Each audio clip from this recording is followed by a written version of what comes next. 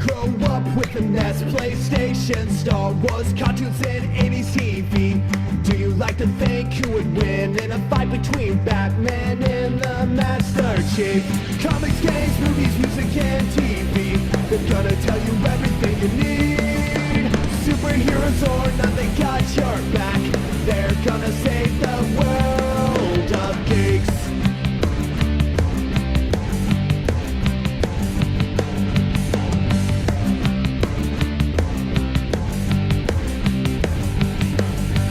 Comics, games, movies, music, and TV, they're gonna tell you everything you need.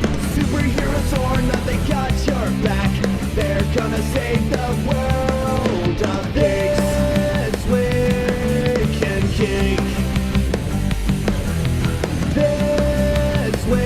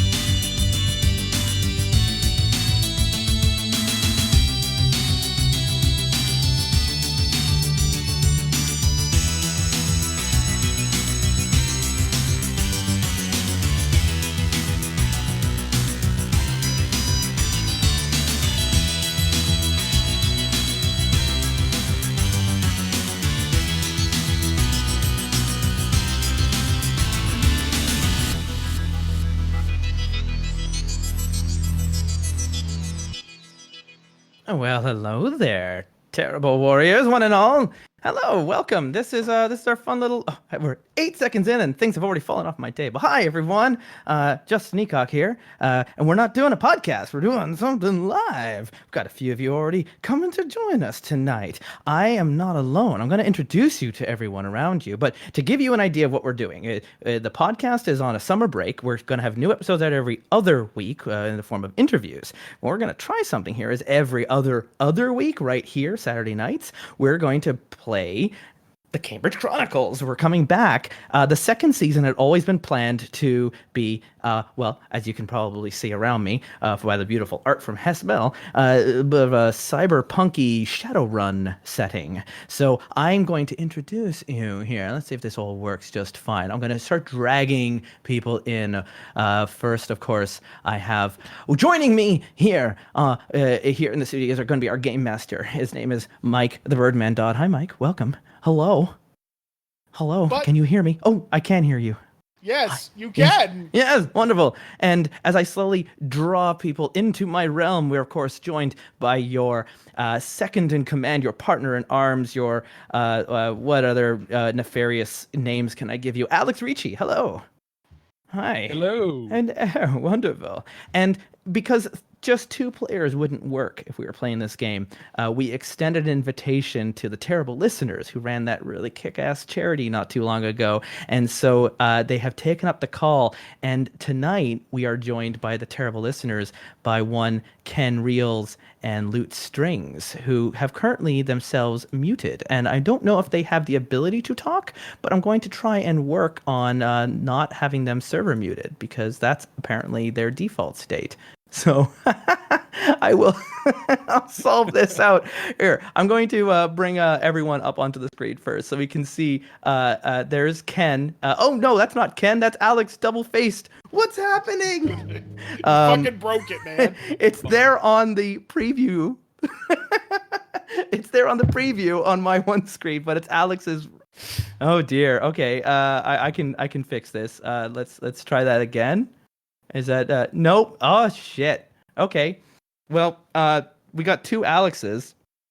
That makes no goddamn sense. How does that? Okay. I'm gonna figure out Ken's permissions so that he can answer us here. Sorry, folks. We did the sound test earlier, but not in this exact channel. So I've got I'm just gonna add in real quickly, live on air. There's Ken. He's going to be able to view and connect and speak. He's going to be able to just do everything. I'm just going to give him everything. There he is. It's so weird. Oh, you all got Terrible Warrior permissions, and that's got a default thing. And then loot. Gonna bring you in as well. And so don't speak, connect, view, all that stuff. For the record, changes. I can talk. Oh, I can. You can talk now. Welcome, Ken. So, okay, this makes no sense. I've got everything set up, and on my edit screen on Streamlabs, I can see your face below me. And on the live screen, on the exact same scene, I just have two Alexes. I'm perfectly okay with this. So I don't know how to fix that.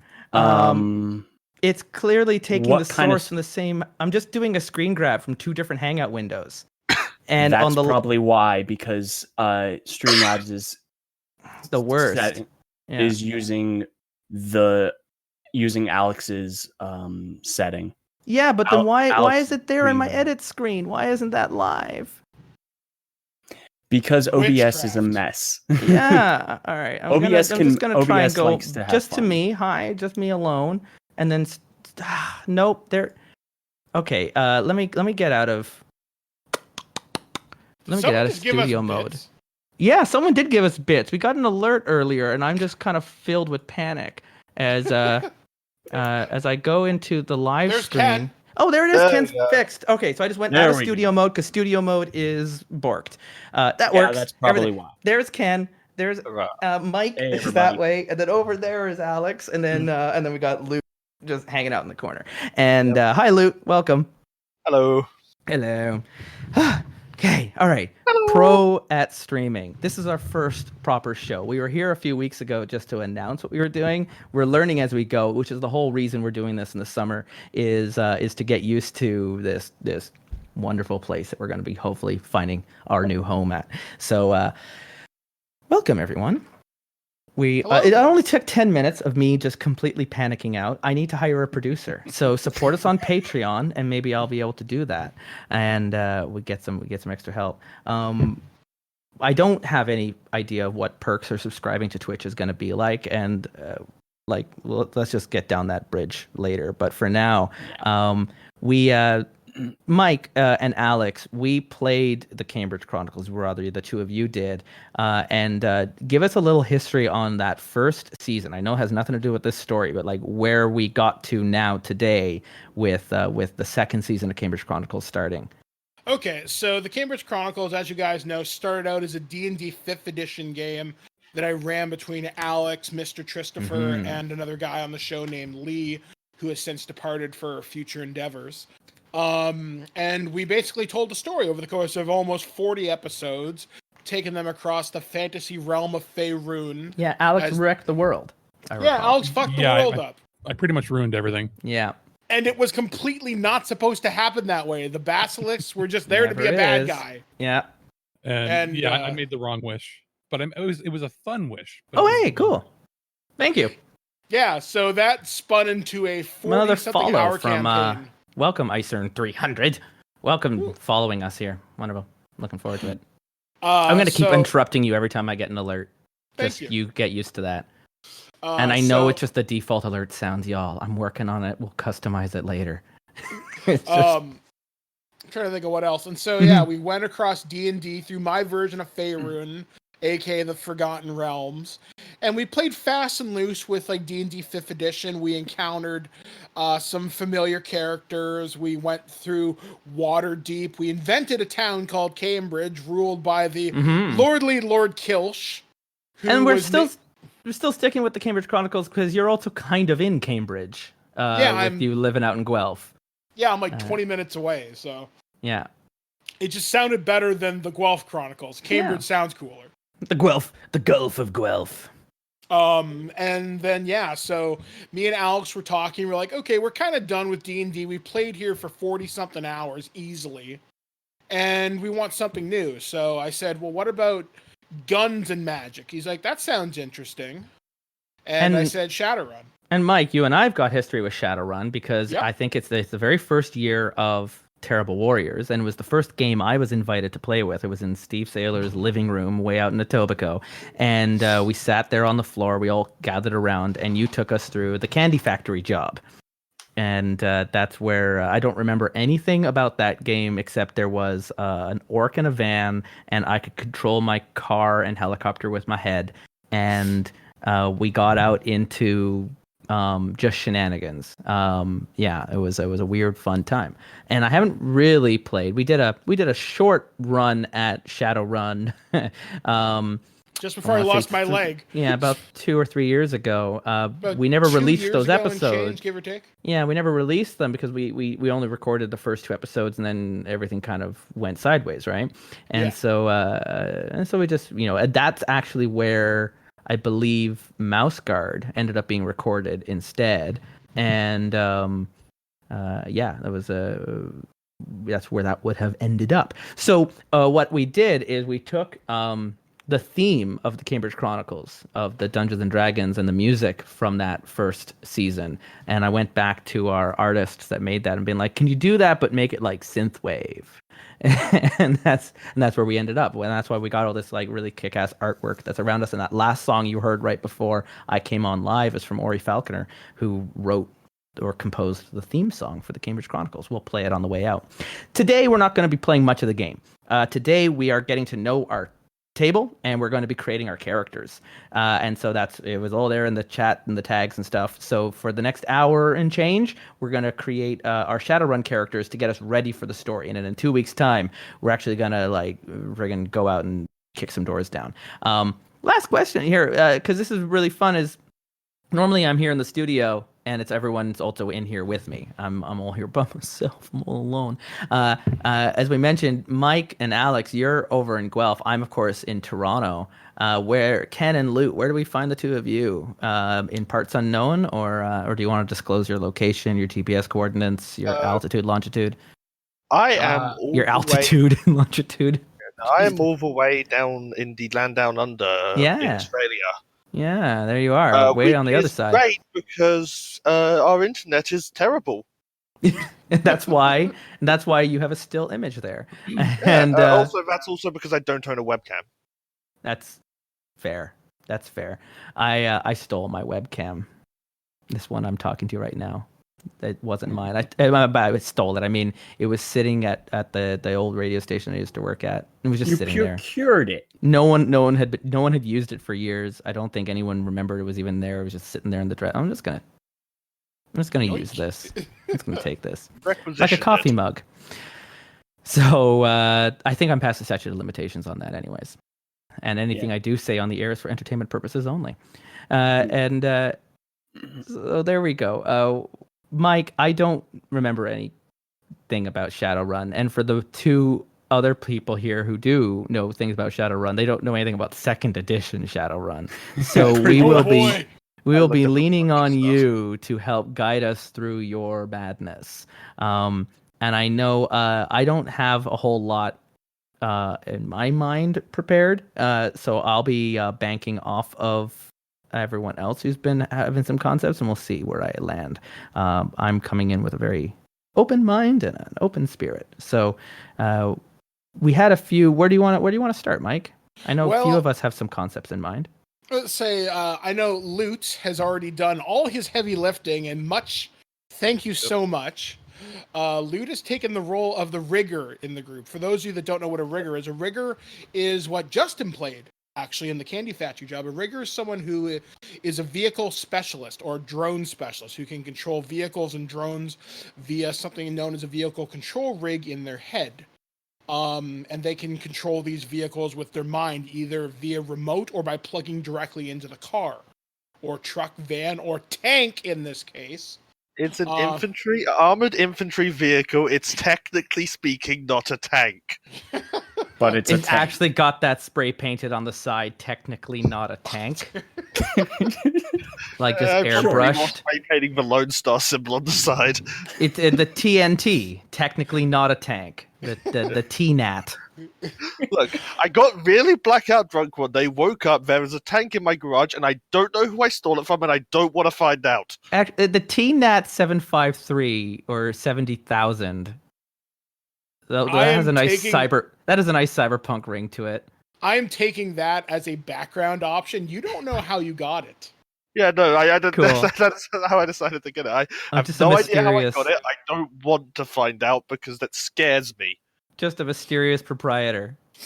So Shadowrun... Oh, I'm realizing, sorry, everyone else's voices were like super loud. I'm going to bring you guys down a touch. Okay. Thank you for following us around online, and thank you for following our new Twitch channel. We are Twitch babies. Yes, all of we us. So in addition to Shadowrun, basically to give you a brief history of the world, for those of you who aren't necessarily familiar, Shadowrun is a cyberpunk game. I'm setting in the year of 2055, specifically in June of that year, to kind of keep things a little bit current as we move into an election year in Shadowrun, which will play heavily into the politics of the Sixth World. You might be asking, what is the Sixth World? Well, the Sixth World is where we currently exist. Shadowrun is basically based upon the Mayan calendar. The Fifth World ended in 2012 with the birth of the Sixth World, where basically magic decided to come back to reality. We now have dragons, awakened animals. Basically, your dog could mysteriously have turned into a hellhound one day. Or your neighbor, little Jim down the street, could have mysteriously goblinized into an orc or troll one day. He just looked different. Elves and dwarves are now being born to human parents. The elves have their own nation known as the Tir Tanger, Tir Nanog over in Ireland. Oh, the Tir Nanog. Tir Nanog. Or I think it's Tir Nanog. Mystic Knights. Yes. Tir Nanog is also Irish folklore. It's like this crazy island where you don't age. So they have basically, the world has changed and the world has had to adapt with it. Technology has also taken a massive jump, as you can now explore cyberspace as we always imagined it via virtual reality. There are people known as deckers, but there will be no deckers because that slows the game the fuck down, and fuck deckers. I'll explain that later. I'll tell you this. I know you've got this like rage on for deckers, and we will honor this, but this might be an interesting conversation to have later on down the road on other people who play Shadowrun and how they incorporate that. I haven't run Shadowrun, but I have run the Sprawl. It's a Powered by Apocalypse cyberpunk game that we did on the Terrible Warriors, and one of our characters lived in cyberspace. His physical body was kind of like that weird Bruce Willis movie where everyone just kind of lives in avatars. Yeah, surrogates. Yeah. And so when he actually did have to come out into the real, he's had this emaciated body that didn't really do much in the real world. But in this cyber, he was unstoppable. And I found that game's rules really worked well with dealing with cyberspace is like a parallel world to ours in the way is a lot of cyberpunk is written. And so it's interesting. It's kind of like also if you're doing a game that deals with the Feywild in a fantasy world, like how do you handle parallel realms all living on top of each other? And it becomes a little bit like Inception if you're not careful, and you can get very confusing. So, yeah. I'd also like to point out somebody in our chat has said vote Dunklazan. That's right, because Hafner is a hack. And that's something I will say about this game right here. The more lore you know, I will reward you. So if you have a little bit of time, do some reading in a wiki. You'll have some fun. Everyone in chat, just send me the Coles notes and let me cheat, because I don't know. I think I've decided on the type of character I'm playing. Everything I know about Shadowrun lore is from the Candy Factory job. Based on all. pictures alone, I want to be a street mage because he looks like a pimp. Yeah, you do need magic. I will say having magical backup on your team would be infinitely valuable. I want to be a street pimp. Okay, so we're going to have to do this very loose. A lot of this is going to have to be done on your own. Okay. But we will walk through the basics today. We're going to get the basic concepts figured out, and then between now and 2 weeks, we'll get to the nitty-gritty and actually get the numbers done. Exactly. Because numbers are boring. But I do really want to know, as also like yes, we've got, obviously Rob knows in chat. He knows Shadowrun. I'm not assuming everyone who's going to be watching and listening to the recordings does. So this is also a chance for you to follow me as your foil into this wacky world, as we're going to get to know it, because Shadowrun has got a legacy, and and there's a new edition coming out soon. But I also don't want to assume that everyone who's watching knows what the hell's going on. They might just be following out of, curiosity. Now, Mike, is there a particular reason that you picked this edition? I chose second edition because it's the version the one I played in high school. It's the one I'm the most comfortable with. It's the setting I know the best, which is the reason I chose this also because of the setting. It's before the wireless matrix comes in. It's before the world Wi-Fi. It's before a lot of major changes in Shadowrun lore happened. So there's this year of the comet sort of thing.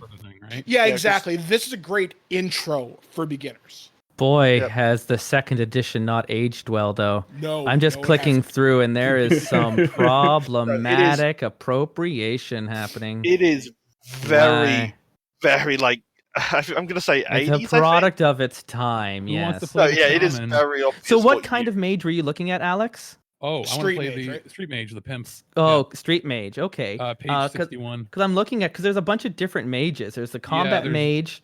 What's the wage mage? Yeah, a wage mage is a mage who works for a corp. Oh, and then the street mage. I gotta say that combat mage, that is an aesthetic. Yeah. Holy smokes, that's some Destiny looking stuff, is what that is. The street mage, it looks like a wizard's hat that's turned into like a fedora / cowboy hat. Yeah, no, the street mage absolutely looks like Xanathia Grizzard, the half-elf wizard who has a lizard who taught him Blizzard in Cyberpunk. Now, Justin, can't you picture me in that getup? It's a very easy cosplay. About a foot wider.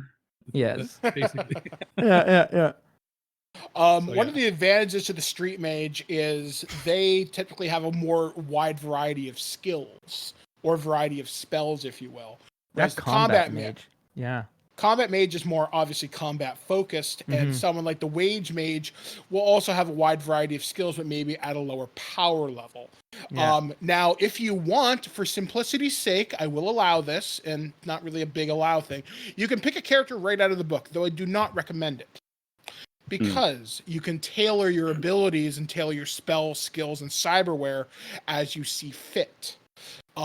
Plus, it makes the character a little bit more you, if you will. One of the things to know about magic is magic and cyberware do not play nice. You have something called essence. Essence is essentially your soul, your connection between the physical and the metaphysical. As you add chrome to that, you lessen that connection. Parts of you become dead.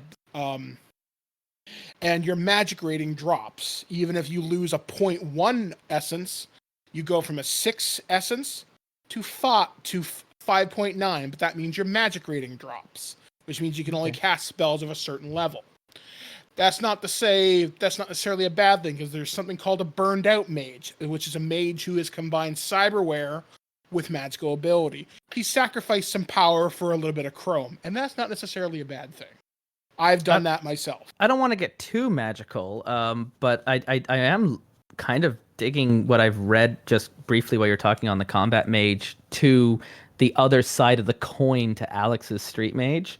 But mage I never worry about money for my services are most useful to those who can pay me what I'm worth. So like this would be just like to be a little bit more of a deceiver healer, and then you go for the full combat. I don't know. I just like the way this archetype is written is almost like the Vision. It's very much like when he shows up, the balance is tipped. But now, I don't there's wanna... also something to remember too. There are two schools of magic. Yeah. There is mage, which is science, theory. Your willpower influences how you affect the astral plane. Mhm. There's also shamanic magic, which is magic that is in tune with nature, your feelings. Mhm. Basically, magic is something you create from within, something you feel. So you may be a shaman of the bear, the coyote, the cat, the wolf, the raven, the dog. Or you could be something that's known as a physical adept who focuses their magic purely on their body. Think of ninjas. Think of Neo from the Matrix. Yeah, that's what You Rob is going. Justin, go adept.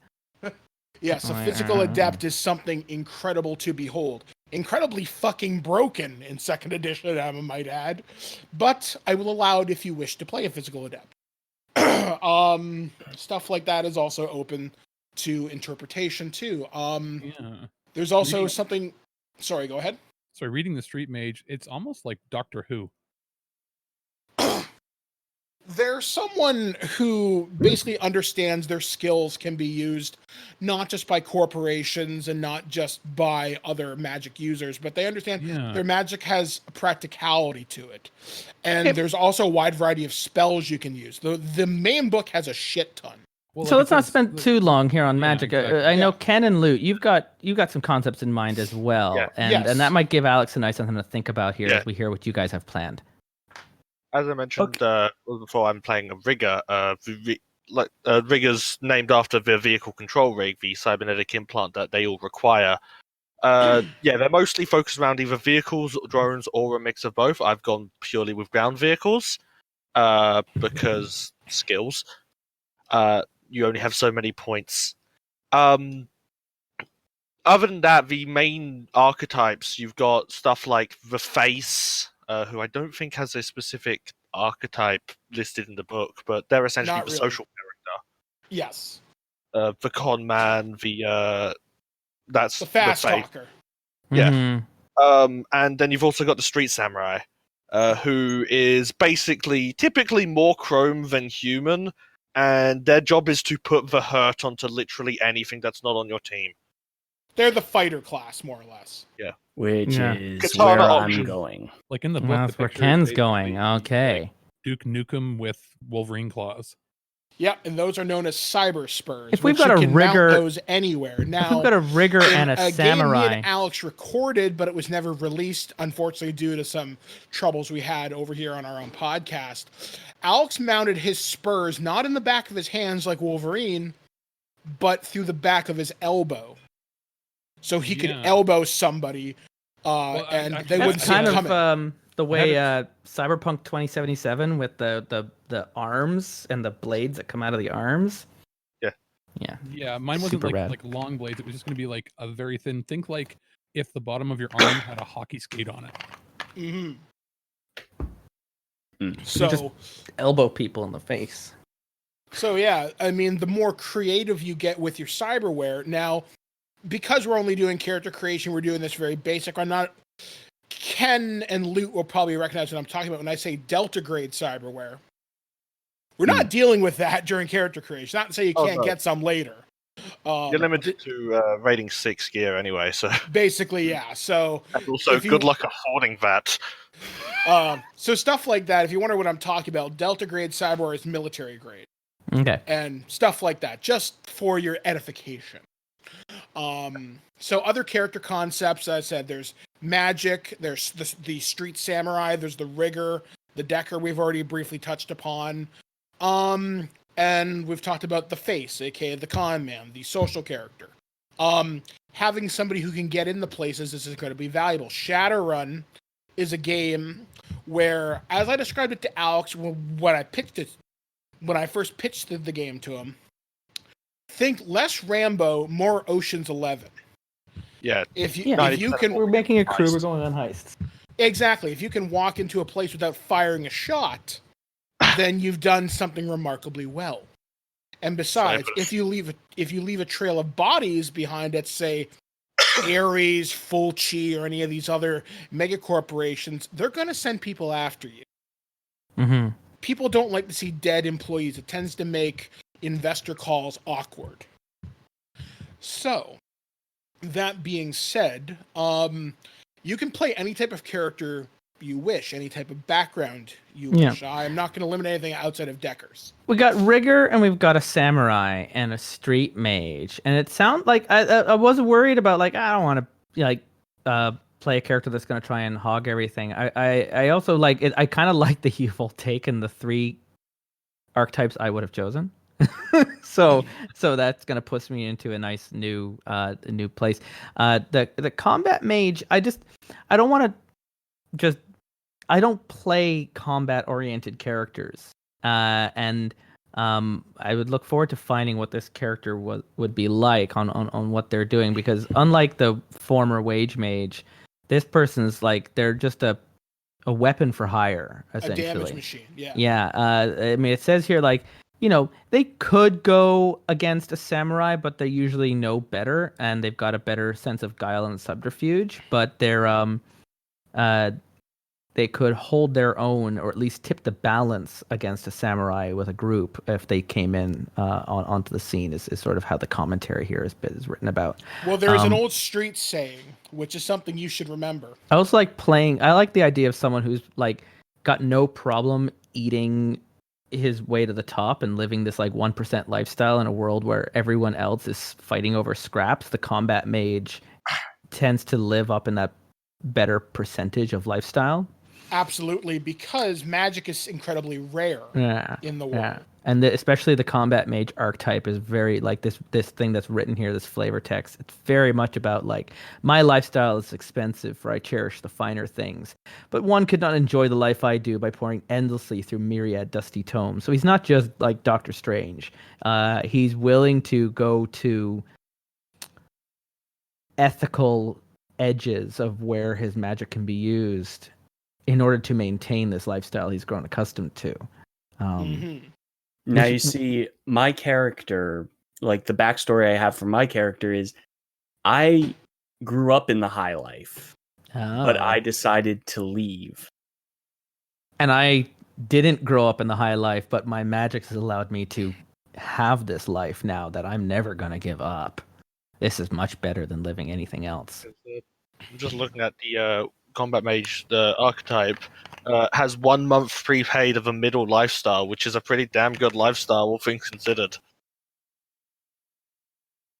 Yeah, I kind of like the idea of just playing the magic asshole of the group. It also means having to take riskier and riskier jobs to maintain that lifestyle as we go. Or I'm just going to fall from grace, right? The higher you go, the farther you fall. Where do you think your life is, Alex? As a street mage.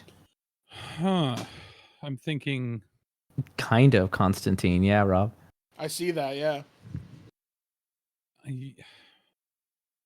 I'm staring at the pictures, reading about it, and I'm trying to think. I'm sort of a jack of all trades. So I'm thinking street performer. Really, you are given one of the gift of magic. 1% of the world is magically active, and you're literally going to do parlor tricks. No, well, I mean, what I was thinking was pick a card. That's what I was going to say. I might stage magician by day, street magician by night. That's what I was thinking. Like I do fake magic, and you're not very good at it. Yeah, like I'm like, we watch Good Omens. Yes. This isn't a very, very minor spoiler. As a Friel, whatever. Aziraphale's character. Aziraphale, yes. As an angel can create real miracles, right? But he also really likes card tricks. But he's also the worst at actually doing. But it's just so much fun. It's so wholesome. That's what I was thinking. Like I'd be a street performer that does like the worst magic tricks you could find in like. But as a street performer, you could also potentially do that when you're doing recon and you're staking out a joint. Like there's rumors that Houdini was working with the CIA because he could get into countries that the American government couldn't because he was a performer traveling around the world and he was like fighting communism. Whether that's completely apocryphal, right? Thinking like I'm just like this famous sort of illusionist who does, with a like, double smoke- life of smoke and actual mirrors, magic. But then I actually do it all for real. Because Okay. as you mentioned, Mike, there's people who've got that gift of magic, that 1%. They must also be idolized in a way of like, Oh, yeah. like fetishized and romanticized, and you know, It goes both ways. You get people who fetishize it, and then you get people who go magic burn the witch. yeah. But in certain cities, that kind of in those cities of excess, the street magicians can I'm not street magicians like the street mage, but like David Blaine street magicians can leverage that, you know, mystery of magic for entertainment purposes only. Absolutely. So, Alex, if you did want to take the path of the street mage and the way that you're talking about your character, I'm going to recommend you build it from scratch, because you will require skills like sleight of hand, which is a skill you're essentially making up. But those would be your card tricks. But you can also build in more street level type stuff. But I like the basis you've got for your character so far. You know, I'm Same with thinking Justin. maybe, I like your idea. Every game we've played, I've been a very combat heavy character, like either DPS or I'm the tank. kind of mage who would see a mage like you and want to kill you. Because they're wasting his gift. Well, also because you're parroting it, like you're making a farce of it. Yeah, and not just people who are wasting their gifts, but also magicians who are like the Penn and Teller magicians who are making money and a mockery off of the real, transcendent purity of magic. Right, like this. He's a problem. This character's not a good guy. And then there's like my in the same way that you're character. like, there's people in society who would like burn the witch, but then there's the witches who would be all like, burn the people who are imitating witches. And you know, this is, you don't get to pretend to be like me. So maybe like There's the people two like you, chromosomes over here just shaking their head. people like you think that I'm a fake, but in reality, I have the same powers as you, if not, you know, something different. I know, right? I'm so stuck up. Well, and then I'm How also the hell did we looking get down working at- together? I'm looking down on Justin's character because you're living the high life, and I Actually, I'm gave up- looking down at you because my box is above yours on the screen. Yeah, yeah, Oh, wow. yeah. But I look at you and I go, you're everything that I left behind me. Yeah.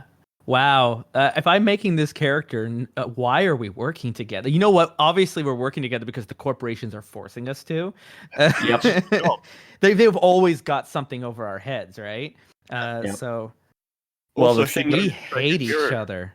yeah, the Well- thing is, my character is also, she has a reputation as super renowned reputation. The only thing is, I've kept my age and appearance very secretive. And the reality is, I'm a lot younger than people assume I am. Oh. Also, So it's just a general policy. You don't betray your team because you need that rep as a trustworthy Shadowrunner in order to get more jobs. That's true. Yeah. So we're going to do our first little bit of character creation right now. We're not going to crunch any math right now. I don't This care is who I work purely- with as long as I get paid. This is purely Yeah. something you all have to write down. You all get a free contact. Okay, free contact. The You get game two free is set. contracts, actually. Well, no, this is in addition to your Oh. free contacts. For the So- purposes of the story. For the purposes of the story, you get a Mr. Johnson. There's a guy who gives you jobs, a corporate agent, if you will. This is a low-level Johnson in Toronto who is known as Fogetti. Fogetti. He's an orc. This he is the worked- same one, isn't it? Yes. Yeah, same it one. is. He's always a Forget about recurring it. character. Oh, he's Um, a slime ball. And he works out of Sneaky D's. And he's the one who will be giving you your initial job. So he is a free contact. He does not cost anything during character creation. Merry Christmas. Yay. I'm sure we'll all feel grateful to know him later. Absolutely. Yeah. So, in Why am I addition working to for you? In addition to this, as I've said, the game is set during Toronto 2055 in June, election year. In the year 2555. You guys, Oh no, wait. you guys can choose to all know each other to be a crew that's established, or you can all meet for the first time. This is up to you guys. However, I think- if you choose to work together as a team, it does make things a little easier on me. But at the same time, I don't want to have to meta too much. If we're gonna be talking about our backgrounds, I'd like to at least, even if we've never worked together, we all know about each other. We probably run we might not necessarily have run a job all four of us at once. But we've probably run jobs in with each other before. I would love if Alex and I have done jobs against each other before. That's entirely possible. Sometimes we work together and sometimes we don't, but I'm this scrupulous free agent where I'm your friend today until I'm paid not to be. I like it. Because money and new yen is what keeps everybody together at the end of the day. Yeah, we've got like the wholesome friggin' Ken down here who's I mean, like, life isn't all about creds, man. And meanwhile, I'm up here going like, well, you can say whatever you want while I go back home and drink some Chianti. Trying to think of what else to tell you. And you guys ask me questions. Like, what do you want to know about the world? What do you want to know about the setting? Yeah. Should I have be a very human? rough idea. You can be being human now. For the purposes of this game, metahumans are free. If you want to be an elf, orc, dwarf, troll, whatever, it's free. I'm elf. So we have one elf in the crew. Now, I'm an orc. racism is a very real thing. Oh no, absolutely. Racism is part of my character's backstory. I like it. So I've decided my character was born in Seattle. He's 26, so he was born in 2029. So he was about 10 or so when the Night of Rage happened. Okay. Which mainly happened in Seattle. For those who don't know, the Night of Rage was February 7th, 2039, where a bunch of metahumans had a mass protest in order to argue against, because there's been a bunch of race-themed terrorist attacks. So a bunch of metahumans had a mass protest. In response, Lone Star basically detained as many metahumans in Seattle as they could, locking them up in what was essentially detainment camps. Those camps then got firebombed by terrorists. 800 by the Humanist Poly Club. Yeah, and that was done by a group known as the Humanist Poly Club, which has links to a group known as Alamos 20K. Human supremacists, who are a bunch of evil motherfuckers, for a lack of a better term. Yeah. Over the next 3 days, it's believed that about 26,000 people died due to race riots. And this is all across UCAS, the United Canadian and American States.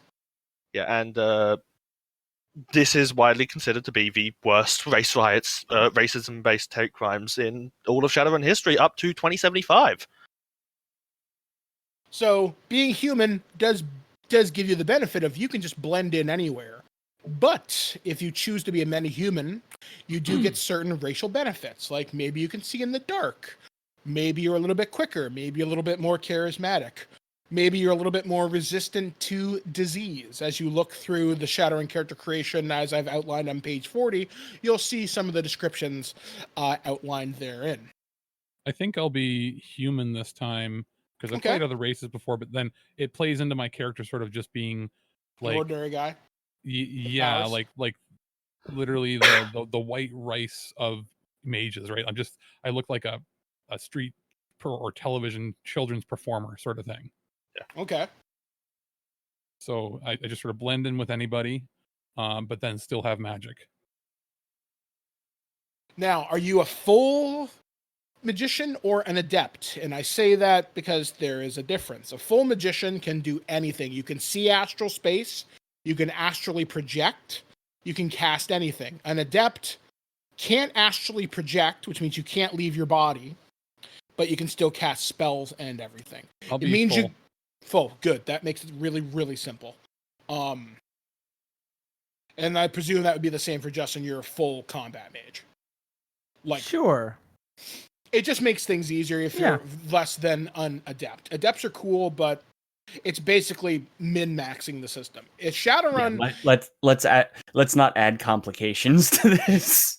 One of the things about Shadowrun, which is something I'll tell you, and I don't mind it in this instance, if you read the rules, you know how to min-max. Here, it's not necessarily a bad thing. Shadowrun is a lot of math at the start. When the game starts, math fucks right off. Okay. But if you take your time and learn it. I'm listening to what you're saying as I'm very, very quickly looking through. I'm thinking human, but I'm just looking at what like dwarf and elf, human, orc, troll. I like the fact that your team has some colors. So we have an elf and an orc. Yeah. So far. And if Alex is a human, I'm kind of liking the idea of just playing like the dark side of his archetype. I like that. You know, like you're this altruistic. I'm here to defend the people, and I'm here to be like, I mean, I'll do whatever you want as long as I get paid at the end, right? Like, I've got this power; it's gonna make me rich. That's what it's there for. That's what it's for. So I think I'll do human as well, because then it also helps me play up any moments of snobbery. Now, is your character slightly racist in that regard? No, I don't want to play that into the game too hard. I'm only saying, are you elitist against people who aren't magically active? No, I'm just elitist to people who aren't going to pay me. Like, it really just comes down to pragmatism. I have a very comfortable lifestyle, and people are willing to spend a lot of money, and I don't even answer the phone for anything less than like X amount of creds, right? Like, I don't leave the condo, or I don't leave the penthouse for anything less than blank, right? And then don't waste my time, don't lowball me, don't negotiate. These are my terms. And I have, in that case, like any kind of bigotry, there's no room in bigotry for business. There's just good way to think about business. It also means he has likely been involved in unscrupulous things, working for people who have views that the rest of this group would find abhorrent. He'll take the money. I wish we were using advanced character creation, but I'm not, because that would be a really interesting dark secret. I like that. Yeah. And I like how you're giving me things. See, that's why I want you to fill out, for those in the chat who don't know, there's a Shadowrun thing called 20 questions, which I've posted in our Twitch chat. You guys can look at. Now that he's forming in my head in real time, it's very likely that now that he has reached a stage in his life where he has a certain degree of comfort, that he's a little more scrupulous about the jobs he takes in a way that he wasn't at the beginning. In order to get to this level, he had to do some horrible shit, unpleasant things, but that's not necessarily the kinds of jobs he takes now, which is why he ends up working in groups with these jokers. Okay, so when you guys put together your character backgrounds, I don't expect anything more than a paragraph or two. Just give me something that I can chew. Yeah. And then when we start forming the adventures over the course of the summertime, maybe you'll be on a job, maybe something will happen. Maybe something won't. But it always gives me, as the game master, something interesting to latch onto. Because one of the things I'm going to do, because Justin and Alex aren't familiar with this world, I'm going to try and create Toronto Shadowrun as whole as I can. Sweet. You're going to recognize things like, hey, here's City Pulse 365 in the future. Remember Doritos Evolution, Neo Doritos Toronto. Evolution. Yeah, stuff like that. So is there going to be like Electric Circus, every Monday night or whatever? Speaker's Corner is back, and this time it's in your dreams. Stuff like that, yeah. Stuff like that fully exists. I Alex, want Toronto to live and breathe. I'm keeping a little matrix here of everyone's backgrounds. Do we have an idea of like our names yet? Do you want to? I mean, I have my name. So. Yeah, of course you do. Okay, Ken. So who are you? She's known as Selena Sardathian. Selena, and Selena is Loot is playing a rigger. You were going for Street Samurai. Street Samurai. Get up, Samurai. Selena who? I've already forgotten your name. Sardathian. Sardathian.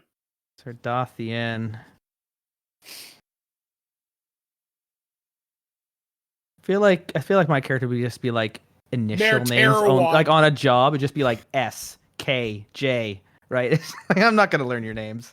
I've already forgotten. Someone in the chat, Rob, has said Mayor Terawatt. I'll find a way to work that in. I mean, at the very least, he's running for mayor, and he's been running for the last 5 elections, but he always seems to short out at the end. But tis. He can't make it. He's got to get into some big, like, high-profile fight on some plateau Yeah, he needs somewhere. current events to go better. Current events. You got to amp it up.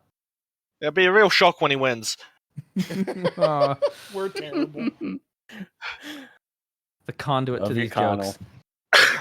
Thank you very much. Maybe he'll join us for one of these because we're gonna kind of each time we play, because everyone's schedules are gonna change. I mean, this is our crew. That doesn't necessarily mean it's gonna be our crew every single hour. And this is the only time we're gonna have a chat like this in the future. If people join us, they'll just be freaking ready. Oh, hi, Spaghetti. Anyways, so Selena Sardathi and the Samurai. That's a lot of S's. Yep. As, The streets oh, hey, what we actually got hurt- there? We got to follow. Her name starts with a C, not an S. No, we didn't. Yeah, we did. We got to follow. Thanks, Spaghetti. That's Gumbus. He's gonna be So- playing Alien with us So tomorrow. Ken, here's Yep. a question for you. What is your character's street name? Or do you have one yet? I've been thinking about it, and I'm gonna go with Stalker. Stalker. Okay. Okay, so you really have a thing for S's. I get this. Selena Sardathi and the Samurai Stalker. I like that. And Loot? What about you? I am Damien Comstock. On the streets, though, when I'm running, I go by Fault Line. All right. So Stalker and Fall. Damien. We- Of course sound you're a like- Damien. We sound like Yeah, G.I. Joe characters. I just like to point this out. It's not my real name. I did switch it after I moved away Not saying from. it's bad, but we sound like G.I. Joe. Hey, thanks, I did- Birdman, I for the did follow, or switch it after I Mrs. moved away Birdman. from Seattle to Toronto, and then fell in with the biker gang, who I still run with on Nice. occasion. I like that. Thank you. The biker gang is the Broken Cannibals. Oh, I actually hold on a second, Blair. Where's my little? Someone knows their book? shadow lore. Oh, So I'm just but gonna that's go not and be like, canonical gang, I Damien, ran what's for the every lore single on day. this? Damien, I need you to exposit some more. Yeah, you No, I can just totally ran invent for stuff. I actually have invented certain things for Toronto. I'm actually going to tell you about it right now as soon as my wife gets me my little black book. Alex, what are you thinking your mage's name? Tyler the Magnificent, Tyler the Magnificent. and my handle would be Doritos 420. Oh, Always got to be Christ. one. Doritos 420. Doritos with a Z, right? Yes. Yes. I'm not. Because Of the course. original, because Doritos with an S was taken, Yes. so it had to go like 420, and then there's like an No, it's- underscore. It's Doritos with 2 R's and a Z. Okay. All right. I'm thinking my code name is, and it is absolutely because I was playing the game because the word is stuck in my head. I'm thinking Cadence is a nice, Okay. magic combat. Just a bit of threat without it being a bad guy name. Okay. In terms of my real name, it's gotta be Pompous. It's gotta sound like he went to some Ivy League nonsense.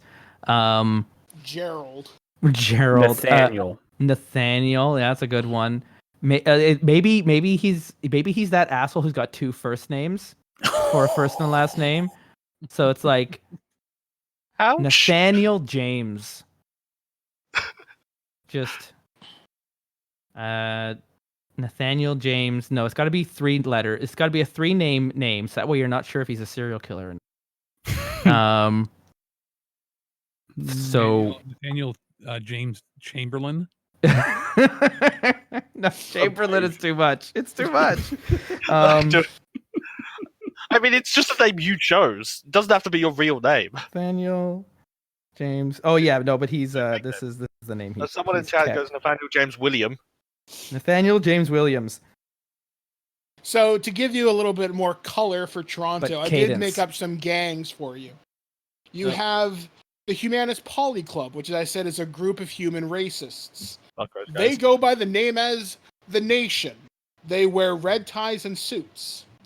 They primarily run protection, prostitution, drugs, and BLT chips, which are known as better than life chips, aka virtual drugs. You have the street Manitou, which is a group of shamans. So native Canadian shamans. They're primarily dog, wolf, and cat shamans. They run protection and drugs. They're currently at war with the Nation in the streets. What are they called? The Nation. The street Manitou. Yeah, street Manitou. There's the Roadhogs. They're a mixed-race biker gang. They control the QEW and all 400 series highways leading in and out of Toronto. Whatever. I think I can fly, so I don't mind. That's what private helicopters are for. Just get your own. There's the Queen's Park Cutters. It's an all-girl razor gang. So picture an all-girl. They are an all-girl street samurai gang. The razor. Street Park Cutters. Yeah, I didn't hear what you said. If that's the case, Queen's Park Cutters. Female samurai gang, I might have you were some part of them, association. yeah, absolutely. Yeah. Maybe They they're actually the group that you have split ways with. Yeah. From your previous corporate times. But say, Ken, you're an elf, right? Yep. You get a free contact then. The elf leader of the Queen's Park Cutters is known as Daisy. Oh, I was really hoping you were going to go with Cassie's old Bladian Nightshank. And I'll probably go for Broken Cannibals to Roadhogs then. I'm basically like one of the mechanics who works with the Roadhogs. Okay, then. You also get a free contact. Yep. Just put, they are led by a guy known as Torque. He's a troll. And they're primarily known for robbery and smuggling. Because this is the future, there are Decker gangs. Mm-hmm. You have an all-Decker gang known as the 416. Their leader is named Babbage. Do they have a rival 905 gang or something? Why aren't they just the 6, but instead of an S, it's the number 6? And just they're the worst. The 905 is another Decker gang. However, they have ties to the Yakuza. I don't understand how the 905 and the 416 is still a thing 100 years from now when neither of those area codes have been able to be used for the last 10 years. They've been maxed out. That's just my rant for the weekend. Thank you for coming to my TED really Talk. Old because they're tied to landlines. Yeah. That's true. I got a 416 cell phone number, and really one day when I leave the city, I will auction it.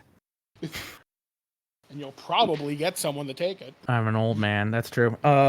My boss at work, I'm not going to say his phone number on the air, but it's 416-666, and then his name, which happens to be 4 letters. It's the best.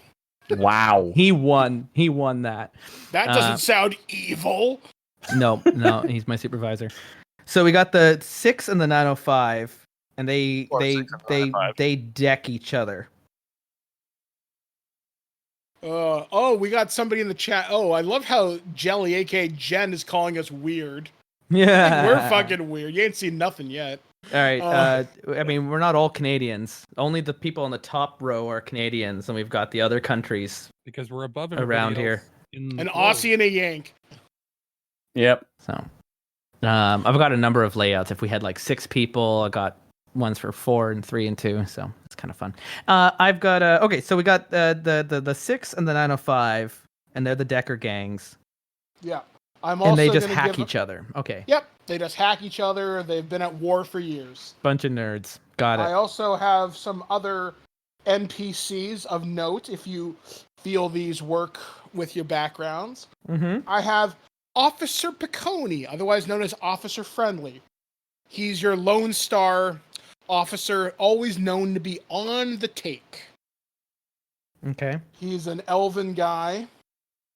And he basically fancies himself to be friend to the Shadowrunning community, basically because he himself has become accustomed to a certain lifestyle. He keeps that off the Lone Star payroll, however.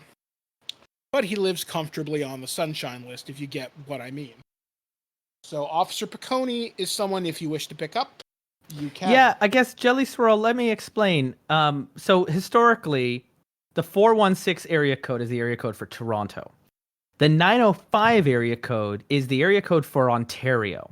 And so it would constantly come down to, especially in the 80s and the 90s in politics, the 416 versus the 905, the city politics versus like rural Ontario or the Greater Toronto Area or all the other cities that aren't Toronto, where Toronto thinks they're the center of the universe.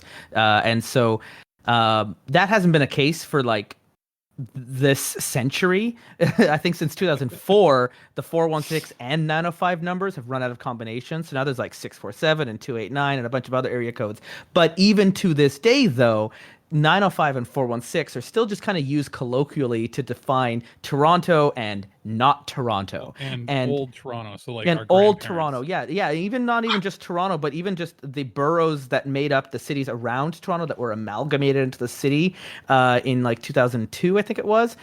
They into what is now Toronto, like Etobicoke and North York and Scarborough. They were also 905 area codes. So there was this whole thing, and then no one gave a crap about it at all until Drake decided to make it a thing. And there were 6 boroughs that make up Toronto before they were amalgamated into the city it is today, and the 416 area code. So that's where kind of the 6 was a bit of a shorthand for 416, as well as the 6 boroughs, as well as Drake being Drake. And now it's the thing, thanks to the Raptors. We're all just kind of used to it now. So basically it's like here in New Jersey, we basically distinguish each other by where we are, what exit we are on the fucking turnpike. Right, exactly. And it just was this thing where it was there's not many places where the area code is so defined to city and not city. So anyway, that's happening here with Kitchener, because we have the 519, and then anybody that's a student or new residents as the city's expanding are the 226. Can I tell you my very first phone number? I don't know whose it is now. It was 905, but it was the very first one when I first moved to Canada. 5455555. Just the Get best. the fuck out. it was almost like a movie number, but it was 545, and so That's it was ridiculous. It was the best. And that was, of course, because I'm an old fart, when you had to remember all your phone numbers because no one had speed dial. And I had one of those phones that was both a rotary, like a touch tone, and a pulse phone. Anyways, that's a true story. So Officer Friend Piccone, who works for Lone Star, he's always on the take and ready to help out a Shadowrunner in need, as long as he's getting the creds. I'm curious for, like, gangs are beneath me. Tell me about corporations, the kind of people who can afford my services. Okay, so the primary security contractor for the city is Lone Star. Okay. They would primarily provide security services for Toronto. Since the Toronto City Police effectively no longer exist, Lone Star has taken the security contract. Other corporations that exist are Fulci Microelectronics. Fulci? Fulci, Fulchi. Fulci Microelectronics. Sounds like a pizza place. As Technology. Okay. They're the tech giant. Yeah, and they are known for a reputation. They come out of Aztlán, which is former Mexico. Yeah. They are known primarily for technological advancements and magical research. Perfect. So question, does Google and or Shopify still exist? Google still does exist, though they are now a division of a different corporation known as Sader Krupp. Okay. Sader? Yes. Saedur, I think is how it's spelled. Now the Mexican group is Aztlán? Yeah. It's As Technology. Yes. As Technology. All right. Yeah, the terrible part. They also have a terrible reputation for blood magic. So Of As course. Technology, As nobody you do. fucks with them. Sader Krupp is notable in the Shadowrun world because it is run by a dragon known as Loftwire. He controls 51%. He basically bought off the entire corporation with a lump of gold the size of a Volvo. Yeah, because dragons can poop gold, so... Pretty much. Just throws the as a economy general into aside, whack. remember the street thing. Never make a deal with a dragon. Yep, that's this proverbial street proverb. Never cut a deal with a dragon, always shoot straight, and never cut a deal with them. Keep your gun loaded. The 74th rule of acquisition. I'm trying to think of what else of other corporations. Is Evo I'm just kind around? of thinking of kind of like... Because I'm scrupulous, sort of evil magic combat mage. What would be the absolute worst corporation he could have taken a job from in his past? As technology, without a doubt. As technology Yeah, or Seder Krupp. No, none of the corporations are good. They're all kind of shady evil. I'm just looking at my 5th edition book. And I'm trying to remember how many of them were around in 2055. Yeah, I'd have to look up some of them because some of the names I've just forgotten. Yeah, I mean, so like, I'm he'll gonna make take a up ones job. on the. He'll take a 'Cause I don't job think from Neonet's any of these around gangs yet, you've because that's mentioned, but Neonet more primarily likely, the Matrix. Pretty sure is Evolve around? Evo Corporation? I haven't heard of them, so I'm going to say no at this point. But also, feel free to make up a corporation. As you talked about Doritos Evolution, if you have a name for a corporation, go ahead, and they exist. I had the one in the sprawl that I created. They were just called the Towers, and they were each made up of the former Toronto Islands, which are now absorbed by urban sprawl, as this Toronto has now spread out over what was Lake Ontario, and just spreads all the way out, kind of encompassing the Golden Horseshoe now in this whole built-up city of reclaimed land.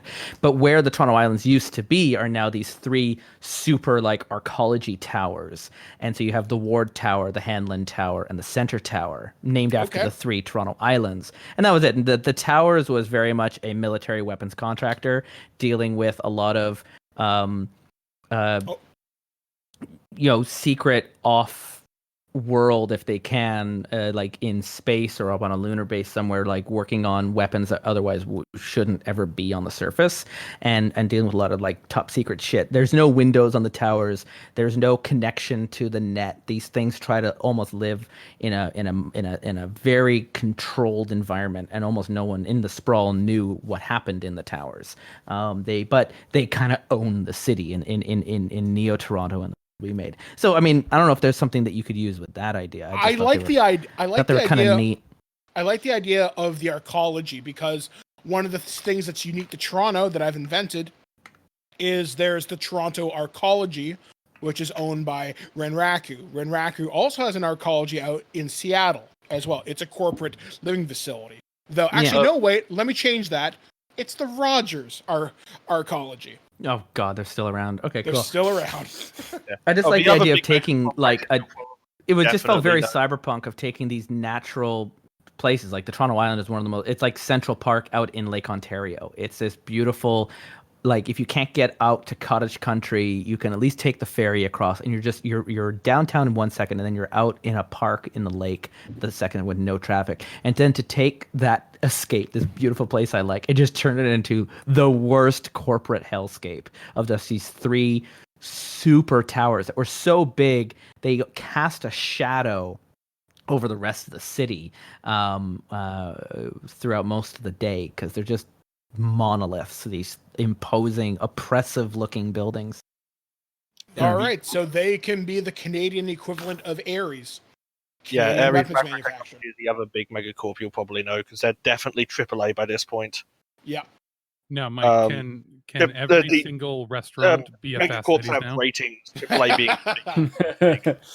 There will be a Fast Eddie's cameo, I do promise you that. What were you saying, Loot, about their about ratings? Yeah, megacorps have ratings, with the biggest being AAA.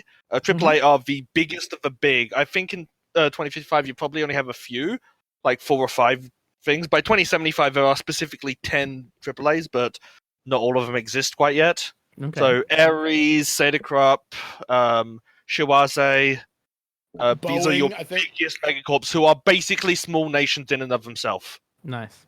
Those are the kinds of people I want to work with. Yeah. Okay.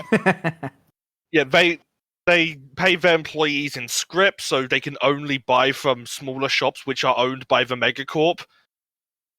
Now, question. And they basically get to set their own laws. Now, also, to add some more things, you can also work for crime families. I have outlined a couple. You can work for the Constantini crime family, who is a mafia gang. They primarily control drugs, trade, and hard drugs. They do not deal in chips because mafia does not like technology. They actively avoid it. Boring. The Gadari crime family, however, goes against that. They control BLTs and smuggling. They also do a lot of murder for hire. They control sandwiches, like the entire sandwich. And the BLT's the better life. It's something. Better than life. Yeah. I think BTL. I honestly think my character has worked for the Gadari. Okay, so write that down. The Romanoli crime family controls the sex trade and guns. The what family? The Romanoli. Romanoli.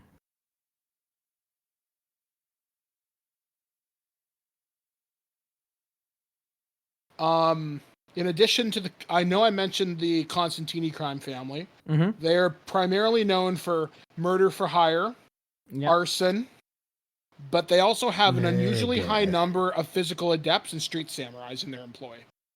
Okay. The Yakuza has the Ito Syndicate and the Yi Syndicate. They're the two primary Yakuza Oyabuns that run things in Toronto. Got it. Let me see. There's also I'm running a out of mafia room on the page. informant. Look at all the NPCs I'm keeping. So. There's an NPC named Stevie Coupons. Stevie Coupons is a mafia informant. He's pretty much... I'm going to kill him. I'm going to kill this person. He sells out the crime families, but they're willing to keep him alive because he also provides information back and forth. Okay, I'm just going to put slime as description. Slime ball. Let me see. We do need a Zapkuza. Can the Yakuza be run by an actual Pokemon Zapdos? Oh, God. You're a mage. Your armor is going to be crap. I will shoot you. Yeah. Never make a deal with a Zapdos. I also want to point this out about my character. Yes. Though she worked for the Gadari, she worked as they an could totally have assassin Zapdos contractor. tattoos worked in. Say that again, Ken? She worked as an assassin contract. However, she detests their human trafficking. Okay.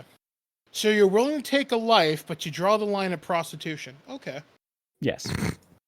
I will play with your moral gray areas in this game. Be aware of that. And that's why I'm telling you. I will absolutely discount any job which targets the nation. Just 100%. I will cut the price I charge in half. I like it. So you all have prices. You all are willing to negotiate for your souls. I like that. I mean, not me. You just probably can't afford me. If we're getting to the point where you're like, are you sure you want the job? You probably can't afford me. Those are all the NPCs I currently have. I'm sorry. Maybe Cadence does have a soul somewhere, but I don't see it yet. It's buried deep in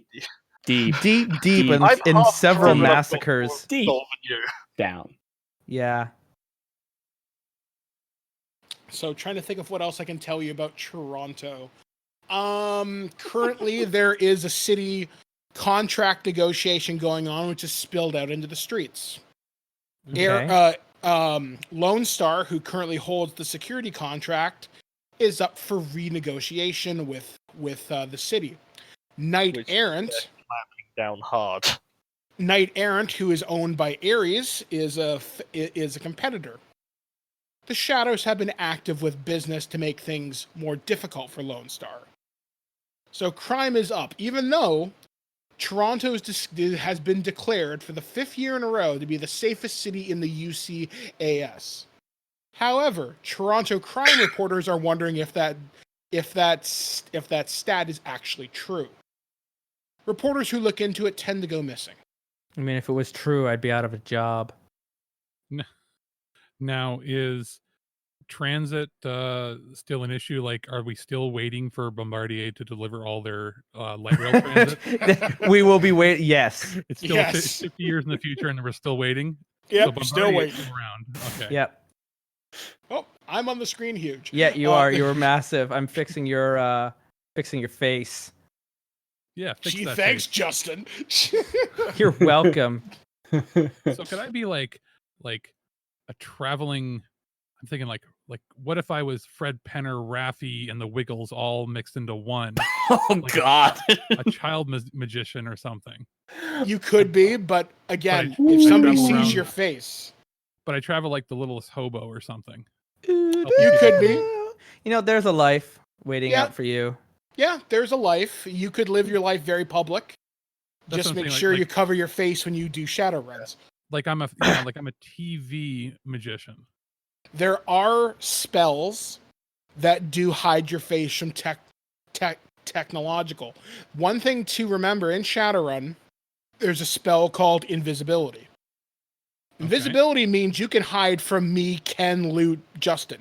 We can't see you, but a security camera can. It'll fool meat, but it won't fool electronics. But there is a spell that'll hide you called about this. fool electronics. If I'm Where a- if I'm like a public performer- our rigger and like people might have cybernetic eyes that would get through things like that. Exactly. Where they don't have meat eyes. I might wear a disguise or makeup or something for my performances anyway, so people might not even Yes. know what I really look like. That's true. So correct me. Being magic means I'm not going to be good with tech crap at all, right? Like there's no prosthetics, there's no cyber, there's nothing like that going on. If you do, you risk your magic. Yeah. How powerful you can be. Yeah. Which is However- really weird and fun for me to be doing cyberpunk, but with being like not However- doing the prosthetics. However, that being said, if you get hurt on a job and a doctor fucks you up, you can lose magic too. So you, as a combat mage, you want the very best in medical attention. I mean, it's a good thing I don't get hurt on the job. That's why we have Doc Wagon. That's why I'm just as good as I am and have Justin. survived this far. This is Shadowrun. Every Nothing- job in a shootout. Nothing's the going to music happen to me scene now. in Toronto in They're going to be 2055 shooting at is- you, Bucko. Is all I don't know. Or me. It's just a constant Sorry, I can't loop. hear you from inside my airy city, master. It's not a tank. It's technically not a tank. Armored well, though. The TNAT 1000. I was gonna say in the chat we've got somebody asking what the music scene's like. It's just a constant loop of Our Lady Peace over and over and over again, piped over the air. It's the one the Lone Road Cowboy song that's playing right now on Bieber's Baby over Ev- and over. all music nonstop. is done in 15-second TikToks in the year 2055. In the way that in the 60s music really capped at 2 minutes or 1 minute and 30 seconds was because that was like how much room you had on an LP. Because everything now is done in TikToks, the number one songs on all the Billboard charts are between 15 and 25 seconds, So they're like, and those- that's it. All Tiger all Eclipse pop little songs are toys. jingles now. Yes. They're all jingles. They're Sleep Country, Canada. Why buy mattress anywhere Oh, else? dude, it's the demolition That's feature. that's been number one for for like 1,000 years. Yeah, exactly. That's my headcanon, and you That can works. correct me if I'm wrong. No, I'm fully I've- willing I've- to run with it. Not in Yeah, no, 20th. I've got a really bad one that anyone in the US knows. The Cars for Kids. It's And all it- Baby Shark all the Oh time. no! There's entire No. channels. That's how No. that's actually, you know what? That's what the penitentiary system is like now. That's what they play in your cell. Oh, that's- People ask for Oh. executions. Someone in the chat, Rob said Toronto is hell for music. Which is sad because Toronto's got such not really anymore, but it has a history of being such a great music city. Before it started shutting down all of its theaters. But that's a rant for another day. I'm trying to think of what else I can tell you guys about Toronto. Certain things still exist. The Sky Dome still exists, though it's now part of the Rogers Arcology. Mm-hmm. Isn't that what it already is? In The essence, Rogers begun. Dominion. there's still weird landmarks like Sneaky D's, which is I can't believe they survived. they are an upscale Tex-Mex restaurant, which serves as a We very didn't make Bieber. Bieber's not from Toronto. He's from the suburbs. He's from Oh. Brampton, isn't he? No, he's from Stratford. No, He's from he's from Stratford, yeah. Stratford. Of course he is. Yeah, Um, exactly. Like the only other place he'd been like if he was from like St. Catharines. No, he Trying- lives. You know where he lives now? In Cambridge. Yeah, he lives out on Puslinch the Lake. Bieber Chronicles. We should invite him to come on the show. I know somebody that served him at a fast food restaurant and said he was a dick. So Nice. That doesn't surprise me. Excellent. Yeah, he said, "Where's my fucking food?" and then drove away. Mm-hmm. Good boy. Yeah. Yeah.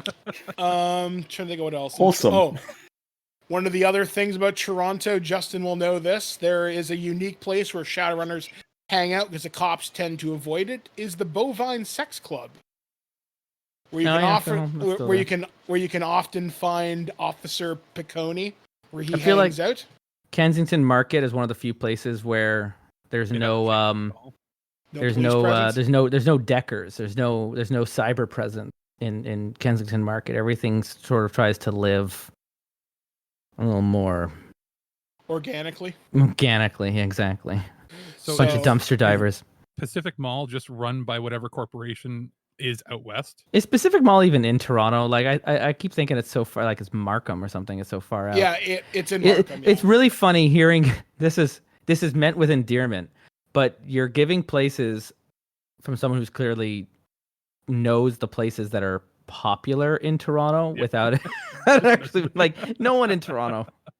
If I have people coming to visit me and they want to go to Sneaky D's, I'm gonna roll my eyes at you. Same deal. Like I've got places I can take you.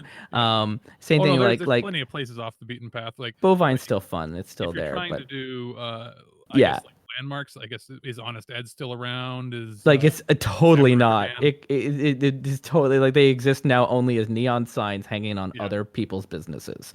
Yeah. But I would feel like Honest Ed's does exist in 2055 in the cyberspace. It's a specific. It's like the dark web, Silk Road kind of thing where people go for illicit trading and bartering in like some kind of Tor onion browser. Yeah, exactly. I like that. Write that down. That exists. And it's all just like, but the thing is, we're not doing cyber. But that's where it's it. If you want to go to Honest, you got to get cybered. You got to go in. You need a decker to do that, and we're not doing that in this Bad game. Boy has to exist as a chain still, right? And for screw those people. Mervish. I know. He's become immortal. The worst. He's digitized himself or something. But one of the super mega evil corporations should be a Mervish company. Yeah.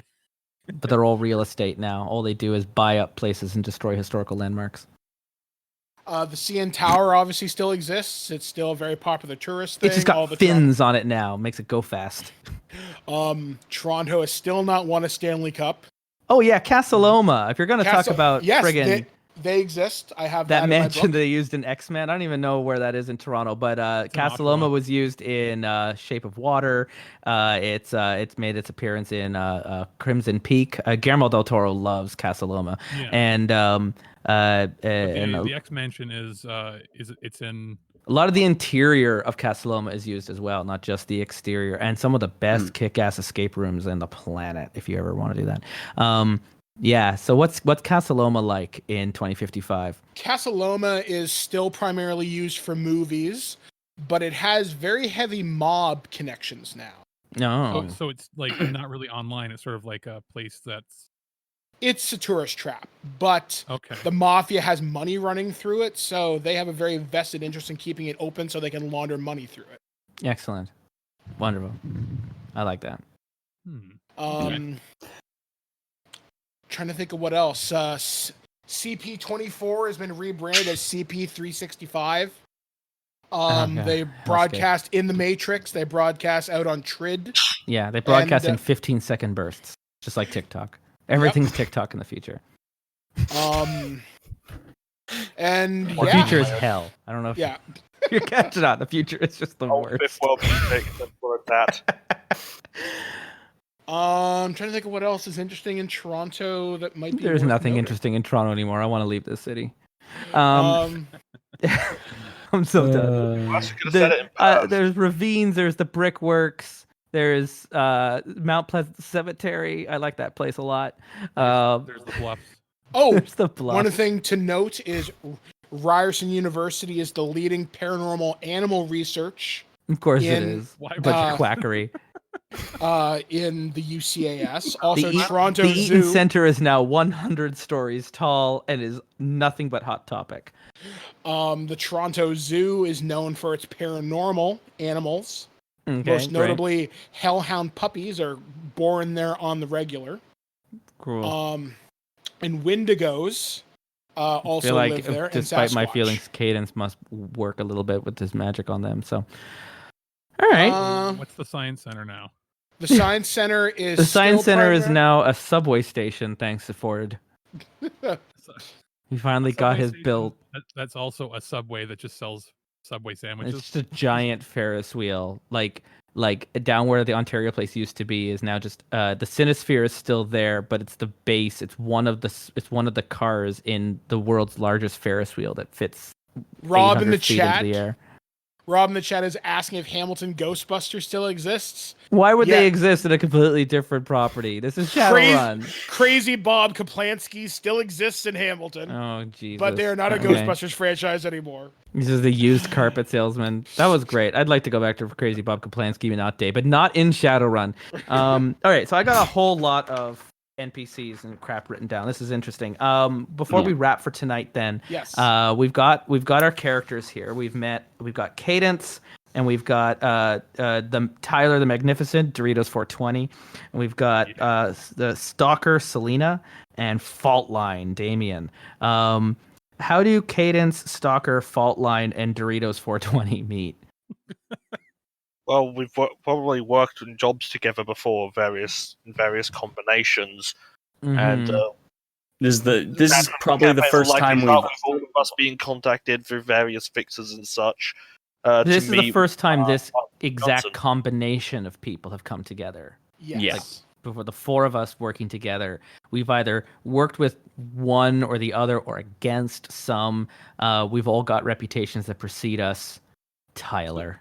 So do we want to be like on an alternates list maybe or something, and whatever team they wanted to go with died? Is it Spaghetti who's calling us into Sneaky D's, Mike? Normally your Shadowrun games begin with that.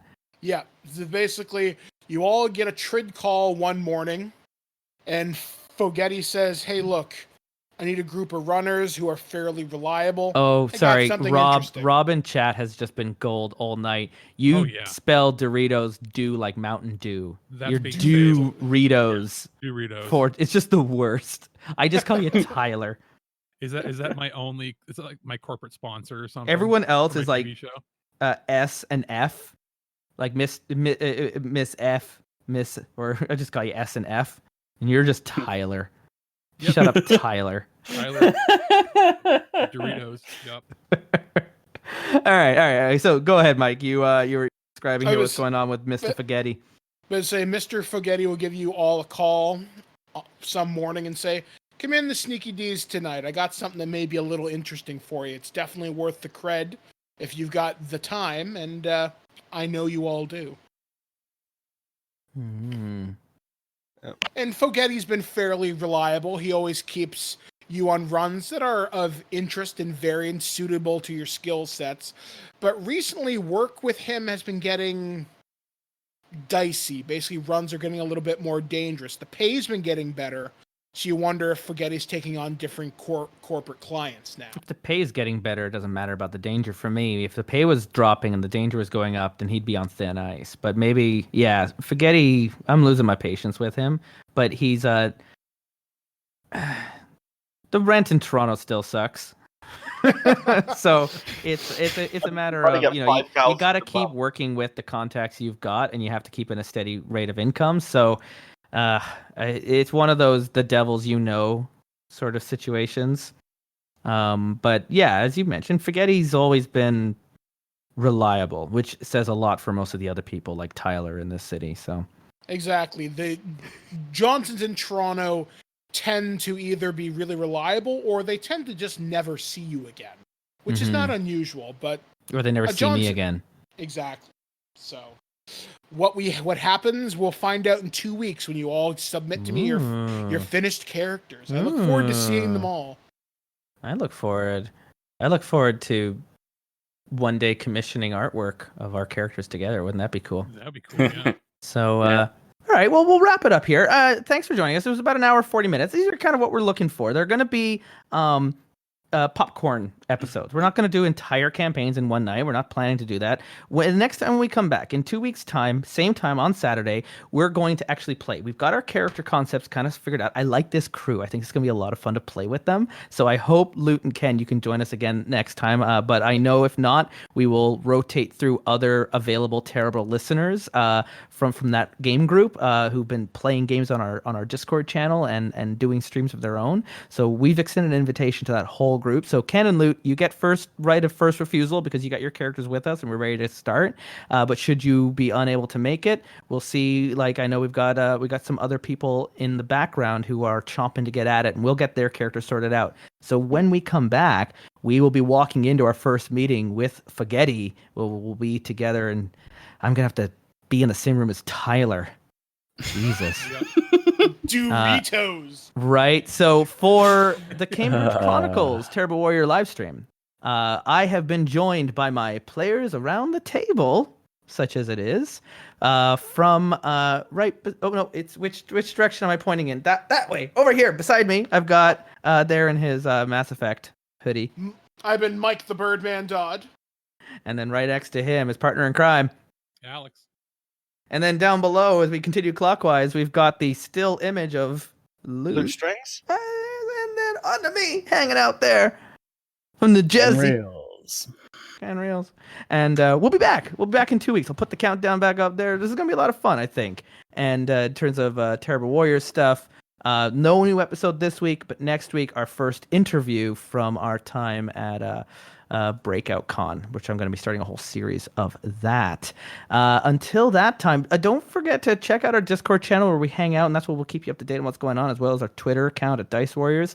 And, I know Gumbus has been in the channel getting excited because tomorrow, Mike, we are playing with our Patreon players a private game that we do every month. And this month, we are playing the brand new, not even really released Alien RPG from Free League Games, which is going to be super rad. We're playing the starter kit because they haven't even released the core game yet, and we're going to be playing the cinematic mode built into that. And I've played it once already, and it's super cool, and no one's going to hear them scream in space. So that's what we're doing tomorrow. If you're interested in playing with us, that's something we offer to our supporters. And we do. I'm doing 2 games each month, and I got room for more. We got room at our table. If you want to join us, Patreon.com/Terrible Warriors is where you can do that. This is the best way to support us. You can support us here on Twitch, and I love you. That's fine. But we're only going to be here once every 2 weeks. So the real good support is going to be over on Patreon for now. And so for that, I bid you adieu. That was my bit. I can't believe no one's actually said this yet, but later, chummers. That's right. I said it in the blast that notified everyone. I was like, "All right, chummers, let's create our characters." I'm going to be the Shadowrun noob here, so between now and next, follow me on Twitter at Mr. Ecock and hashtag teach me Shadowrun.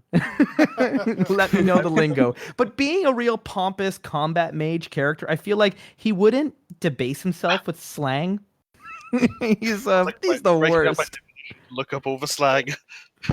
All right, I'm gonna let you all go for now. I'll let the music play us out. I'm actually just gonna hit that on repeat. This song's super great. It was written by Ori Falconer. It's our official theme song. It's our Cambridge Chronicles Cybertronic nonsense. So I'll let the music play until we meet you again next week. Thank you for joining us.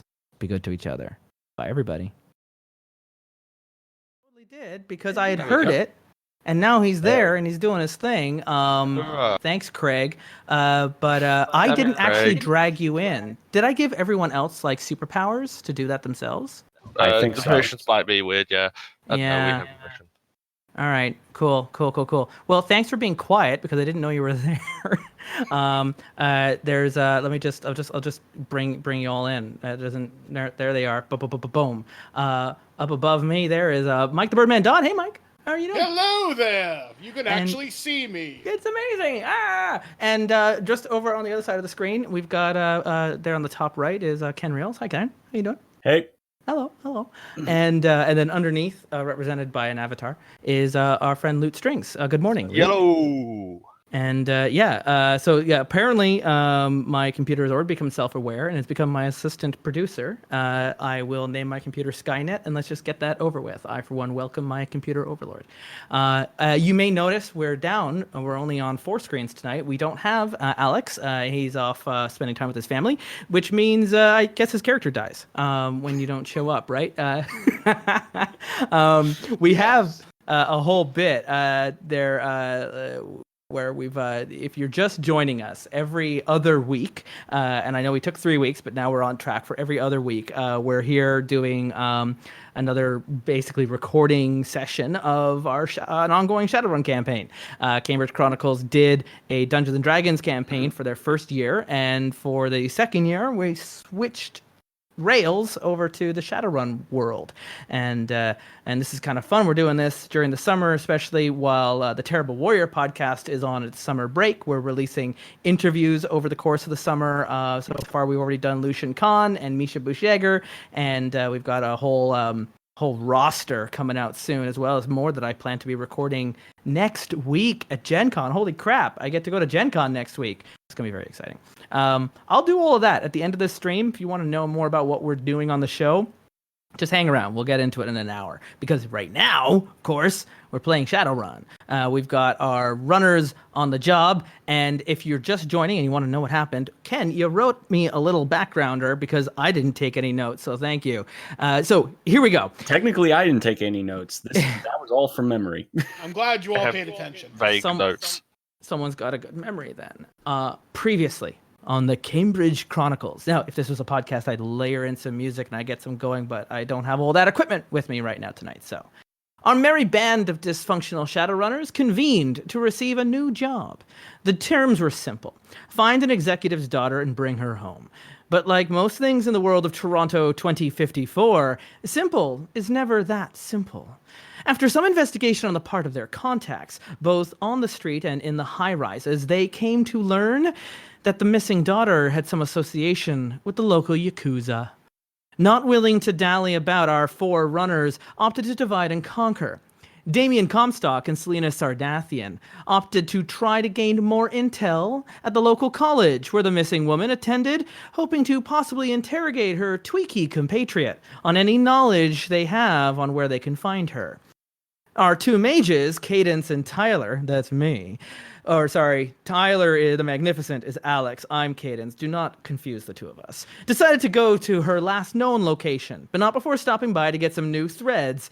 Because what's the point in saving the damsel if you can't look good doing it? At least that's what Tyler said. Cadence didn't understand what all the fuss was about. However, turns out some Yakuza were aware of their whereabouts and what they were after. Cadence, having not been occupied by a fitting session, I was paying attention and not willing to tussle, decided to vacate the premises, leaving his other mage friend in the hands of the Yakuza. What will happen to the mage? What will our college-bound runners encounter? Will someone break into a spontaneous dance party of death? Only time will tell in the new adventure of the Cambridge Chronicles. And now we back into our world. And yeah, I'm absolutely doing that. I joked about it last week when Alex said he might not be able to make it. And we were in the middle of, I guess it was Tom's Place of the Future there in Kensington Market. And I had just cast a surveillance spell on a cat that was really not a cat, possibly a human or an elf or something that was in the form of a cat. They went out into an alleyway, and I was able to see through their eyes Yakuza moving in. And Cadence, normally this is when you would roll for initiative, right? Well, Cadence just left, didn't I? I just walked out the store, and I left Tyler the Magnificent to be like, well, that sounds like Tyler's problem, and I left. And partly metagaming because Alex isn't here, we will deal with him in 2 weeks' time.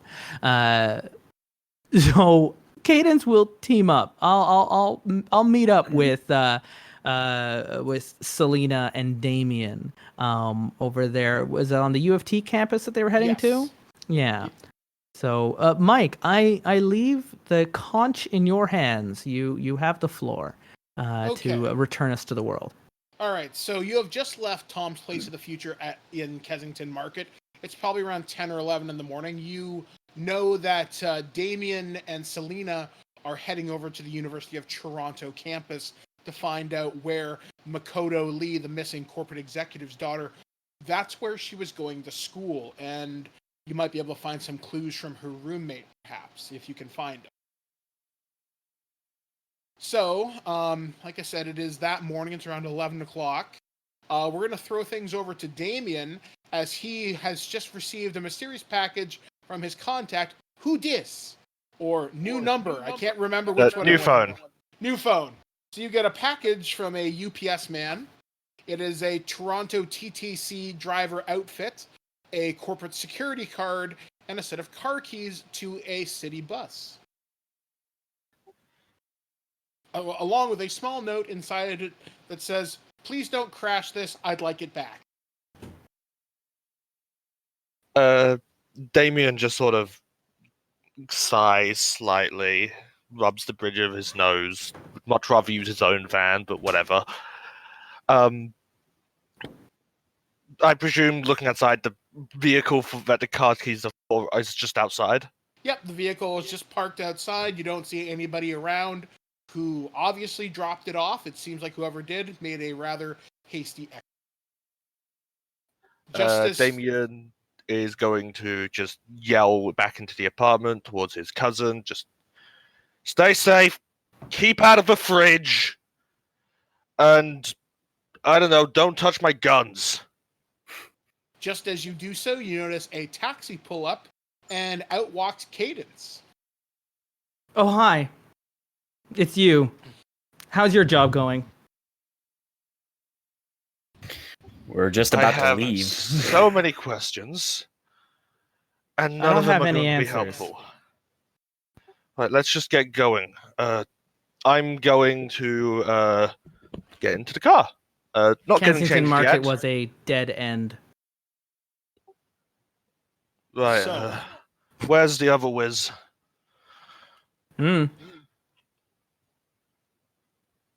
He got hung up. Something about sizing a suit. Whatever. Anyway, let's go pick up our ways to go. All right. So, Selena, are you with them? Are you outside, or where are you? Selena walks outside the apartment, that his apartment, and she is now dressed a little more casual, more like a college girl, more like her age. A little bit more conservative, a little bit more college-y. Okay, yeah. So you blend, so to speak. Yes. Blend. I dress up in the uniform. I stick the hat on. All right, so you dress. Sorry. I put on a pair of mirrored shades to cover the cyber eyes. Not that like people can't have cyber eyes, but the less distinguishing features, the better. All right, so you approach the TTC bus. You and Cadence get on, and you head over towards Selena's location. Because you're a city bus, you're allowed certain privileges throughout the city. As far as they know, you're on a special route, so you don't have to make any stops. I go pick up Selena. All right, next stop, university. All right, so you start winding through the streets of Toronto. Traffic this morning is surprisingly light. It is a Thursday morning, so it's not so bad. Most people are already at their offices or at their workplaces. And you start to pull up towards the gigantic campus of the University of Toronto, which takes up, right now in 2019, takes up several city blocks. It's virtually its own city in and of itself. In 2054, it is almost double its size now, because the university is a corporation now and can afford to buy more and more property. So as you begin to approach one of the many secured entrances to the place, you see students kind of milling about, a mix of meta-humanity, humans, elves, dwarves, the occasional ore control. And you start approaching one of the gates. You see an orc security guard kind of sitting there. He's sitting in his chair. He's reading what would be the equivalent of an iPad in the future. And he sort of looks at you because he doesn't see anything identifying your bus that you should be coming onto the campus. So he steps out in front of your vehicle, puts his hand out like so. I come to a stop. You come to a stop. He knocks on your window. wind it down. He goes, "Hoi, chummer, how are you?" I immediately raise an eyebrow at the Shadowrun slang, because that is specifically a Shadowrunner term. And he is like, "What can I do for you this morning? I don't see you on my schedule." I don't know. Boss has just told me to come this way. I don't bother asking questions. I want to keep the job. I just hold up the pass. He holds up the pass. He looks at it. He's gonna roll his intelligence to see basically if he believes you. So if you want to roll charisma, Surely there must have straight been a up more charisma? conspicuous way to enter, but What difficulty? target number 4. He's suspicious, but it's not unusual. 5 and a 3. How many above 4? 3 successes. 3 successes. Okay. He's like, all right, I guess it just wasn't put in the schedule today. All right, No, go on blame the through. bosses, not me. He's like, yeah, likely. how So- did that work?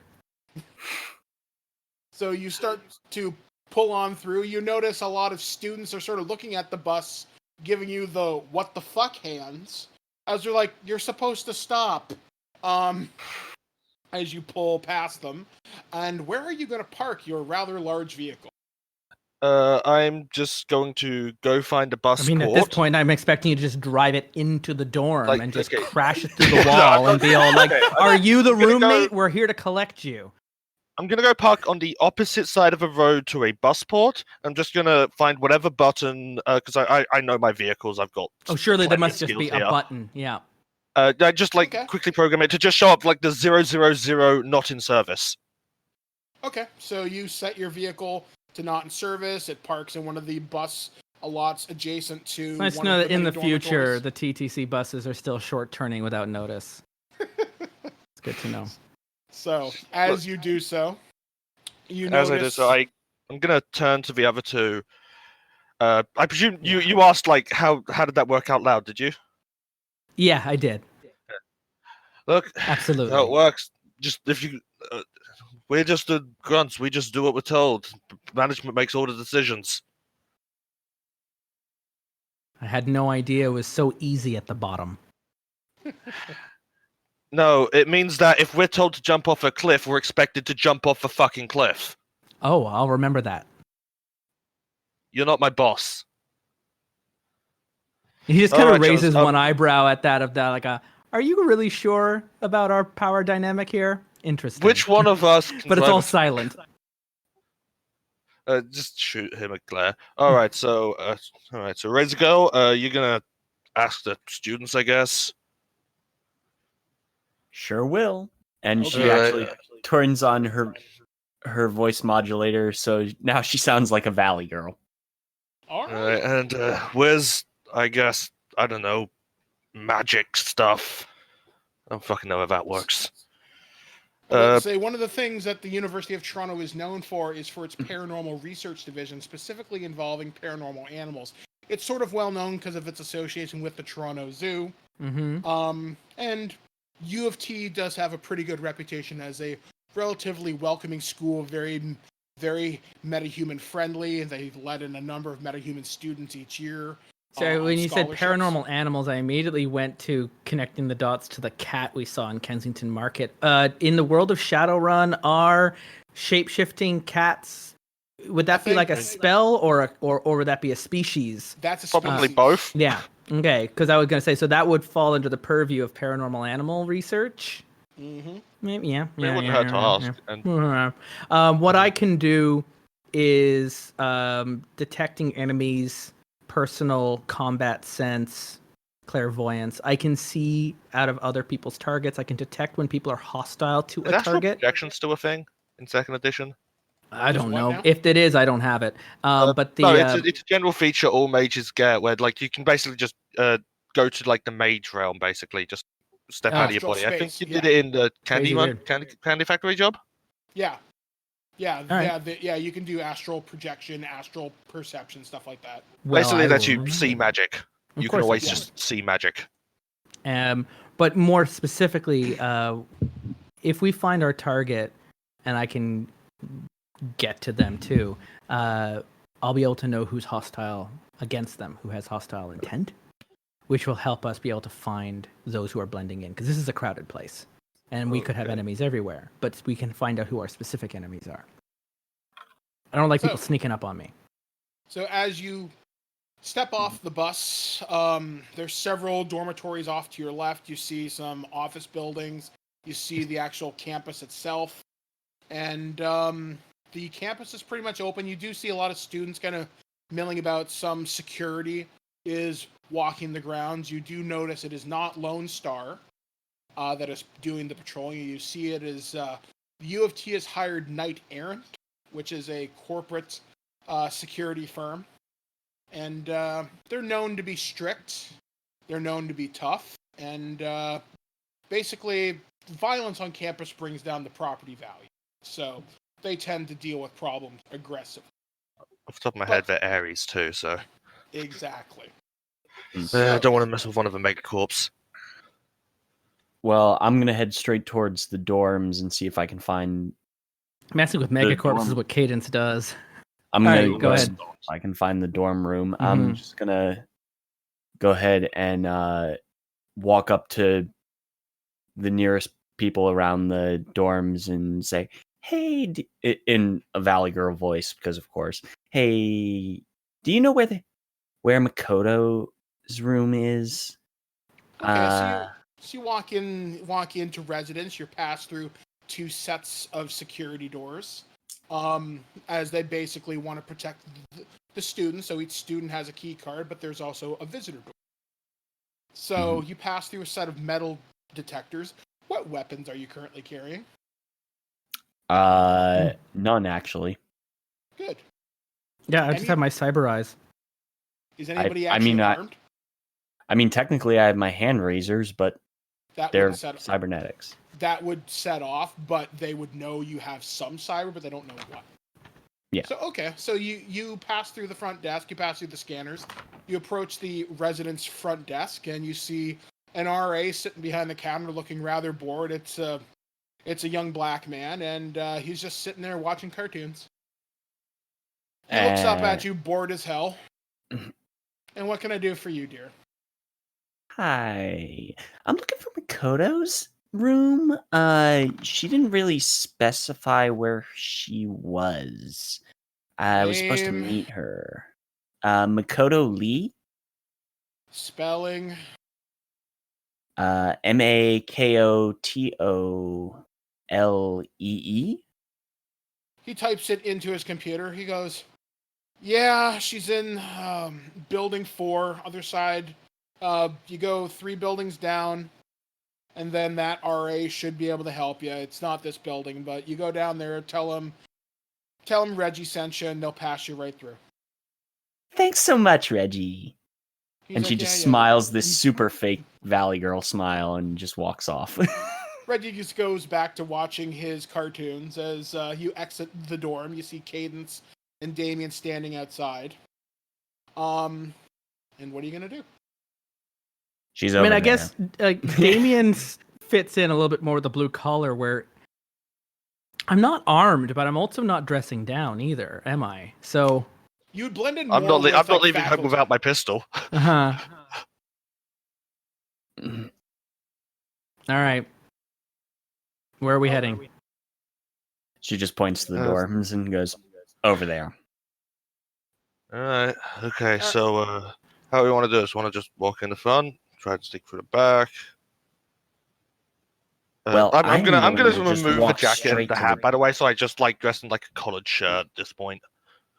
Okay. Well, all right, you with do a such. armored vest underneath, because I'm not leaving home without armor. I don't trust this goddamn city.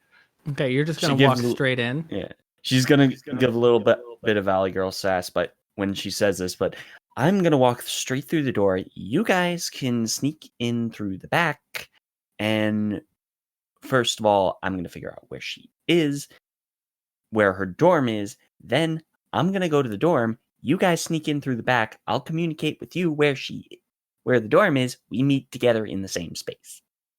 Good. I mean, good. I could probably just walk in the front as well. It's the wizard I'm concerned about.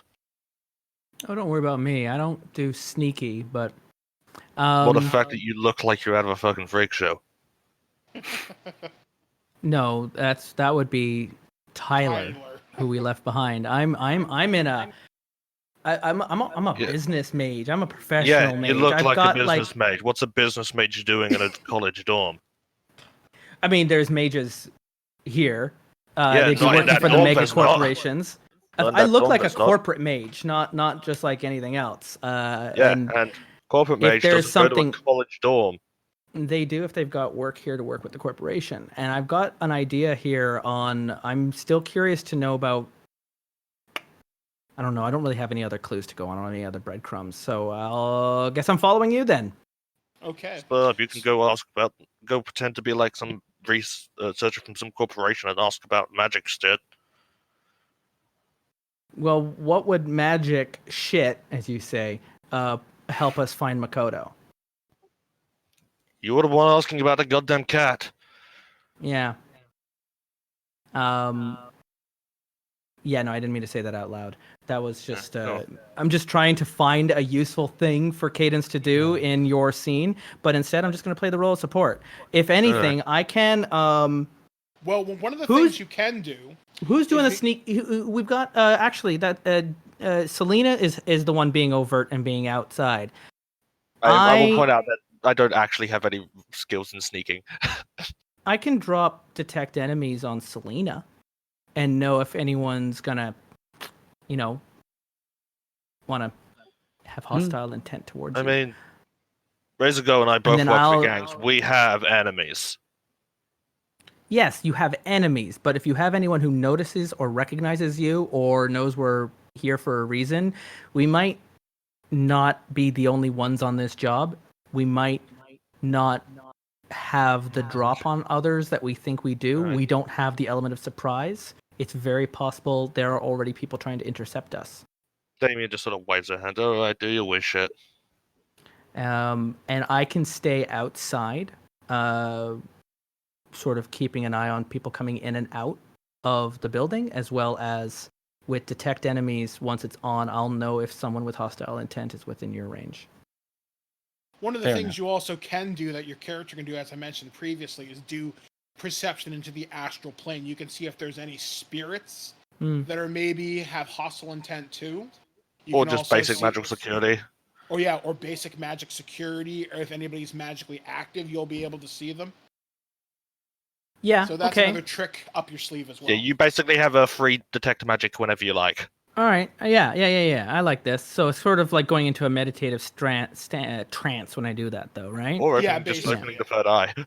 Yeah, and you just basically stand there like you're staring off in the space. People know you're doing it, but it's so common, it is what it is. Yeah. Fair enough. So I will find a nice shady branch so I don't get a burn while I'm doing this. And underneath a tree with a view of the dorm, I will begin those things Okay, of which I am accustomed to. as you begin slipping into astral perception, you notice the campus is very alive with life because magic and life are entwined. So you notice, you can see the dorms do have a slight area of magic security to them. Basically, a lot of the dorms are covered in ivy, which is alive. Spiritual beings can't pass through those places. Certain walls are covered in ivy, certain ones aren't. That's probably not a magical security design. It's probably just the way the vines are growing. But that's something that you do kind of pick up on. It's definitely a side effect that other mages would take advantage of. Exactly. They want it Basically, to be inside. certain rooms would be more difficult to get into via astral projection. Yeah. However, that being said, roll me your intelligence. I will roll my intelligence. Once again, we return after a 3-week hiatus, and I have to ask for what am I... when I see my intelligence here as a 5... Yep, roll number am 5, I- looking for target number 4. And I'm just 5d6. rolling 5 dice. Yeah, that's what I thought. Yeah. You roll that many dice, you try to roll over the target number. Okay, and what am I looking for with these numbers? Anything above a 4. Okay, I got 3. 4 and above, sorry. Okay, so I got 3 above 4. I got a 4, 5, and a 6. Okay, so when you're looking through astral space, you do notice several shimmering figures inside the building. Now, these people may just be magically active, but you do Mhm. notice there are definitely 3 of them. And are they located in the same place? No, 2 are on the second floor. 1 is on the bottom floor. Now, part of this, What floor were you heading to see Makoto? you don't know. I was yet. just about to figure that out. Oh, okay. So we just know Walking she's in into this the- building. Okay. Yeah. Hey, so you're saying Well, 2. her dorm is in this building. Her roommate is possibly there, possibly not. But either way, I'm just wondering if there's mages already close by on the room. So One we've of- got Yeah. one is on the. There were 2 were together and on the second floor, and one was on the third floor. 1 is on the first floor. First floor. Each of these dorms are four floors high. You also notice you get, because with astral perception you can also sense emotions, feelings. One of them seems incredibly agitated. The other 2 seem remarkably calm. Is the one who's agitated the one who's separated from the other 2? Yes. Okay, so the 2 that are together are calm. The agitated one on the first floor. Okay. I'm coming with you, Selena. I'm going to keep an eye on this agitated person. They might be having a hard time getting in, or they might already have found our target, I mean, Or they might be the lookout. or they might be the lookout. But I can point them out to you. I can just come in the front door as well because I just look like a college kid probably as well. I'm about the right age. I've got bleached white hair and mirrored shades, so Yeah, And you I- could be a college kid, somebody's boyfriend. You don't know. Whatever. Yep. My story is I and work for I've the also got corporation. the level 6 pass key. So if there's a lock Yeah. on the door, odds are I can crack it. I work for Ares, and that might even be a case where I did. And if anyone's wondering what I'm doing here, I'm here with the company meeting up with a student because of some paper they owe. All right. Okay. I'm just So a I'm gonna visitor. go Approach the straight door. to the. Yeah, I approach the door, go into the. It'd be one thing if we were trying to do this at nighttime, but it's the middle of the day. People come and go all the time. Okay, so you approach the front door. You pass through the same set of security scanners. You When it notice goes off for me, I just point at my cyber eyes. You see a young woman behind the counter. She kind of looks at you a little bit, I wouldn't say shocked, but sort of like, huh, okay. And she asks you, what are you guys doing here? What can I help you with? Hi. Look, I'm looking for Makoto's room. Makoto Lee. Reggie said that she was in this building. On the first floor, where was the agitated mage? About 3 or 4 rooms in. Okay. She says, actually, you're like the 3rd person to ask for her today. Yeah, she just came in. So yeah, head down to room 104, and she should be there with her roommate Danny. Thank you so I'm much. going to just. Just asking. What kind of people were the other people looking for her? The 2 guys didn't say who they were from. They were a couple of Japanese guys in suits. We have to move. And then the other guy was this tall-looking troll dude. He seemed. Man, he Cadence seemed is just really out of walking sorts. through now. Yeah, there's no more talking. I just let her ramble on and just go straight. I'm just going to give. I'm just going to give Selena just tugging. Come on. We've got to give that thing to her. Hurry up. Yeah. Papers aren't going to write themselves. So obviously the agitated mage user is in room 104. Yeah. Yeah. Yeah. I'm actually going to stop Cadence right outside the room. All right, let's talk this. We can't just bust in. Sure we Look. can. They're not expecting us. Sure. I hit them with Yeah, a power it's bolt. also a highly got- populated area, and we don't want to leave bodies. And you're also not carrying any weapons. I am. Except for Cadence. Except I've got a for, Remington room sweeper tucked in a Comstock. hidden holster. Yeah. And I Yeah. brought my tase rounds because I'm not bringing lethal rounds to a university. I mean, Selena just activates her hand raisers. Put those away. See, we're going to be fine. We move in, we move quickly, we grab the roommate, we get out of the room. Yeah, or we We get just to your knock on bus. the door and pretend like we're actually here and see what's going on.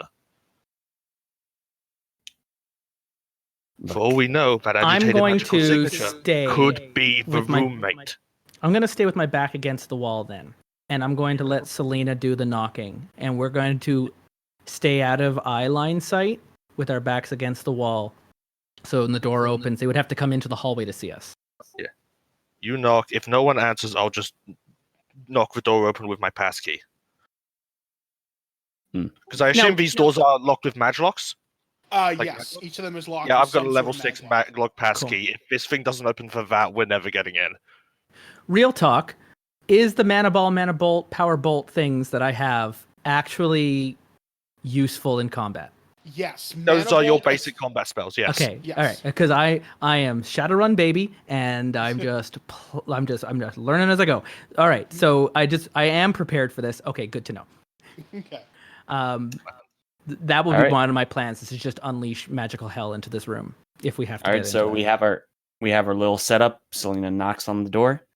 All right, you knock on the door. After about 30 seconds, you hear a girl's voice. You go, "Who is it?"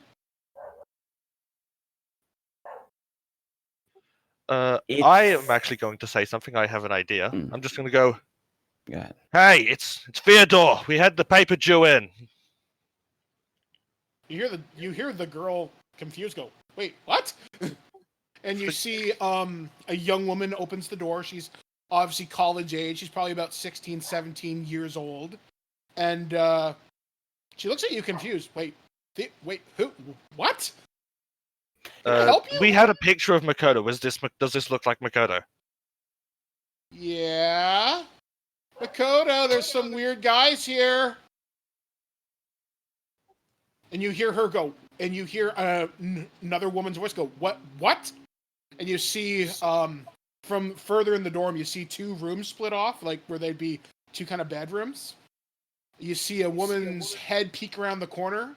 She sees you two, looks at you, her eyes widen, and she bolts right for the window. Selena's just Stalker! immediately going to start running. Okay. Let Stalker go for him. I'm going to grab Athletics. who I presume is to be Max. Athletics. I'm just going to wrap my arm around her shoulder and just guide her into the room out of the way of the hallway. And just let Cadence come in behind us and then shut the door. Okay. All right. Selena, roll me athletics. Yep. Target range. 6. Surprisingly, 2. Okay. You do not catch up to Makoto. Makoto kicks her way through the glass window and starts bolting magically fast. Huh. Fizzad. I don't have anything to help me with motion. Do I? Although you notice she doesn't scream, she just runs. Everybody in the dorms, that you could hear people stopping what they're doing, going, so "What the hell was that?" I can see her making the run. I'm still going to continue Is that to give Makoto, chase. or is that someone who looks like Makoto? You didn't get a As good far look. as we Actually, know, roll me intelligence, and I will let you find out. Because Target number 6, 'cause you didn't I get a do good have look my at her. cyber eyes, and I might not be chasing, but I can like Geordie LaForge zoom in. Do you have optics? I want to ask, how I far are have- we away from my garage? Like 20 kilometers. 20 kilometers. That is fine. No, thermal and low light is what's No. on my cyber eyes. Yeah. All right. So you'd I be able only to rolled spot her one- in the dark, but you Yeah, don't have I any only- optical in hand. I only rolled one success out of those 5 that I rolled. It looks like her. Yeah. But you're not 100% sure. It's all right. We came here for the roommate. I Okay. just, I mean, I have an Selena's earpiece still to gonna- communicate. I presume Selena's The- gone this. Selena Selena's on has this. This is some why sort we of have a communicator on Selena her. in the group. Selena, Yeah, you have Selena's some sort still- of communicator on her, right? On you, Yeah. right? Yeah, I can just step it. If you keep an eye on her, I can get a car over there to help you. Will do. She's still chasing her, obviously. Yeah, and I'm It's not going going to catch up, but I'm going to go for my fastest car. I'm just going to plug Jack into my remote control deck and drive my Eurocar Westwind over there, All right. which is a top speed in the of dorm room, then. kilometers an hour. Cadence Okay, is so- in the dorm room, and I'm going to take an opportunity while you're chasing down the girl to investigate the room itself. The roommate is screaming because her roommate just jumped out a window and ran away from you.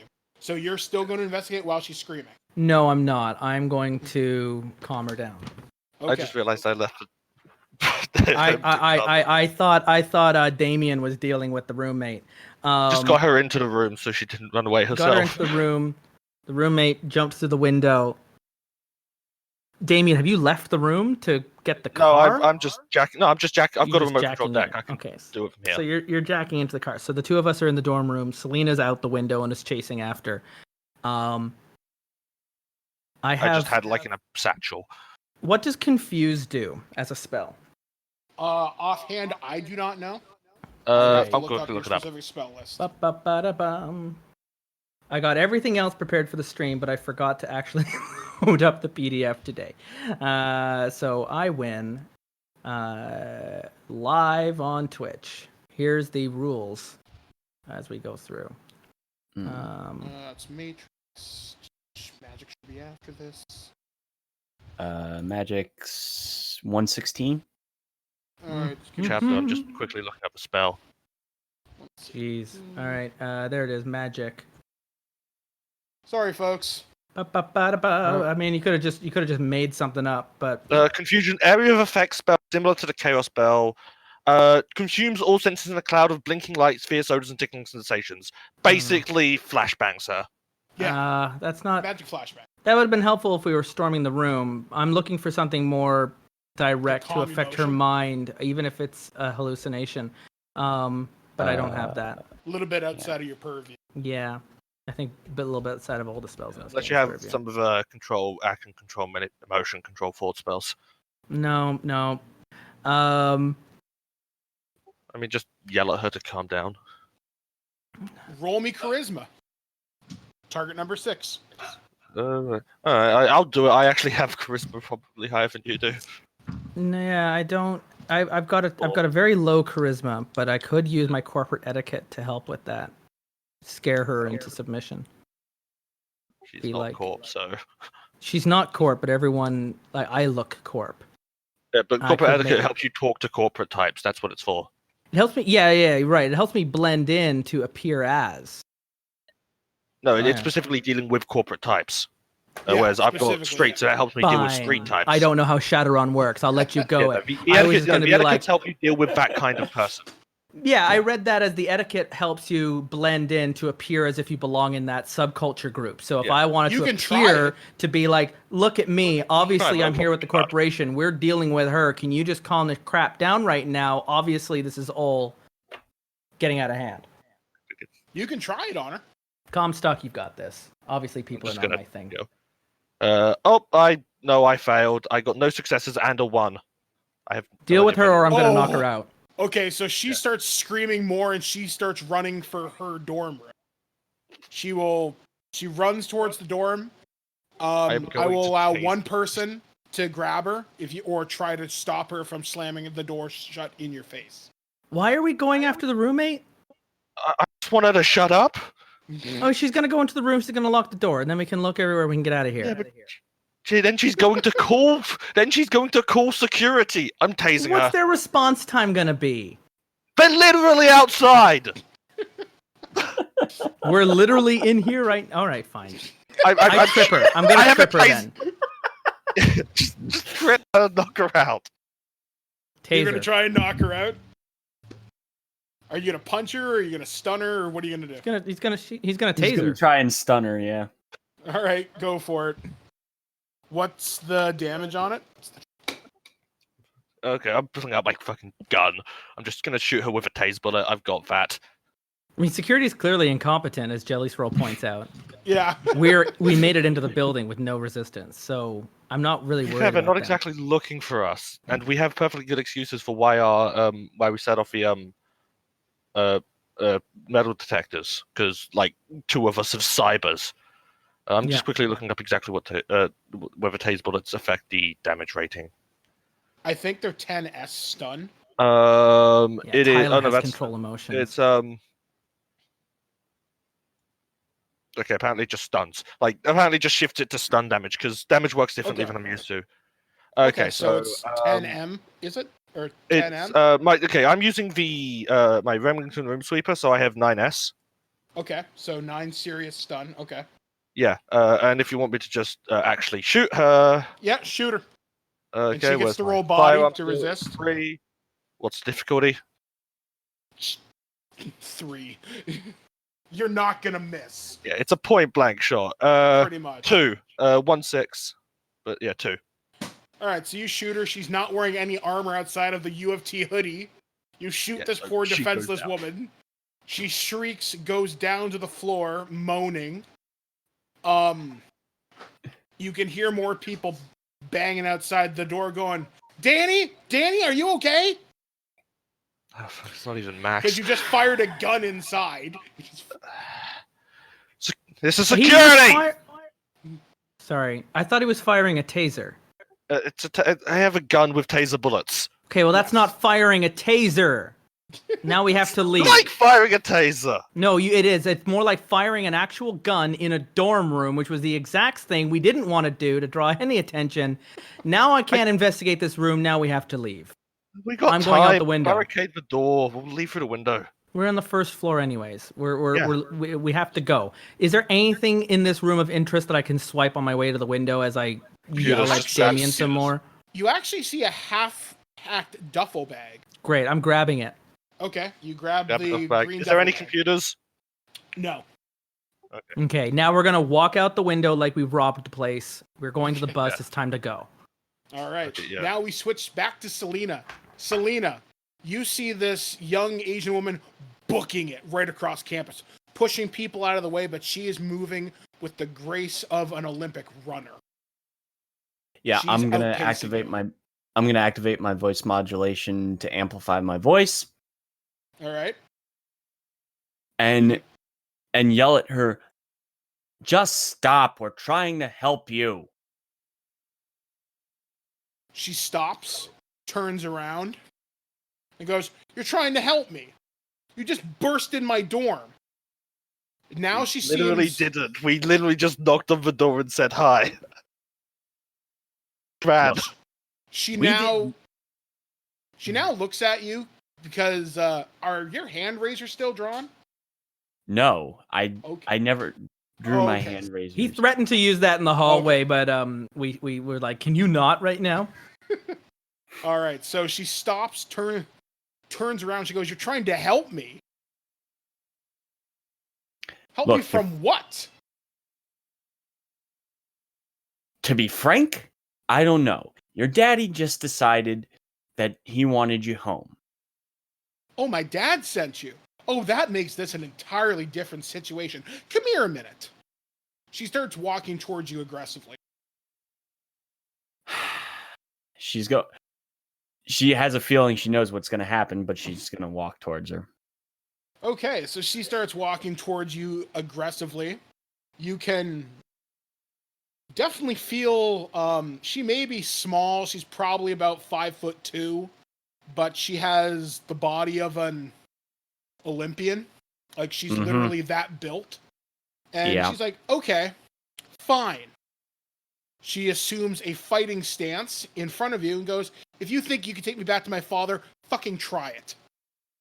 Alrighty. Dun dun dun dun dun dun dun dun dun dun dun. All right, princess. Activate the Final Fantasy battle music. All right, you are rolling unarmed combat versus her unarmed combat. Yep. Target number 4. Okay. That is a 3.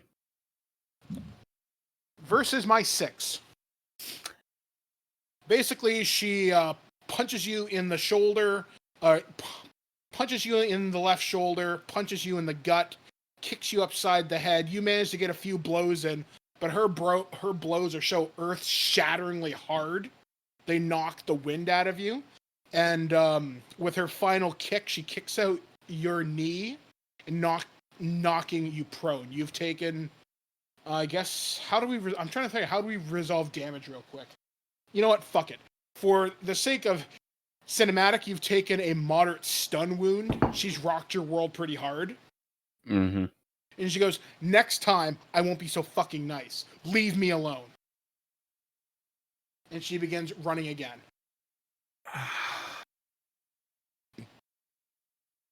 And Justin is dead. But when does my car Alright. show up, by the way? Because I just want to drive the car into her at this point. Oh, it's 20 kilometers away. It's 20 kilometers, got but it some travels time. at 210 kilometers an hour. Yeah, but there's still Like traffic. 5 minutes. There's still There's still traffic. traffic. No, not if you drive it right. Oh, Christ. It'll show up at some point soon. Yeah. That I can assure you. Yeah. If Lone Probably Star I'll get away. doesn't start chasing it down. Probably our getaway vehicle. I mean, you don't have to worry about me disconnecting. If I disconnect, the stream goes dead. So, Yeah. no, I turned off my camera and mic for a second because I was stepping away from the table. Okay, so as this happens, you see Cadence and Damien. You see this Makoto basically hands Selena her ass, Yep. basically Dragon Ball Z style, Yep. and she begins walking off. She, I presume people are looking. Is my mana bolts and stuff, can they be non-lethal? yes. Oh no, Mana Bolt attacks someone's mana physically. So you're Okay. doing That's a different physical spell for damage to them. non-lethal. And power Yeah. bolt then attacks them physically? I'd have to look up Yeah, the. I think that's definition. it. Yeah, there's a Yeah. difference. I know there's a different spell for non-lethal. Yeah, I think Power Bolt's non-lethal and Mana Bolt is lethal. Great. I'm gonna hit her with everything I've got. All right. Because you get to choose how much you spend on drain. I don't know how magic works. It sounds very complicated. in Basically, Shadowrun. is the more you spend on drain, the more damage you have to resist, but the more powerful your spell. Yeah. Yeah. Great. Cool. I want to blow out all my fuses. Because she just Alright. dropped our samurai on the ground. So in a you can do second. up to your magic rating. So Yeah. Which is also going to potentially burn myself out if I So if you're fuck this doing up. So Power fuck it up, Bolt, Justin. So I've uh, got Power Bolt. It says Type P, range, LOS, It's I'm physical. looking. Target Target line of bod. sight. duration instant, drain, F divided by L plus 1, bracket 5. wait, two. Remake the So if you're formula doing it again? level 5, you have to Yeah. resist against its 4 serious damage. Mm-hmm. But it does give me a second. 5 damage against their Yeah. body, so they have to resist with their body. All right. But you Okay. resist with your willpower. Okay. That's So, good to know. That's my okay. better stat. So then, Yeah. how does this roll in? Right. I've got. You my roll your magic is- willpower to see if you don't take any damage, Yeah. Okay. basically. That's just that's against just if I difficulty don't free. take any damage. How do I Yeah. attack? Sorcery. Roll magic. It's Yeah. actually a separate roll for resisting and then a roll for damage because magic. Okay, so I'll roll my resistance first. Yep. Yes. Oh, hey, 1, 2, 3 successes out of the 5 for my Okay, wisdom. so you don't take any drain. Yeah, I think that completely nullifies the serious. Yep. And- So it works. And then my magic is 5. Yep. But my sorcery says 6. Sorcery is how you cast the spell. Oh yeah, so you go out sorcery. Roll your sorcery then. Yeah. Yeah. Hey, And that's a 1, 2, difficulty, I 3, think, of 4, her body. 5. I got Yeah. 5 successes out of the 6 All right. dice. Okay, so I'm rolling her body. She got Yep. two successes Yeah, so to resist. So your spell doing serious damage. She knocks it down to Yeah, I just medium shoot a damage. spirit bomb at her. Basically, yeah, you this blue bolt surrounds Across her the park. body. It drops her to her knees, and she's And- like, "Ah!" I'll taser. Okay. I'll just keep firing my taser. It worked last time, it'll work this time. Like, I've got the duffel bag. Someone grab the girl. Let's get on the bus and leave. Uh, We're not doing this in like a run either. We're just Yeah. being I mean, I'm running.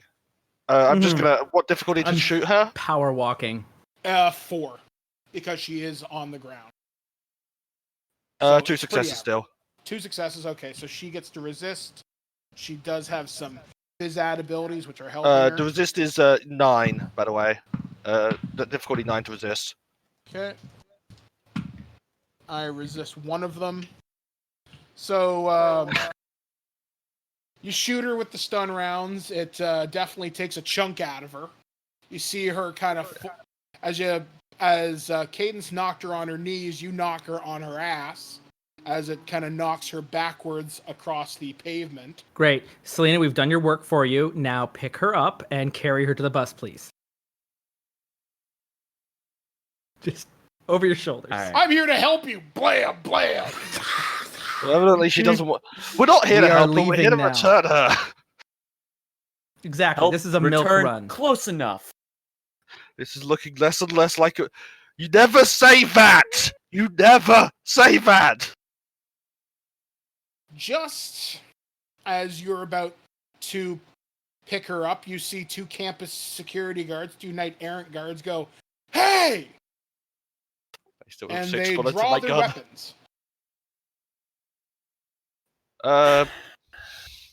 Where's the bus? Aren't you driving it towards us? Bus isn't a bus. Isn't. Oh, I can't drive the bus remotely. Oh, okay. Yeah, we're- Uh, the car the car is coming. the car is coming. Okay. Yeah, I think our You- best bet get in the bus and have it, and then like try and lose them in the bus, and then have a pass off into the car, so we have just use it as a getaway vehicle. Yeah, no, I'm down for that. You're the wheelman. Yep. So get Yep. to the bus, and we just run to the bus. I'm just going to fire off a couple of bullets just to cover us and get them to duck into cover. Okay, roll me your body, Damien, because they're taking Alright. aim at you since you have the gun. This would be a good time for me to use that confused flash bomb. What difficulty? Their weapons are doing 10M, so 10. I minus have your armor, so Yep. thank fuck. Because I have my vest with I have my vest with plates, which is my higher concealable. So I have resistance ballistics 4. So that brings it down to 6. 6. Yep. So that means it's actually possible. I don't get any successes, so I just take the full damage. Okay, so you get shot right in the shoulder. The knight errant officer goes, "Bam! Drop your weapon!" I'm gonna cast just gonna confuse keep running. then. That flashbang spell you were telling me about earlier. Yeah, confusion.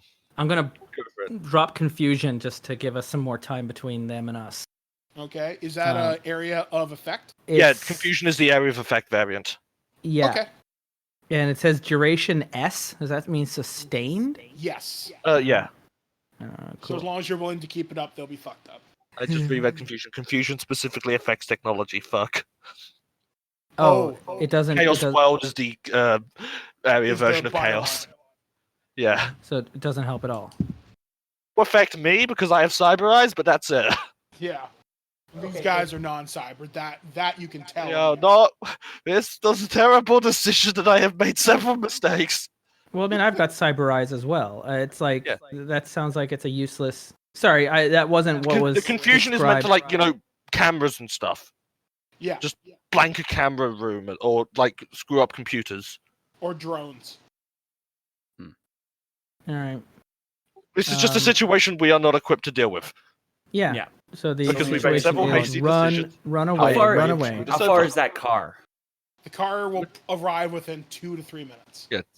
How far is the bus? Bitch. The bus is probably, if you ran at it, take you about 30, 40 seconds to get at it. Let's do that. To the bus. I'm going to throw run. myself into crowds and, like, around as many corners as possible. Okay, So, so you break line run aside. through.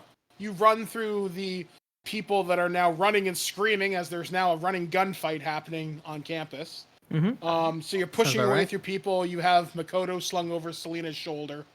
And eventually you reach the bus. The bus door is open. You throw And, Makoto's barely conscious body onto the seat. Did he equip this thing with a vehicle control rig? Did he equip this thing with a control Yeah. setup? Oh, thank God, I can jack in. All right, so you jack. I'm gonna into the rig bus. up. Just reach behind my ear, pull out a data jack, jab it into the plug, and I'm rigging in.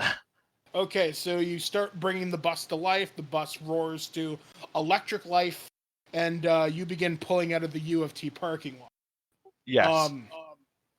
As you start to do that, you start to hear gunshots splattering against the windows, though oddly, they're not piercing the windows. New number has given you bulletproof glass. He may be an ass, but new phone gives good shit.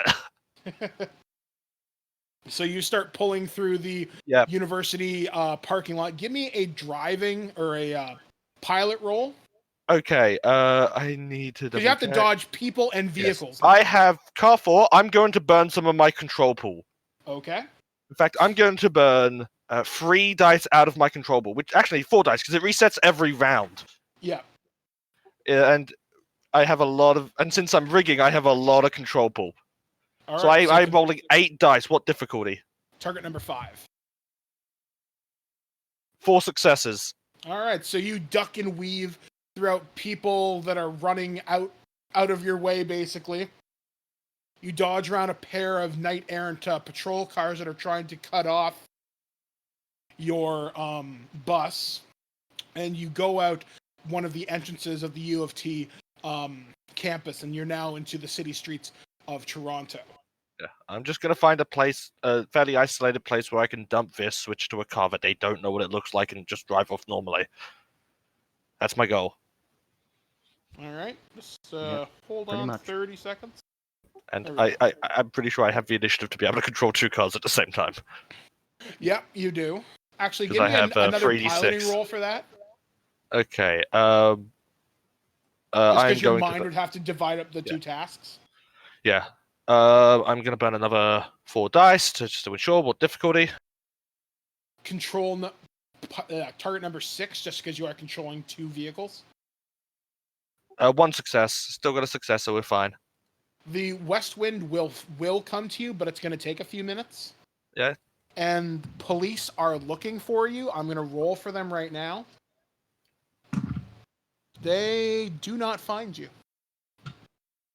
You've somehow managed to hide a city bus in the city of Toronto. It worked for the Joker in Dark Knight. I mean, honestly, all I need to do is just lose them, and then I can just get out into rush hour and look like every other bus. Yeah, it's just a bus. There's lots of them. It's the white van principle. So, as you pull off into a fairly empty side street, what are you gonna do?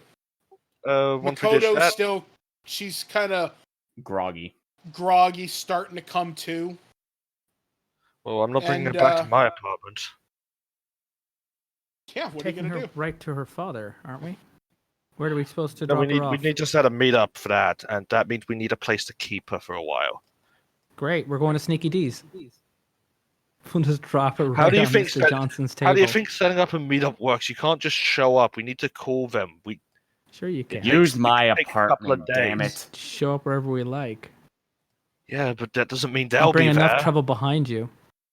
That doesn't mean they'll be there, and also I don't think Sneaky D's will appreciate us bringing the goddamn cops.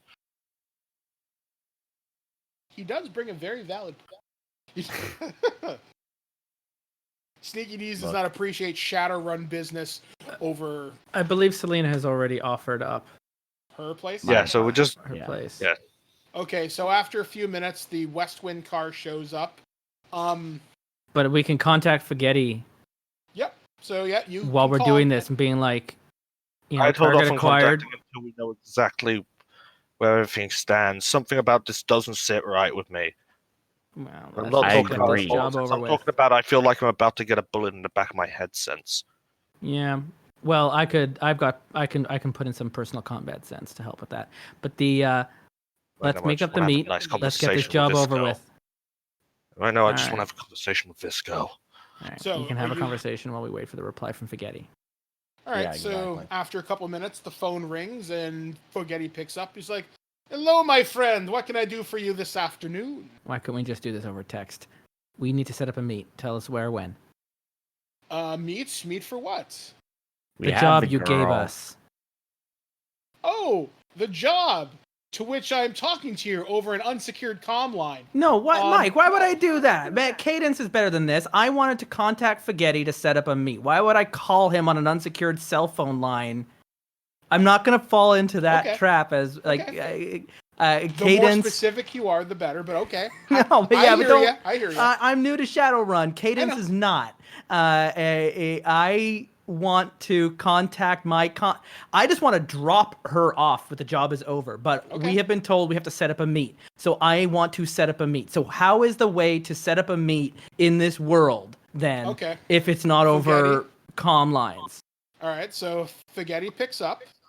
He says, "A meat." Like He's if like, you want "Okay." if you want it to be like that become a difficulty, then like let's fucking roll for it. But I just want to all I want to do is move this Makoto. Let's get this out of the job bus. done. Yeah. I don't think it's done. You don't think it's done, so we're gonna go take it That's to an Selena's important thing, apartment. but- You're The gonna get to roommate- ask her some questions. He says, "Cadence, I understand your job is done. Allow me to call you back in 48 hours. I will have more details for you. Until then, stay frosty. You know the protocol. You'll be taken care of." He seems a little more stern than normal. Yeah, Normally probably because he's we very jovial. shot. Probably because we made a huge friggin' mess. Because we brought guns into the dormitory when we said we weren't. I always bring a gun with me. You never don't bring a Mhm. gun with you. Mm-hmm. Look, could have been you a two have queen. actual weapons. in We your would have bodies had at all cover. times. We would have had deniability. We would have say we're just working here with the university before they went to go check the one's going numbers to and found that find none of it. that I was have- true. I have concealable holsters. I know what I'm doing. No one's going to find it. The only reason they know we had a gun is because I drew it willingly.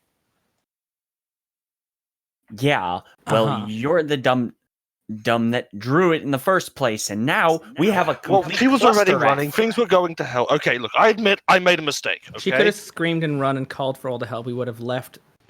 Literally nothing changed to the outcome. Well, we still have the go. Everything's fine. Got the girl. Yeah. Nothing. Yeah. I'm no more. I'm I've no got this more duffel wanted bag than as I was well. 10 minutes ago, so I'm fine with this. Whatever. Look. But several things don't sit right with me. She's there. She's a phys ad. I'm assuming that's magic shit. I've worked with a Yeah. couple of phys ads before. That seems like a phys ad thing. Was Makoto the agitated mage user I had discovered earlier? That would seem to line up. That she's definitely magically active. She's definitely a physical adept. But I And she's registered definitely 3 agitated. mage users in the building. One of them was on the first floor, and one of them was agitated, and they were in room 104. No one Yes. else was in room 104. There Yeah. was the roommate. Yeah. Because that Whose person- name wasn't the was roommate. Darnie, not Max. And I'm concerned about that. I think we're being lied to. All right. Look, maybe the intelligence we got was off. Stuff happened. This doesn't Roommates change. This doesn't is smell of college. the intelligence being off. This smells of us being deliberately lied to. This smells of us being set up. Of course we're being not deliberately s- lied of to. course Look at we're the people we're being working lied to. for. This smells like we're being set up, and this isn't going to end in a nice 15,000 paycheck. This is going to end up in a nice bullet. As you are all sitting there having a conversation, Makoto starts to come round. Selena goes, and one false move from you, and I will try to break your arm. I think you said the key word there would be try there, lady. But let's all calm down. I can forgive being shot. Beside of 3 random I can people. forgive being power bolted. I can look past that. As I need your help. You said my dad sent you, right? In a Yeah. way, sure. I don't want to go home. There a How reason? much- You can take that up with him. Yeah, you can take that up with Daddy because I'm not going to. He's hired a lot of people to find me. I just came back to grab some of my stuff. You happen to be there. I'm presuming, judging by this motley assorted crew, you're probably Shadowrunners. And you're probably not very good at it either. Yeah, I'm sorry. It's my first day. my usual specialty. Well, I want to go someplace else. If you're willing to take me someplace else, then maybe I can arrange for something a little bit more. Depends. How much is my father paying?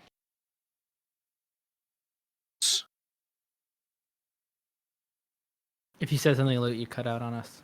Yeah. None of you your gotta- business. No, he said no. Well, maybe I can give you more.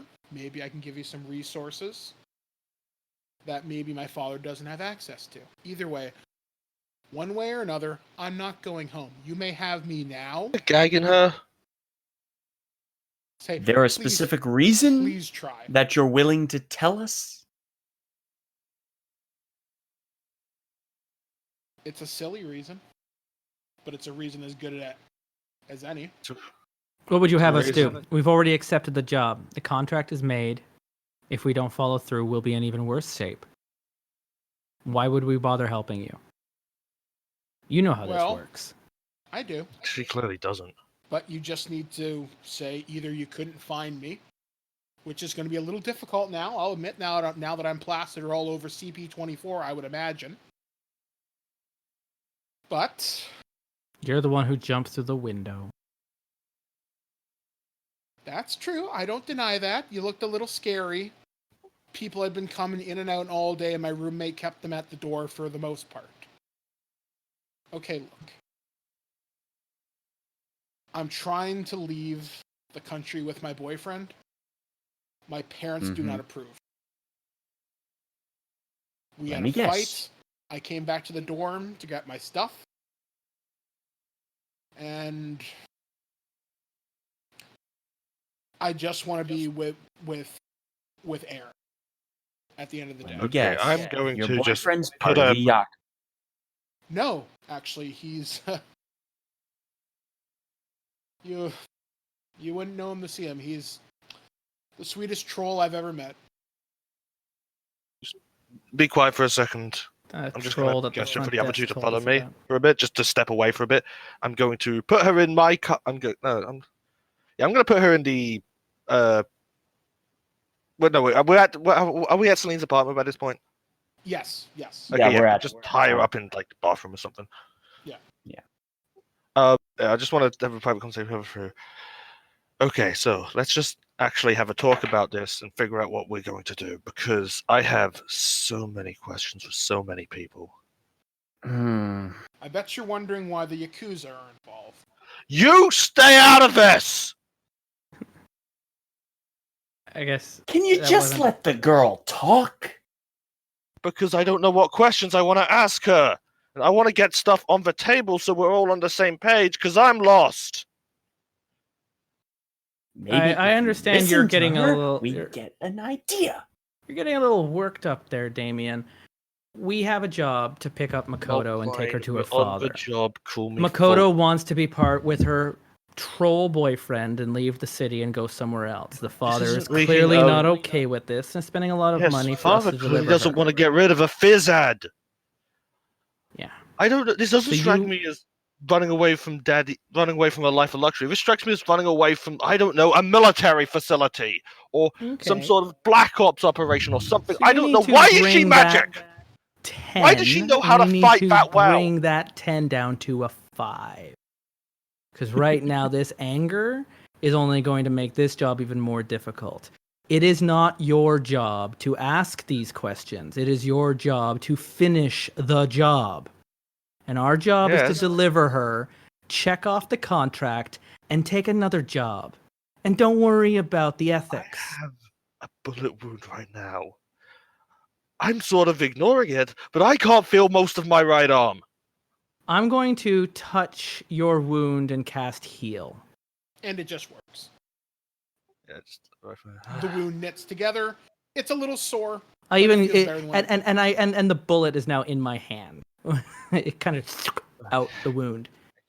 Now, can we calm down and do the job that we were hired to do? She's going to tell us a pretty story. She's going to spin a pretty yarn. She's going to offer us more money. But we will make enemies if we turn on them. We'll make enemies either way, but whatever. Look. First of all, the two of you, Corporate Mage, shut the fuck up. You, Rigger, shut the fuck up. Let the girl talk. And then we'll make a decision. And then when we look into the room, is she gone? And that's where we'll end the episode? She's standing there looking so confused. She goes, I was rescued by... I don't even know what. I don't think you were rescued. I think you were kidnapped. She looks at you, go, it's a matter of perception at this point. My perception is I need a fucking drink. All right, so in 2 weeks' time, we're going to answer the biggest question. What do you do with a hostage? Because now we've got Makoto in our presence and in our protective custody. And this is so hard for me because I am so used to just constantly asking questions and trying to figure out everything, and I'm so not used to playing someone who's just keep your head down, get the job done. I mean, I'm playing someone who's keep your head down, get the job done. You can play whoever you want to do. Half, but he just does not like corporate types. No, he doesn't. And I'm the friggin' saint out of all. You are. You're just the one who actually might help her with her problems. You have the heart of you're the heart of the team. You're the heart of the team, Selena. Did you steal that heart? Did you take that heart out of someone else? Is that your heart? Is that whose heart is that? Whose heart is that, Selena? What have you done with that heart? Put that heart back where you found it.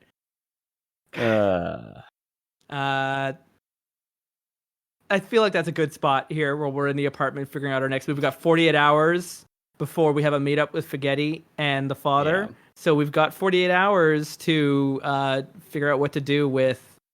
I don't know what you're saying when you say she's a power fast or whatever it is. So she uses her magic. Someone uses magic to boost their own body. Cool. So between now and when we return in 2 weeks' time, I am going to read a lot of Shadowrun Wikipedia articles. It will help you immensely. Jeez. Yeah. And try and figure out what I'm a part of. Until then, this was we actually got a lot. We on the dorm. I think we turned the page into another chapter. So thank you for holding my hand through this world as I'm learning out the math and the rules and the options I have available. And Loot, I hope you're not actually getting too frustrated as a person. I'm fine. And I hope that's just Damien there getting really twisted out. So I'm not when I'm angry, I'm not loud. So excellent, because you were definitely peaking there a couple times. We hit into the red. Sorry about that. So that's fine. Okay, I'm loud anyway. I'm always loud. Don't lie to me. Don't lie to me, Loot. I can always We're tell. all loud people. I'm just always loud. And of course, Ken, for being the voice of reason, because that's the role of a street samurai. It can be. and Mike for running us through this world. I'm looking forward to seeing where we go in 2 weeks' time. It'll be fun with this one. It's going to be interesting for our third episode in the Shadowrun Command. I mean, if Alex comes back, maybe he'll just show up with some new Yakuza tattoos. So that'll be fun. When it would be like, how did you get those? It'll be like when Gladios came back in Final Fantasy 15 with all new scars across his body. And he's just like, don't worry about it. And then it's just you just keep playing the game, and no one ever asks about the scars ever again. That'll be, I think, Alex's return to the show.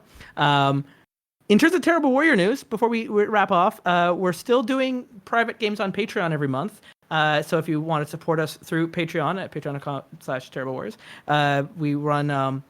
We were doing, Mike, you were running some Ravenloft games for a while. We put those on hold for the summer, and I've been showing off some new games we've got that we're going to be doing on the podcast in the fall when we return for the podcast recordings. So Sea of Thieves is what we're playing tomorrow. There actually is time if you want to sign up onto the page. You could go join that game. If not, in August, we'll be running the new Zombie World game by Magpie Games, which is a Powered by Apocalypse game that doesn't use any dice. Instead, it uses a deck of cards to figure out how you survive in the zombie apocalypse. So that'll be interesting. And someone gave us a follow or a something or other. That was cool. I heard a little beep go. And so thank you for that. Whoever, I'm opening up the events. It's Zamorica. Thank you for following us. Welcome to the channel. We'll be back in 2 weeks. Same time, 9 o'clock Eastern for the next episode of Shadowrun. On the Terrible Warrior podcast, we're running through some interviews. I believe it's Jason Mendes-Hodes is our next guest that we're going to have on. That'll be coming out soon. And personally, follow us on Twitter at Dice Warriors and myself at Mr. Ecock. I'm going to be at Gen Con next weekend in Indianapolis working at the Magpie Games booth, showing off their new games. Going to interview some people at different companies. I might even get to attend the Ennie Awards, which will be interesting. I've never done anything like that before. And so I'll be reporting back on my first go at Gen Con. When we join back here at Cambridge Chronicles, I'll be coming off of that Cron crash. So buckle up. So that'll be fun. And that's kind of it. Terrible Warriors will be returning to its regular campaign stuff for all that jazz. The clickety doos. That's kind of it. And Mike, I know Twig's still doing their thing. You still got stuff you're putting out. And Ken, you got like your stuff that you do. Yep. You do those on Sundays, don't you? Normally, right now we're on a little hiatus because summer and hot, and it's hot. I don't want to deal with that. No, I get that. That's why I'm sitting in this room by myself. If I had like 6 people around the table, it just turns into a sweatbox. So we'll wait until the temperature drops down. Hopefully next month, this anime will return. We're gonna be talking about something. We talk anime. Usually the more obscure stuff that's kind of just interesting, stuff that you're not necessarily going to seek out on a regular basis. So that's what we try to aim to do. Cool. All my anime right now is Fruits Basket and My Hero Academia. That's kind of it's been a mixed bag. So is mine. I just watch other stuff too. Yeah. And Loot, you're just starting your day. I'm gonna go off to sleep soon, but the sun is rising on your side of the hemisphere. The sun is rising, and I need to waste my day doing nothing. Excellent. That sounds like a good plan. Thanks for joining us again. We'll see if the two of you are back for our next game, and that's kind of it. I guess I'm gonna bring up the music at some point, right? I just realized I closed my player, so why don't you? I don't know. Final words before we go. Before we say goodnight. Adios, chummers. Adios, chummers. Little longer, guys. Give me. I like turtles. Yep. Where did I put the playlist? There it is. There we are. So I'll play out the music here. This is our theme. If we're recording these shows as well, we might put them into a podcast proper and edit them. And I'll use this theminy song from our friend Ori Falconer, who made it for the show. That's it. We're out of here. Follow us on Twitter at Dice Warriors. We'll see you in 2 weeks' time here on the Twitch channel. We're playing through Shadowrun. Bye, everybody. Good night. Bye. Hey, everyone. That was, of course, Ari Falconer doing that music. All that other stuff is from the stuff we get from Epidemic Sound, the people that we license our music through. I'm Justin. Nice to meet you. Welcome back to another Terrible Warrior live stream here with the Cambridge Chronicles. I am not alone, of course. I am joined by... we found our missing mage. We've got our terrible listeners, but of course this game wouldn't be possible if there he is. We've got a man himself, the GM of the game. It's Mr. Mike the Birdman Dodd. Hello there, Mike. Boom, there you are. Hi, how are you? I am a human game master. Yes, real human game master. Press buttons here to hear sound of a real GM sound. Yes. The GM goes. I run on chord. How you been? I've been all right. Though reports of my death have been exaggerated. Not this day. Exactly. And, not today, Death. We have, of course, sitting there in the rating room. I'll drag them in. We found him. We found him indeed. He's been lost to the Yakuza, but he's not lost to our hearts. It's Alex, and rounding out our the rest of our terrible warriors. I will bring them in. Boom, boom, boom, boom, boom, boom, boom. There it is. Boom. Alex, Ken, and hey, newcomer has arrived. Loot Strings, who's been with us for the last 3 episodes, is actually broadcasting in from New Zealand, which makes tonight's game extremely early for him. And he was just like, no, I want to sleep in on my Sunday, if you don't mind. And we were like, you do you, man. Yeah, no problem. That's fine. And then Gumbus immediately was like, hello. Yeah, may I interest you in a late night spaghetti? Yeah, pretty much. Welcome, everyone. So how has your last... the last time we talked, I had never been to Gen Con, and now that is in the past. I have been, I have seen, I have conquered. I got multiple copies of Zombie World. Where is it? You're a changed man. I'm a changed man. There it is.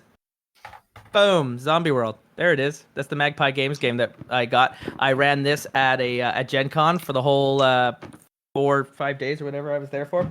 And I've got some copies of that. We're actually running our Zombie World game this month as our private Patreon game. If you want to support the show and you like the stream and you want to be a part of that, one of the tiers is monthly private games. And we've been having a lot of fun with that because we've been kind of giving them a chance to work with the games that we haven't played on the show yet. And so that's kind of fun. I also have an extra copy of Zombie World. So when we play Zombie World in the next season, there's a good chance that's probably going to end up as a giveaway. So, stay tuned for more on that. And I've got piles of other games. I got some more Forbidden Lands because I'm a sucker. I got every single Ashcan that Magpie Games has. These are games that are in their alpha testing mode. They haven't yet been kickstarted, and so this is the first print of that game and their rules. One's a medical environment melodrama called The Ward. So think like Grey's Anatomy or ER, those kinds of House, but as an RPG. And the other one's called Rapscallion, about being like pirates and weird magical adventures. Another one is called Passing, where you're an alien in the 50s who's living amongst humans and looks like humans, except when you touch other humans, you might have to roll and they can see your reptilian form. And other aliens have crash landed and have been captured by the government, and people know aliens are around. And do you just continue to keep looking like a human and stay, quote, safe? Or do you take a stand to save the other aliens that are out there? And that's called Passing. And there's 3 others that are they're all wild. They're so cool. Yeah, and then I came back with, basically I did everything except Shadowrun at Gen Con, which is not appropriate for this stream. So, How about you? How was your times? Alex, you went missing for a while. Are you enjoying your new life with the Yakuza? I think so. Yeah. I mean, there's a bit of a language barrier, but karaoke's good. Good. How have you been, Ken? Yeah, I've been doing good. Got a little more into the show I'm doing for this anime at the end of the month, but you tend to do that, yeah. Yep, I saw some pretty good movies. Last week was Art House double feature in this. You've seen Hobbs and Shaw, though. I saw you post about that. Yes, and so has Alex. I haven't seen it yet, but it's a real dumb good time. It's a straight up cartoon. It's not quite XXX3 dumb. That's a very high bar, but it's as dumb. Fun. It's just as fun. Good. Just as fun for sure. And I Gumbas... want to go see Dora. Yep. Because I'm 5. You know what? I don't know much about Dora other than someone was posting the novelization of Dora. Oh, God. And it is it reads like Archive of Our Own or whatever that fan fiction page is. It reads like this because, of course, Swiper is a fox and is always a fox and is never not a fox. Even though he's played by Benicio del Toro in the movie. I mean, Danny Trejo's boots. So. Right? But in the book, they constantly have to have, Swiper says this, but no one understands him because he's an actual literal fox. And it says that out in the paragraphs. And it just sounds like I just want to go to a dramatic reading of the novelization of the Dora movie, right? I would be down for that. I think Bree needs to do that for That would be a lot of fun. That would be a lot of fun. I ended up seeing The Kitchen and Brian Banks, and the Kitchen is just a straight up really good mob movie. So that's the one with Melissa McCarthy, right? Yep. Yeah, I think that looks good. I don't know if it's playing as much like where we are. Yeah, it's a pretty limited release. Brian Banks is a very limited release. I know that much, and that's a true story about a football player that got convicted of sexual assault and wrongly convicted of sexual assault, and it's about him trying to clear his name. It was just like really good acting. So keep an eye out for it at your local art house theater or when it's streaming. Yeah. Or just take the GO train to Toronto and come watch or that over here. I And could doing be Doors that are live playing. for the Don't next see that. stream. Yeah, I come might. over. Don't tempt me. Yeah. That's an easy 1 hour bus or train ride. We did start just watching Taika Waititi. I never Yep. feel like I'm getting his last name correctly. No, you're pronouncing it correctly. He did sweet. I love the guy. I'm really looking forward to that new movie he's got where he's playing as Hitler. Jojo Rabbit. Which Oh, Jojo yeah. Rabbit.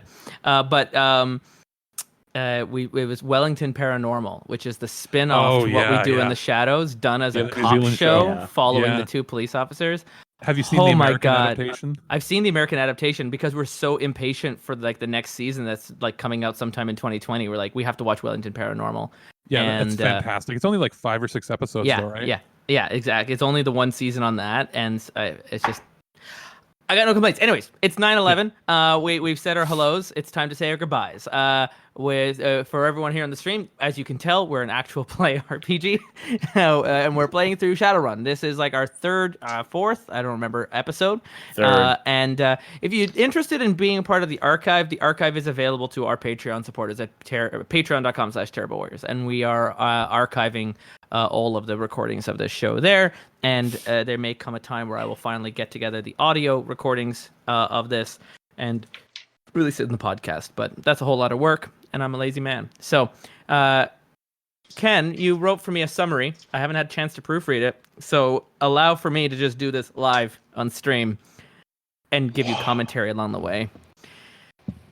Previously on the Cambridge Chronicles, and I've decided I have found Cadence's voice, and he's going to sound a little bit like Arden from Final Fantasy 15. Oh, great. Our mountain-adjusted Shadowrunners had to go back to school in the hopes of sussing out their objective, an executive daughter named Makoto.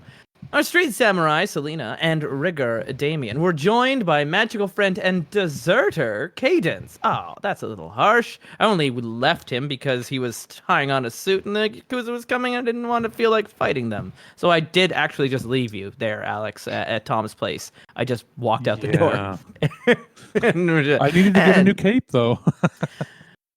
Anyways, their plan to enter into the U of T campus via bus went without a hitch. And this is, however, where the hitches started to come into play. As they easily infiltrated the dorms where Makoto resided, they began to suspect that something was afoot. As they opened the dorm room door, they saw their goal right in front of their eyes, only for her to bolt out the window, and thus our merry band of cohorts gave chase. But not before, I might say, is not mentioned in here, someone shot a gun in a college dormitory when they said, I'm going to tase them. And I went, great, bring out the stun gun, because those just make a little sounds. No, it was an actual full, like, whatever, Remington room sweeper, whatever the hell it's called, and with just electronic non-lethal bullets that still shoot like a gun. So that was a problem. Thus, our merry band of cohorts gave chase. Selena jumped after, leaving the others to get things calm, but our girl turned out to be magically enhanced. And it was only when she heard that they were sent by her father did she stop.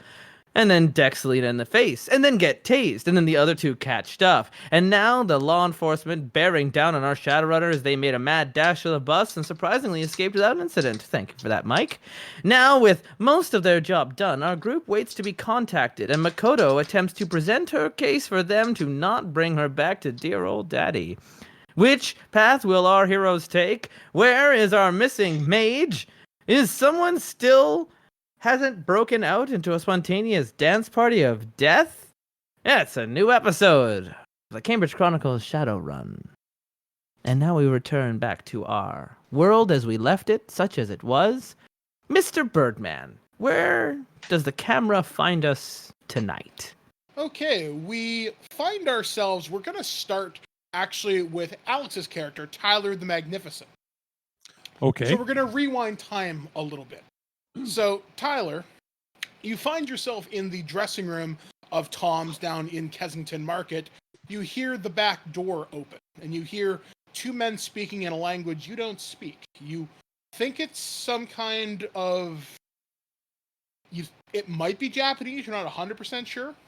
It could be Chinese, you don't know. But okay. you hear two men come in through the back, and you hear the proprietor of the place, who is one of your contacts. You'll have to remind me of his name, however. Wasn't it Tom? No, it was Bob of Tom's Place. Yes. Yeah. That's So it. so you hear Bob go, "Just a minute." And as you're trying on your new cape, you see Bob proceed towards the back of the store. What are you going to do?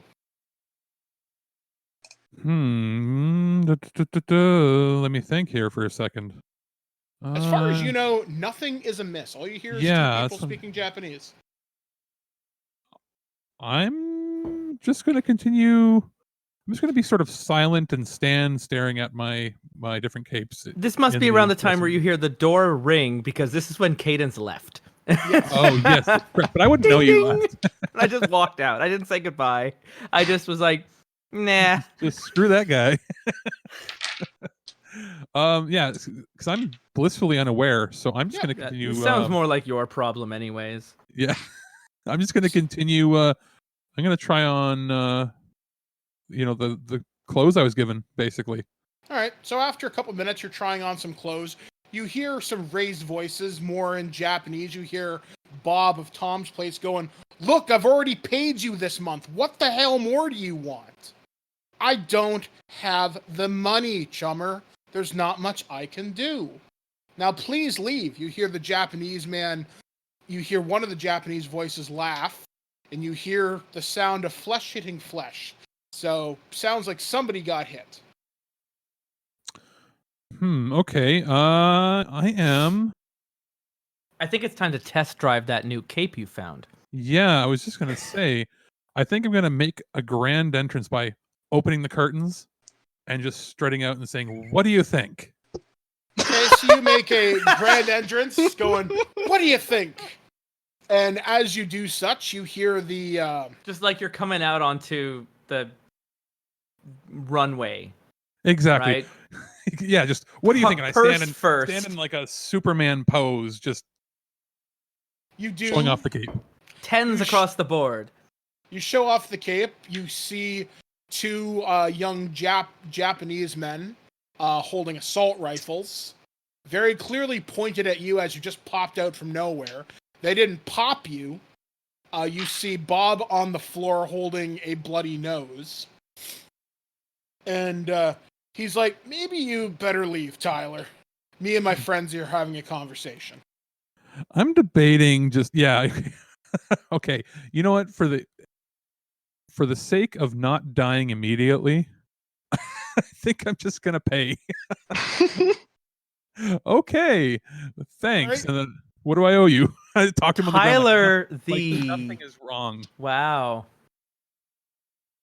So you hear the Japanese Everyone's men just laugh. walking out and leaving people behind to their own No, problems. I'm not leaving yet. I'm talking to him on the ground like nothing is wrong. Like as if there's nobody else in the room. He's Just like, what do I owe? He's like, "That'll be 250. All right. One of the Japanese men speaks in a heavy accent. He goes, "Give me a cred stick." He gestures with his assault rifle. Oh, why? Is there something wrong with mine? You Give did a look it at to it? me. He says, "Give it to me, or I fill you full of lead." Oh, that's unnecessary. I go to hand it over, and as I do, I cast Chaotic World. Okay. How does that spell work? It is. I'm going to pull So this was what we thought I was casting last time. Last time on the Cambridge Chronicles, I tried to cast a spell that was causing illusions, and I wanted it, but we were like, "Oh no, it doesn't affect. It only affects electronics." Something. We were determined after the show that it actually does affect the physical realm. There's two types. There's mine that are just illusions, where if you had a camera, you would not see it going on. And then Tyler has the exact other version of that, where it's actually happening, though. Yeah. So Okay. I'm just going to pull it up here just so I make sure it's correct, because I had my shorthand written down for it, but wanted to make sure. Okay. So roll me your drain for it. And Ken, if you could explain drain for us again. Put a little music Drain in the is background for basically this. drain is basically you roll And if you fail, you're gonna get hurt. Yeah, you take a little bit of magical backlash. And so the drain is The F force on of the that. spell. Yeah, which is your force, which is how high you want to cast the spell. Okay. Divide then whatever the formula is. And it's based on what my skill level is at it, right? Well, what power are you casting it at? Okay. Spells have particular levels, like 1, 2, 3, etc., etc. What level are you casting? Are we limited in what we can cast it at? It's limited by how much magic you have. Basically, you can learn them up to your magic rate, but you may not know that level immediately. Oh, okay. I see. I'm going to cast it at. You should have it at level 3 or 4. I have it at 6. So. Okay, I don't know your sheet, so. Oh, okay. So I'm going to cast it at level 6. Okay, so it's force divided by 2, so drain level 3. Yeah. I think so. You have to tell me the formula. So the formula with chaotic world is F just divided by 2 plus 2 times S. Where does it say that?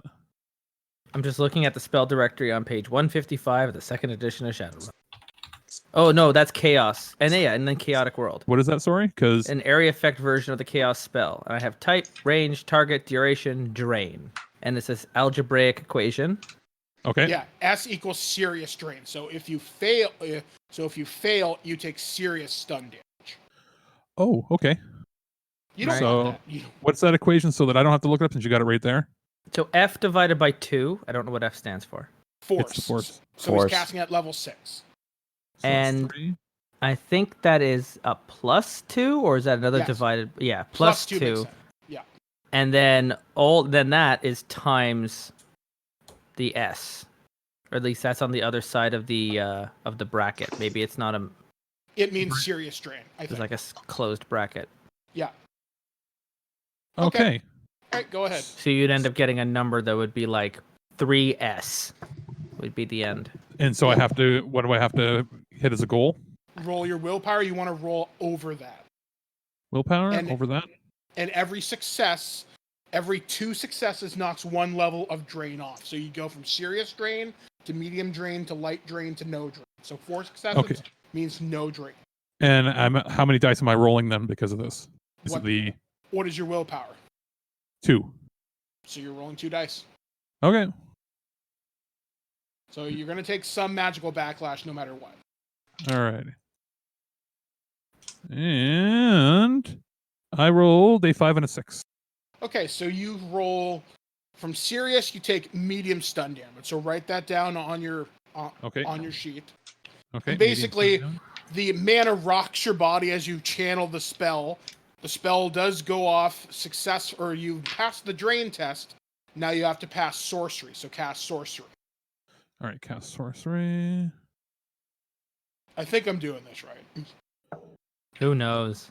It's been a long time. Am I I'm going to have to reread the book myself. Decades before anyone has thought about this. My sorcery is 6, so that means I roll 6 of these dice. And anyone who tries to look online and find out, it's just going to find stuff on 5 and 6 edition. They're not going to be able...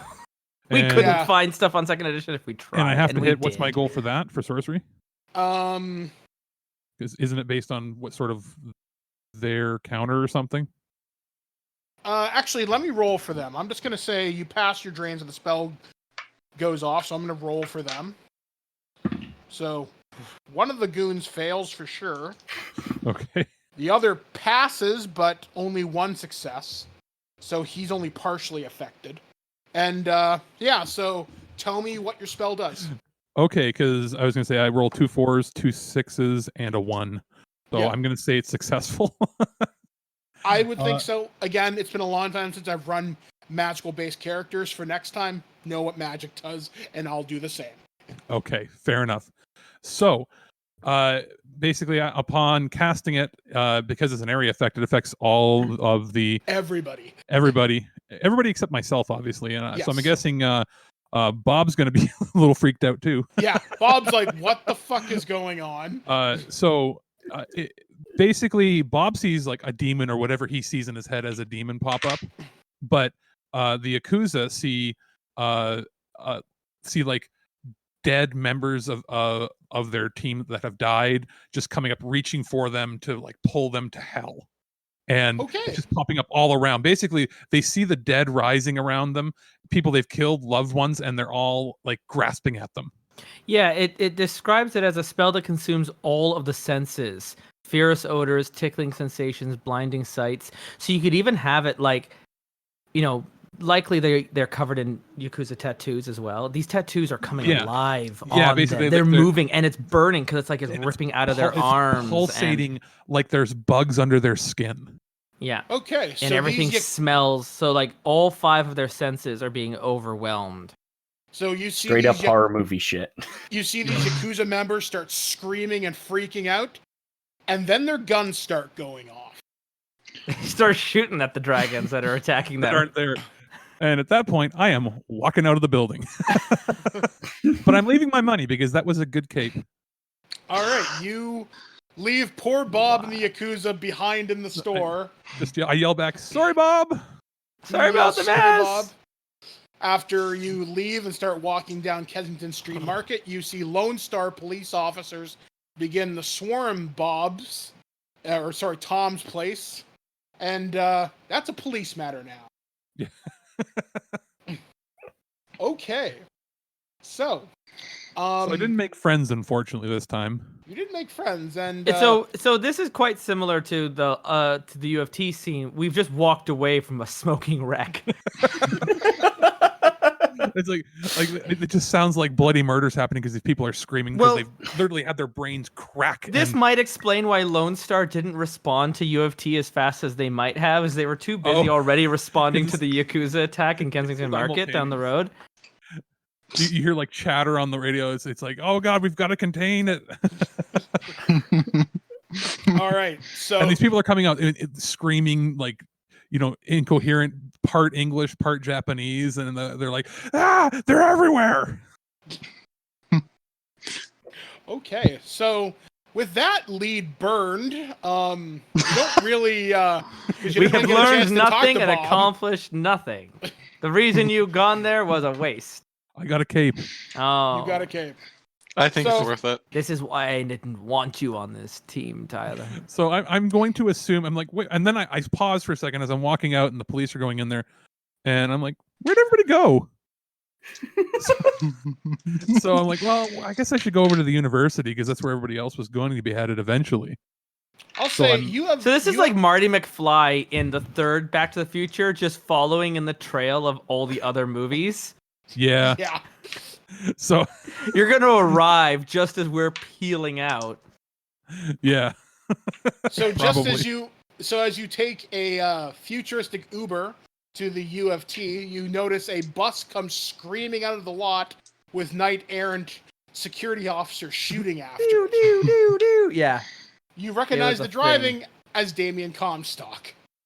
So basically, the cars pass. I look out the window and I see their faces looking at me, and I'm just like, yeah, you see an orc just gunning the bus. Everything just kind of goes slow motion, like an anime where our eyes just meet. I kind of, and right as we pass by, our eyes lift up. We're like, oh, okay. So I guess I'm gonna tell. the driver to loop around the block and maybe follow them back to wherever they're going. Okay, so I will say, for sake of simplicity, you have caught up to them. So yeah, we switched scenes. We met up in an underpass when we took Makoto up into Selena's apartment. Okay. Like my cape, guys? Whoa! I had my light just collapse on me. You okay? I'm fine. Okay, so we follow things. Give me a second. I'm just gonna be out of frame as I fix my light. Okay, but keep. Please ignore me. All right. Okay. Well, I was gonna say, while we wait for you, is Uber really still around, or has it merged with Beck Taxi or something? And it's basically some sort of hybrid. Is it like the cars from Total Recall where they have a robotic driver that turns and talks to you? There are self-driving vehicles, but there are still enough independent drivers in Toronto where odds are you'll get picked up by somebody. Okay. So we switch things over to join Dallas. Dallas is our new orc street samurai / mercenary type character. I punch things. Well, I You shoot punch things. So you've gotten a call from your local Johnson, a man named Fogetti. He has called you up on the phone and says, "Hey, I got some simple work for you. It's pretty much a bodyguard job. You're going to get a phone call in probably just a few hours. And I want you to go to wherever address I tell you to. And you're going to help keep a lid on a little Yakuza girl. All you have to do is keep her alive until her father picks her up. And that's it. It's an easy 10K. 48 hours. That's what we were told. Yep. So, so you get the phone call, and you are all put on a conference call with Fogetti. So, Fogetti calls up Cadence, he calls up Selena, he calls up Tyler, he calls up Dallas, and goes, "Gentlemen, I have news." Hopefully good. Well, news is news, and news is information, and knowledge is power. You should know this by now. So, I'm going to be sending someone over your way as I require Mr. Comstock's particular talents on another job. Don't worry, he'll be compensated for doing what he's done so far. It's okay. He was a liability anyways. He almost got us killed. That's not good to hear. I'll be sending you one of my favorite errand boys. He's a nice orc that I like to call Dallas. If you'd like to please provide me with your address, I'll be sending him to you. He's going to help you keep a lid on Miss Makoto for the next 2 days or so. I ping him the encrypted coordinates. He's like, you're not too far away then. Perfect. I'll send him right over. Furthermore, the drop should be somewhere down on the Toronto waterfront. I got a warehouse. I'm just trying to secure the location now. You'll be handing them off to some Makoto's parents and their associates. However, that being said, there is some flies in the ointment. Lone Star's now aware of your presence. That little stunt at the U of T has tipped off city police and corporate security. Lone Star will be looking for you. Yes. What's all this secrecy now? We've got the girl. Her father knows we've got the girl. Why can't we just... Why the cloak and dagger if they're family? Miss Lee's father has to come over from Japan. He's coming to do this personally. And between you, me, and the wall, there's some Yakuza politics involved in this. I'm not sure of the exact details of it, but if he's coming all the way over from Japan, this is pretty serious and something I'm not used to seeing personally, actually. He may actually be on site to hand over his daughter. So we have to wait for him to arrive. This doesn't feel like overkill to you? I will say something doesn't quite seem right, which is why I'm sending you Dallas. I'd rather see this go off without a hitch. The fact that the Star knows what's going on, Knight Errant knows what's going on. I'm going to make some more phone calls and see if I can find out who else is aware that you're sitting on Miss Lee right now. So I'll be calling you back later on this evening. Thanks so much for the help. Anytime. Anyway, Mr. Dallas will be joining you shortly. Hang Beep, up. click. Well, that's some bullshit. Yeah. You know what else is some bullshit?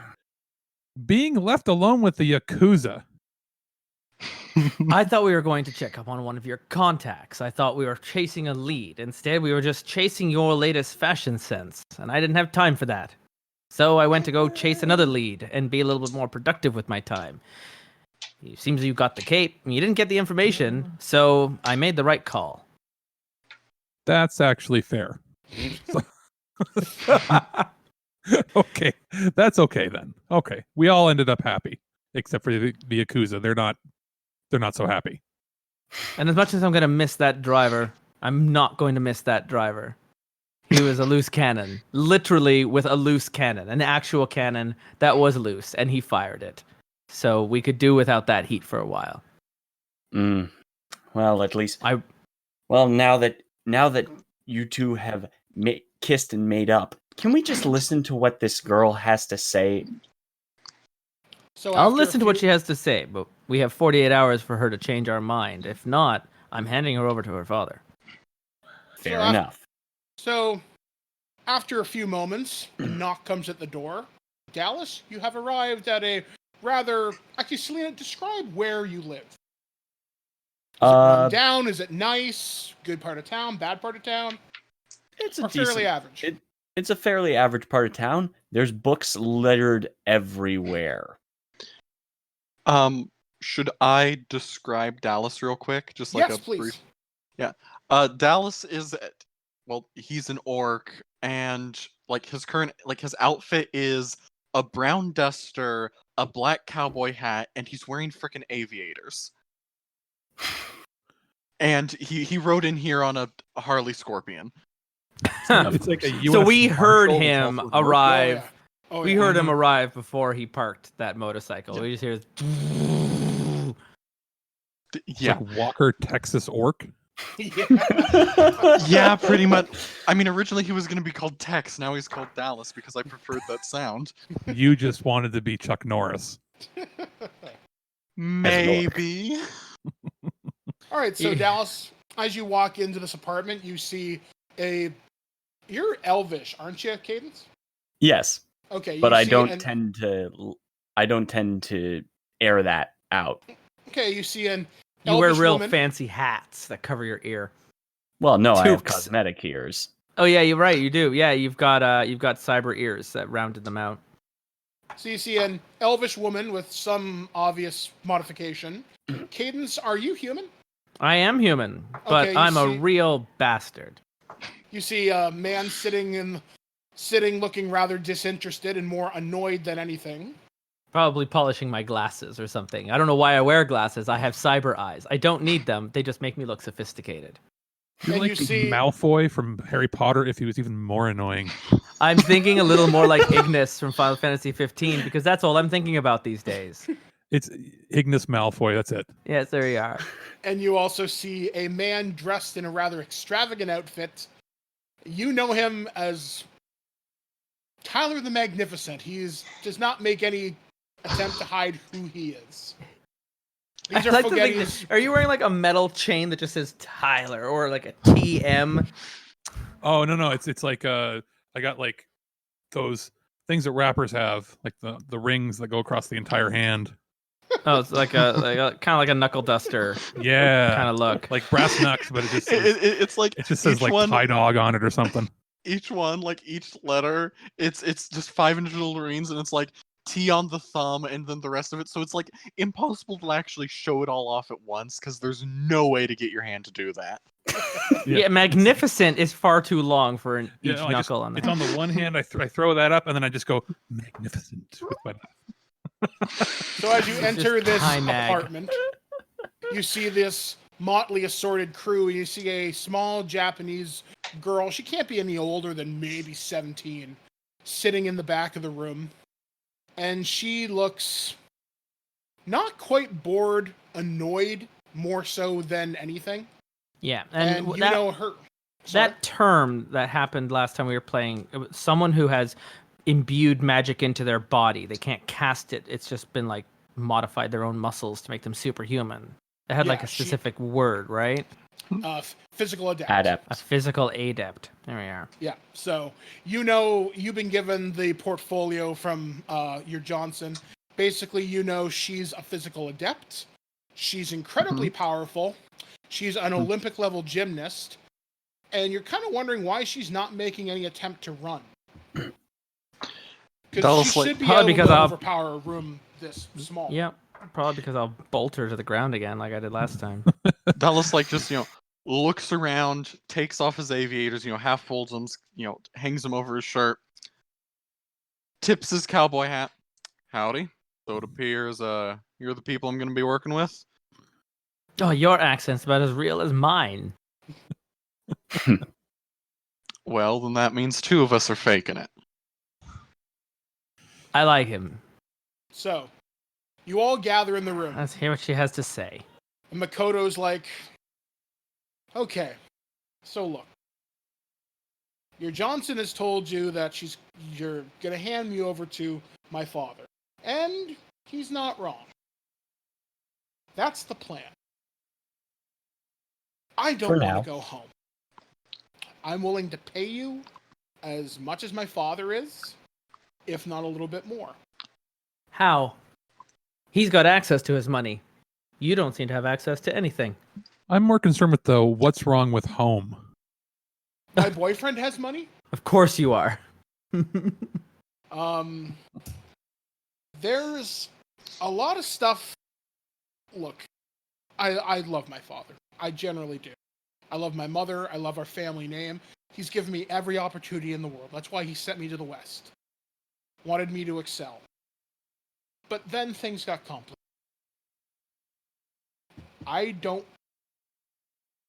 He's going to sell me off to another Yakuza clan as tribute. I don't want to work for him. Okay. As you no doubt know, I'm a physical adept. We're rare. We're powerful. I'm a gymnast. I'm not a warrior. So basically, Daddy's using you as a bargaining chip. He didn't have a whole lot of choice in the matter. That Basically- certainly complicates things. Basically, Losing Another- power. So what you're saying is if we help you out, not only will we be making an enemy out of your father, which we do not want to make an enemy out of, we will also be making an enemy out of an entire other side of the Yakuza that we also don't want to be making an enemy out of because I think we've already made an enemy out of them today. So you're really giving us a great sales pitch, I must say. Bravo. she says... And your boyfriend can pay us. Wonderful. This is Who's just your boyfriend? really filling me with confidence. He is a roadhog boss. One of the He's a gangs here in biker. Toronto. Oh, wonderful. Another criminal element for us to piss off. Listen, when did you think that this job wasn't about nothing but the criminal element? This job is about me getting paid, so I don't have to do any more of these jobs. Why are you Cadence, working can you for just him? shut your trap for 2 seconds and can we actually get on with this conversation? Cadence opens up a bottle of vodka, one of yours, Selena, and makes his way to a corner and just pours himself a drink. No, I would Sure. prefer if he drank it with a straw. Time for some sippy sips. The only thing Sure. Selena has are these little plastic sippy cups. There-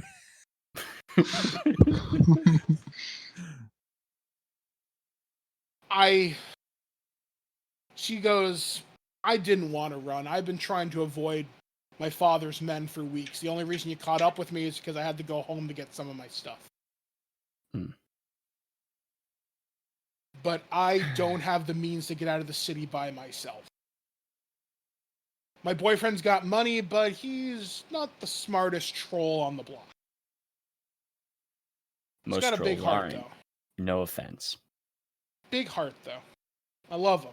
I mean, We're literally, hoping their hearts are quite physically large. Oh, for Christ's sake. She goes, if you can help get us to smuggle us out the California Free State, I can get him to give you 100,000 new yen. All you have to do is, California. it's California Free State. We're near the tier Tangier. Oh, sure. It's only 1,000 kilometers away. We A lot can more than figure that that. out as it comes out. We're sure. You do realize that if you skip town, we have to skip town too. Because if we don't go into this job complete, we're pretty much screwed in this town. We're going to have to cut ties with everyone. She goes, yeah. That's going to be a real complication because this is supposed to be an ongoing series. Yeah. As he looks into camera. Roll credits. She goes, it's the only place I think we'll be safe. Well, Had you Aaron's looking for a considered way out, faking too. your own death? I was gonna It say, worked for me. I was about to actually suggest a similar course of action. I wasn't. Tyler is looking at his cape and playing around with his rings and everything and saying, what would happen if the person you're supposed to marry disappeared?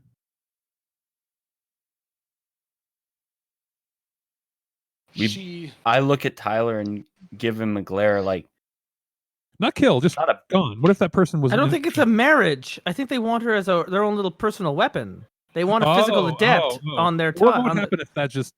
Yeah, okay. Yeah, we're not going to kill all the Yakuza. We're not going to wipe an entire Yakuza clan, it's man. It's not about killing them. It's about making them uninterested anymore.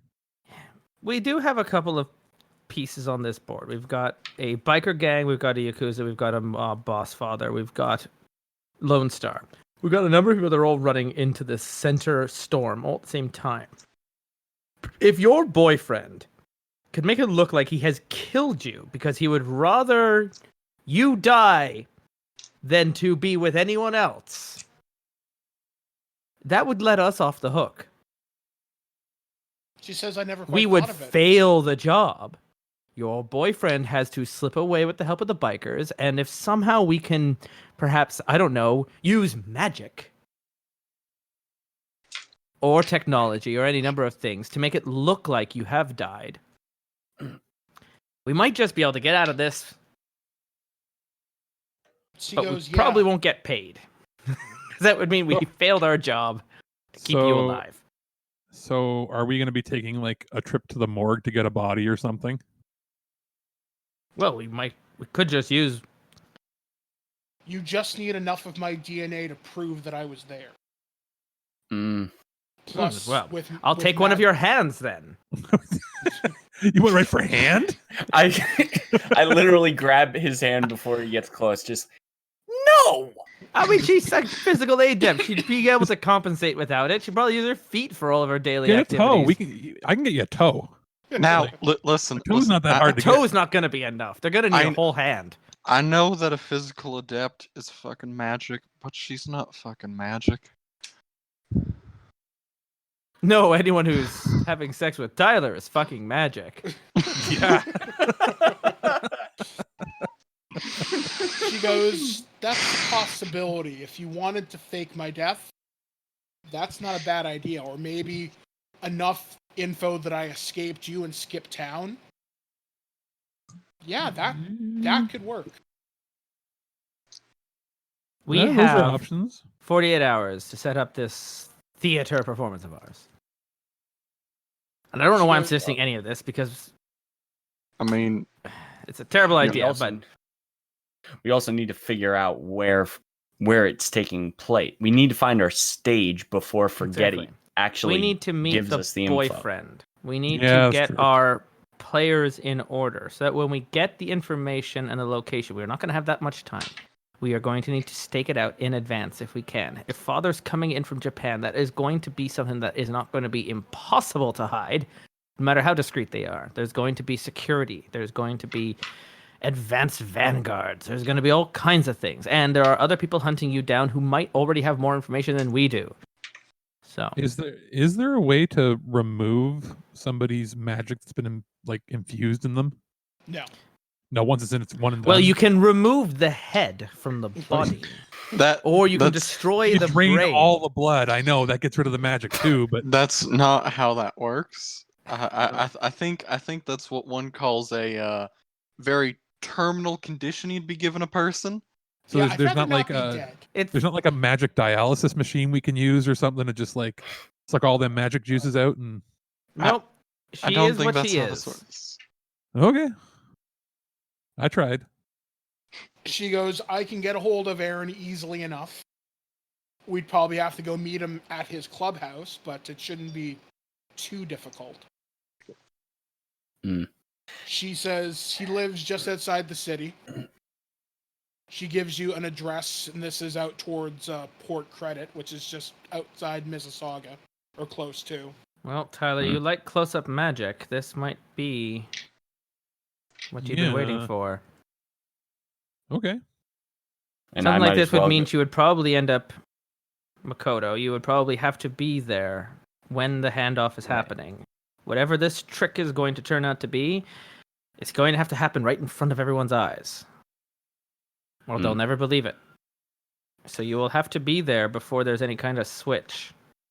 It's actually going to feel a lot like that one episode from Sherlock, isn't it? Where he jumped off the building. Well, I'm actually going to call the other team members in, do a huddle, and just sort of whisper, are we even sure she's telling the truth? I mean, That is a I'm good kind of point. the mind that we don't do a trick, and we actually just make her feel like we're about to do one, and then hand her over to her father, and then she goes, "What?" And then we take That's the money and we go mean. home. That's really mean. That And is... frankly, I don't want to do that. Okay, Also- I have a spell of analyze truth to see whether or not everything she's saying is even truthful. You might as well try. There's, Yeah. there's This an is an idea. impossible plan. It can't work. We should just hand her off to the father. The point is, she believes it could. We're Shadowrunners. The impossible is usually what we end up doing anyway. Yeah. Okay. All right, The jelly Tyler, so- swirl in the comments doesn't even believe her. So I'm gonna roll for that. Yeah, Uh, roll sorcery, and we'll just all see right. how successful you are. Don't worry about drain. Okay, yeah, because it shouldn't be. All right, so that's 6 of them suckers. Hiya! What do I get? 2 How many numbers? successes. How many numbers do you have above 4? 2.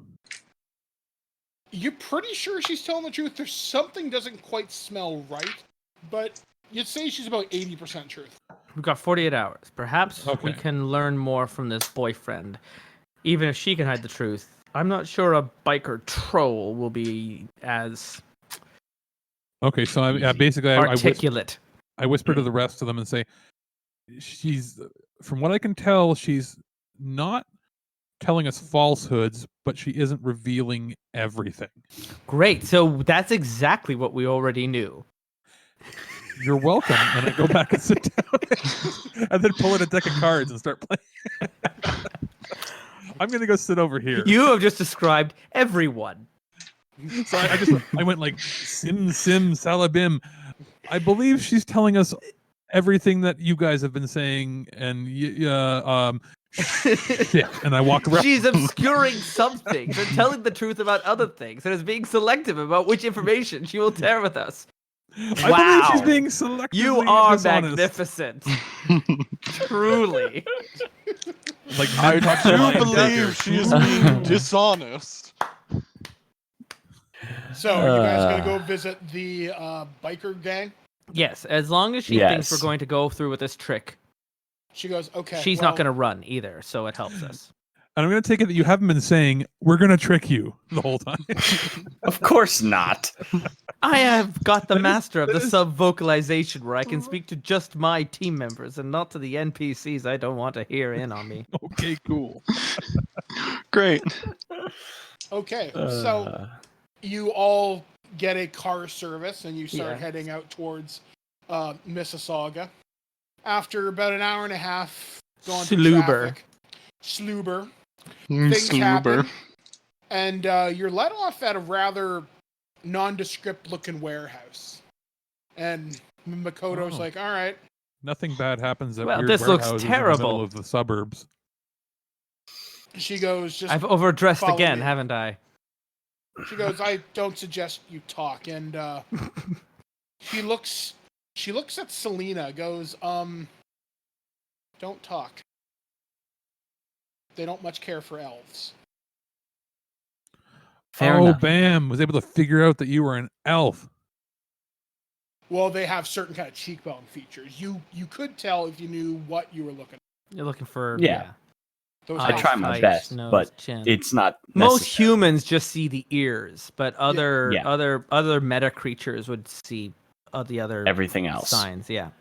So she leads your group towards this big looking door. You see this kind of stylized warthog wrapped in chains riding a motorcycle on the door, and it just says in really polite handwriting, "Please knock loudly."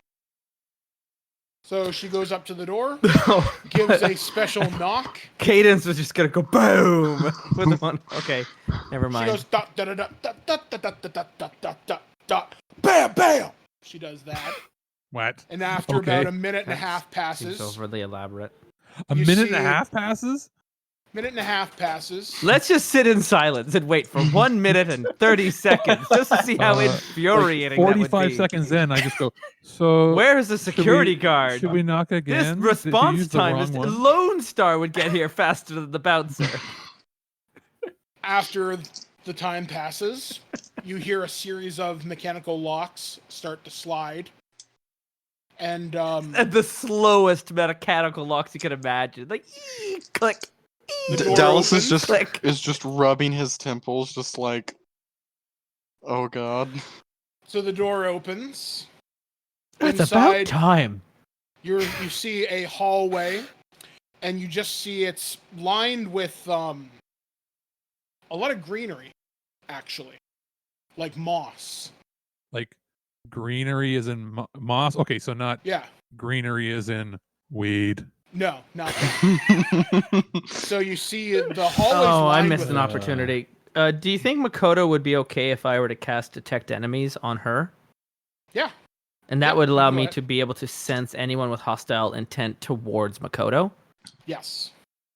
So Detect Enemies. We're back in the. This is why I don't like casting spells because it's gonna take 38 minutes. But it's a Detect Enemies is it's a detection spell. It's F divided by 2 plus 1. Yeah. M. So force. So that's Force medium divided. drain. Yeah. So my do I look at my magic pool or my willpower or my At Conjuring or ma- what level do you know detect enemies at? it doesn't. Where does it say anything about level on the spells? It should say next. You should have. It's the number you put into it. So Yes, the number you Oh. put into it. Because there's nowhere to put a number. I have name, type, range, target, duration, and drain. oh, Let like me- when you Right. allocated your points, Yes. you had so many you could put into your spells. Oh, So I'm like guessing you have 2. maybe. that's basically the standard. Probably. Yeah. Let's so say it's- that. Okay, so let's say it's 2. So it's force, which is 2. Yeah, divided by by 2. So that's 1 plus Cool. 1. So force is 2. Or sorry, so it's drain. So it's basically 2. Roll above a 2. And if you want, you can Augment it Dive with into- magic pool. Oh yes. Detect enemies 2. I have confirmed that is the number beside it. Yes. Thank you for your patience in this matter. So I'm rolling. So force divided by 2. I'm so sorry. How many dice am I just rolling? roll 2. Ju- Roll 2 your Roll dice. 2. If you and- want more, grab from your magic pool. Yeah, I Yeah. do want more. So I will grab from my magic pool. So I'm gonna roll 4 in total. And then your target's above 2. Boop, boop, boop, boop, boop. I got a 6 and a 5 and 2 4s. So I think I hit my target. yeah. yeah. So you don't suffer any drain. The Excellent. spell succeeds. Cool. You don't detect any enemies specifically targeting Makoto. Yeah, this duration is sustained. Okay, so as long as you keep the spell up in the back of your head, Mm-hmm. it will keep up. So you'll have to nothing's make a going new- to sneak up on her. Yeah. So you cast it. Makoto knows you're casting a spell because Yeah, she's it magically active. requires a voluntary subject anyways, so So she's like, okay. She walks forward. She leads you down this hallway, which you Cadence know. The hallway is likely shielded, so to protect itself from magical intrusion. so that seems Mike, pretty- the yes. detect enemies will not count towards traps or anything that is not alive, nor Yes. would it count towards something like a terrorist about to shoot into a crowd at random because it's not targeting the person. specifics. So Yes. it's anyone who has hostile intentions towards the subject. That is Yes. the rules of that. But the range is limited. I don't know what that means, but My guess is line of sight. something like that. Yeah. Okay. So you look around the building. You briefly take a look in the astral space for just a second. This entire building is lined with moss. Right, So- so that we can't see. Exactly. So the building is magically shielded. There's no wards, there's no magical walls or defenses that a shaman or another mage could have put up. They just put moss up. Oh, So nothing fire can't stop. Exactly. It's low rent, but it works. So, after about 30 seconds or so walking down this hallway, you see a big, heavy metal door. Makoto Any puts her music? hand on the door. I thought we were... You hear something on the other side of the door, but you're not quite sure what. You do hear voices. Okay. Makoto puts her hand on the door opens, and you see this gigantic warehouse where you see bikes being repaired, worked on. You hear some light music being played. Everybody stops as soon as they hear the door slide open. They all look at you. Mm. All the bikers look at Makoto. She looks at them. They look at her. Everybody starts laughing. Makoto kind of says, "Hey guys, sorry to drop in on you like this. I brought some friends. Don't worry, they're okay. I think." Dallas tips his hat. You'll shoot the hell out of them. So Dallas mid hat tip is just raises the cowboy hat and just furrows his brow a little bit. Wait. So you see. This is why we brought a samurai. They'll shoot you first. Allow me to slip away. You see a couple of orcs come forward, give her a big old bear hug, Wait, lift has her Cadence up already off the just ground. disappeared? I'm just always standing kind of at the back. Dallas Discretion's the Tyler looks to discretion's the better part left of to speak to Cadence and go, "Hey," and then looks and goes, "Oh, you're already gone." Again? I just mutter again. No, I'm still there. I haven't run. I'm not a coward. So I'm she debating runs whether or up. not I should cast entertainment just to sort of ease the mood, but everything seems to be okay. Please, right now. for the love of all that is holy, don't. So are you.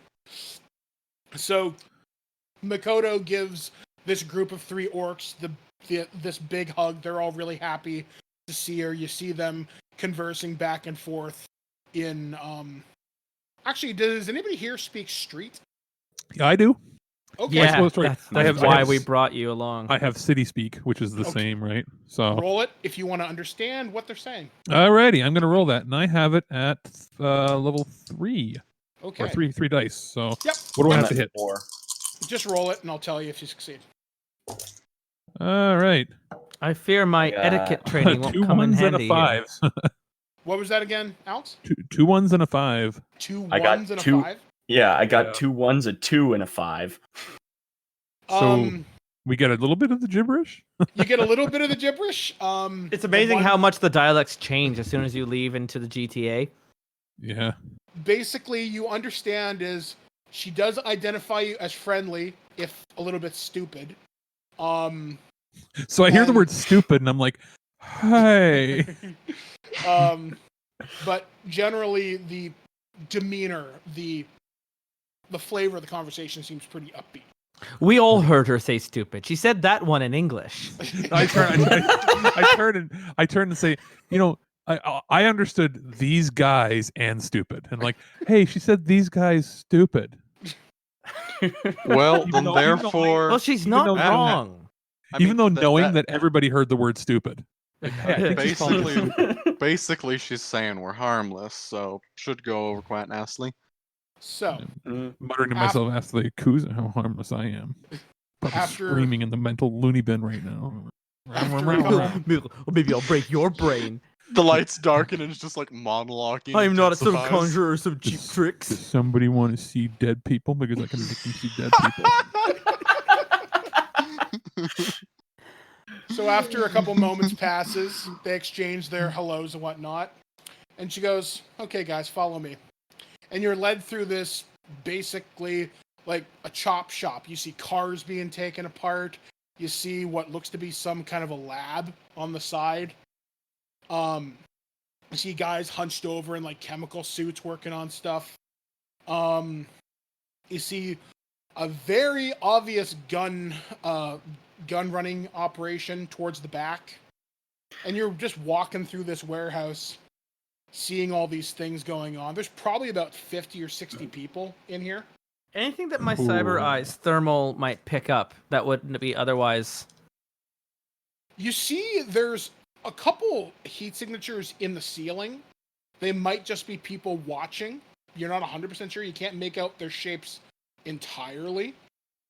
But they're definitely giving off heat. Also, just for the record, I'm activating my recorder. Okay. So you're walking through. So after a couple minutes and you walk past all these different types of operations, you're led back to an office. And one of the orcs goes, okay, Makoto, he'll be out in just a couple of minutes. Your friends can wait here with you. So there's a bunch of couches just covered in porno mags. And Okay. That's Because- okay. because- This is One- so one- unnecessary to even No, bother Selena- describing. No, but one thing that Selena is survived going in the to next. actually grab one of the mags and just open it up. But what I'm more interested in, I'm more surprised. Like, are these old? Because like, has paper at just least- gone the way of the dinosaur? You could like, at least wear gloves, Selena. well, you pick up the magazine and you try to open it, and you're like, not this one. Ugh, Not vintage. this one. Vintage. Yes. sometimes biker culture just doesn't change. It just So says after a like, couple minutes- a well-appreciated pile. So of so this troll is being played by Ron Perlman. That's actually a very good way to think of them. So So we've this walked right Hellboy-looking type into dude, we've walked right into the Blade 2 or whatever. no the biker TV show he was on, Sons of Anarchy. Sons of Anarchy. Yeah, Yeah. So Macbeth This- on wheels. So this guy comes strolling out, this huge troll. He's got to be easily 8 feet tall. He's got huge curved horns. He's got, once again, the big biker vest on. He's got combat armor. Oh, you must be the one in charge. He looks and he goes to say something. He sees Makoto. His face just drops. And he goes, honey! And they embrace. And it's the oddest looking thing you've ever seen. Just this little girl. She can't be taller than 5'1". Just oh, kissing this 8-foot troll. it's like Shaq and his wife. Is it I- bad? Is it bad that Don't my even get brain me heard? started. Is it bad that my brain heard Shrek and his wife? Like, That works too. That works. Get too. out of my My swamp! swamp! That sounds like a good place to end this episode. We've made some leeway here. I mean, we didn't do a whole lot of dice rolling, but I thought we did a little bit more character development and growth and figuring out where we are. And now Makoto has led us into the middle of this biker den to meet her beau, Ron Bo- Perlman. Ron Perlman. But like, I hope a 17-year-old Ron Perlman. He's a little older, but not by Okay. too much.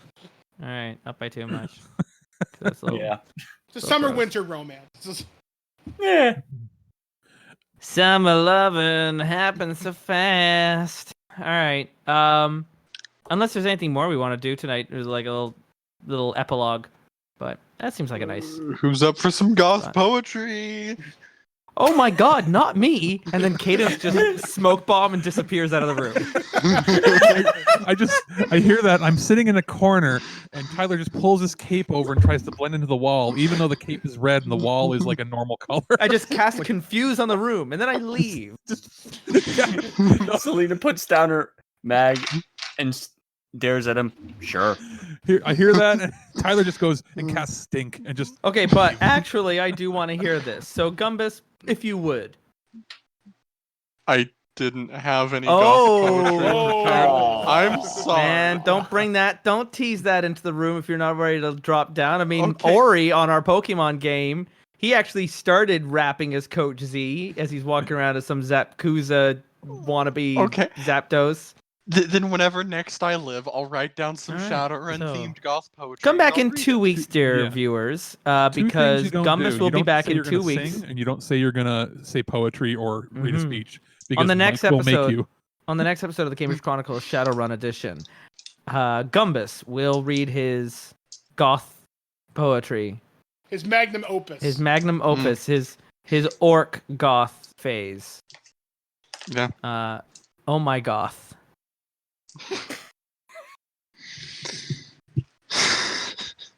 I don't know. What would goth like poetry be? Like roses are red, violets are blue.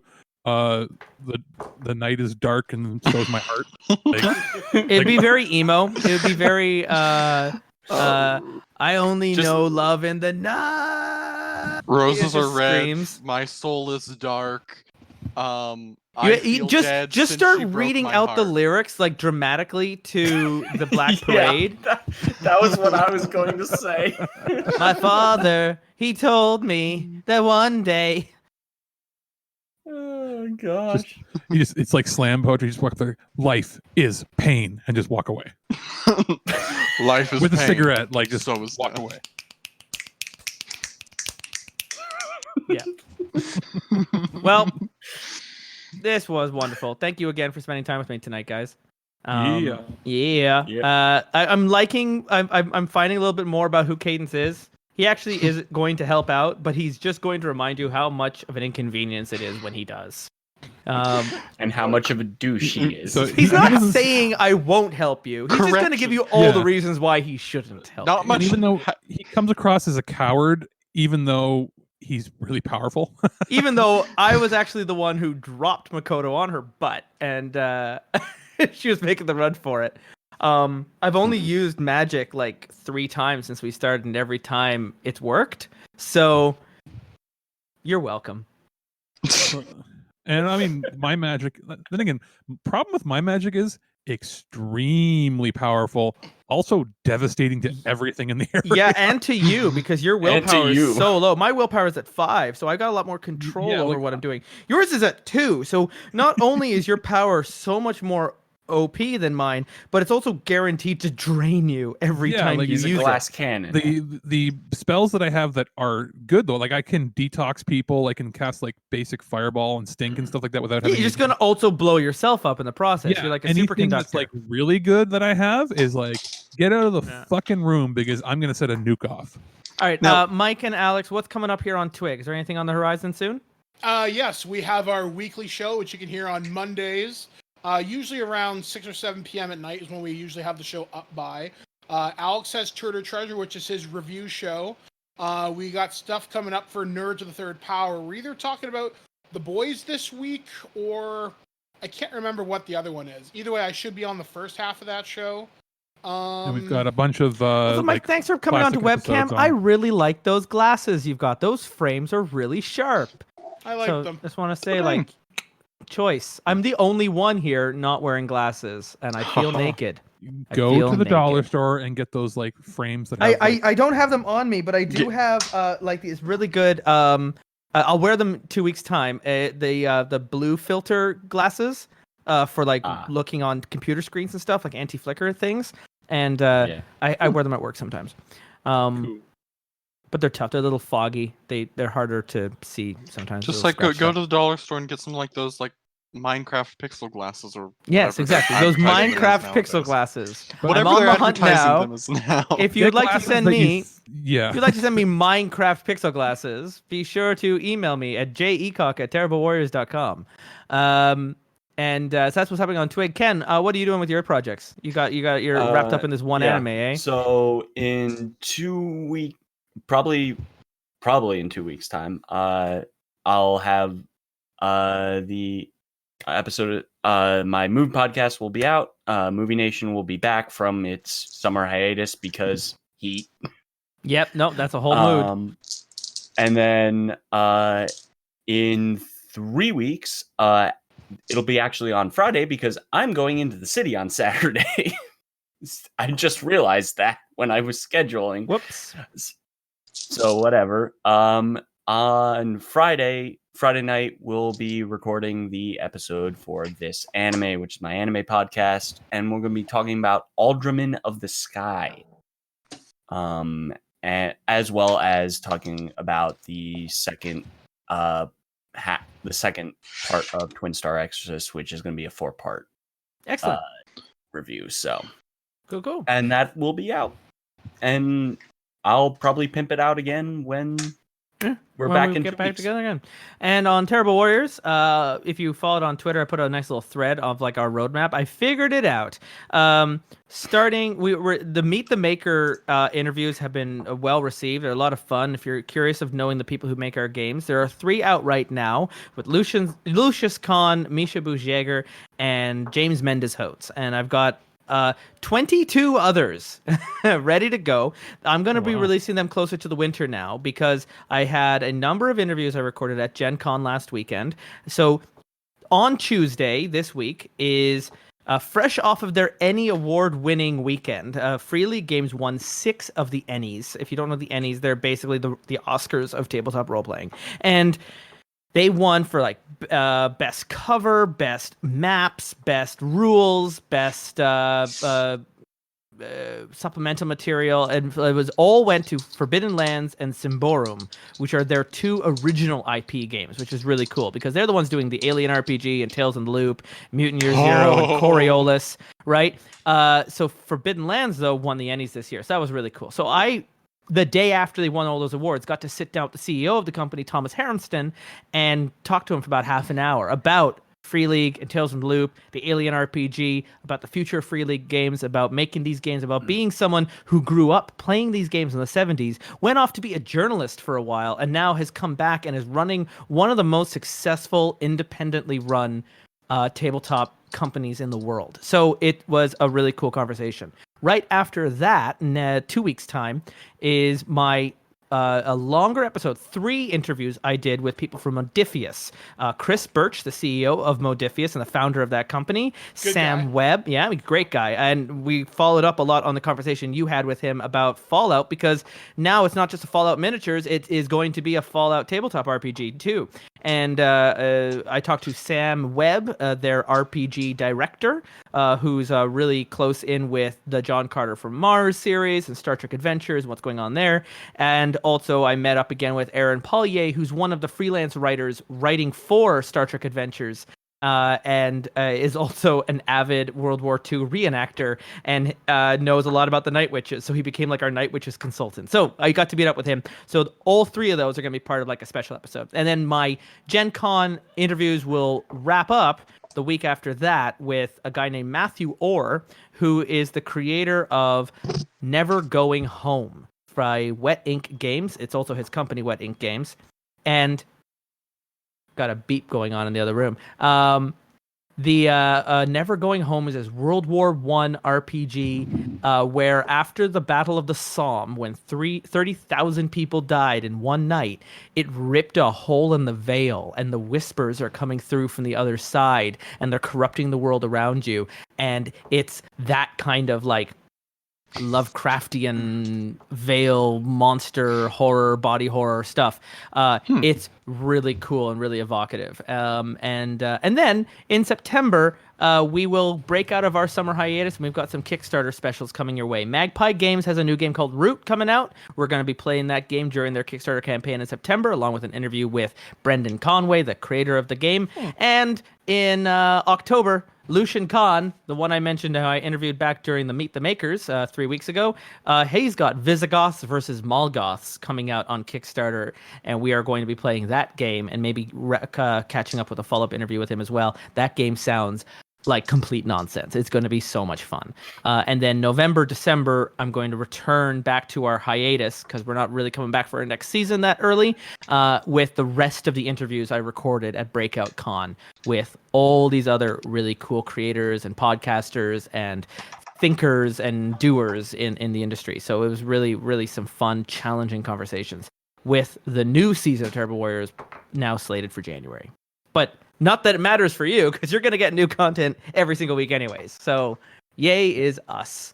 And of course, we're going to keep doing this Twitch thing until someone calls it quits. So you come back in 2 weeks' time. We're going to have our 4th or 5th, I don't know where we are now on the numbers, episode. Is it 4? So we'll come back for episode 5. We're coming back. 4? This is episode 3. 5, We're coming back to episode. But it's episode 4 3, but it's the 4th episode because we had a 0 episode. Yeah, that's right. Yes. See, I do this because I have confusion as one of my magic spells. Ah. Anyways, if you want to stay up on this and you want to see the archives, go find us on Patreon, patreon.com/terriblewarriors. The archives of the show's all on there. And anyway, that's my whole pitch. I'll figure out how to make that shorter next time. That's all. Just hold up a sign that reads "Give us money and we'll give you crap." I'll get like a splash screen that I'll put like somewhere in the center over there underneath Mike. I'll just like bloop, put that up. That's what I'll make. I'll actually use. We're a visual medium here now, so maybe I'll actually do that. So anyway, thanks everyone for hanging out with me on a Saturday night. Saturday night's all right for fighting, so got a little action in. We'll be back in 2 weeks for the next episode of Shadowrun. I'm going to let the music play and let it play out. So until that time, follow us on Twitter at Dice Warriors. See what's going on. Come join us on our Discord channel because, that's how Ken and Gumbus are on the show.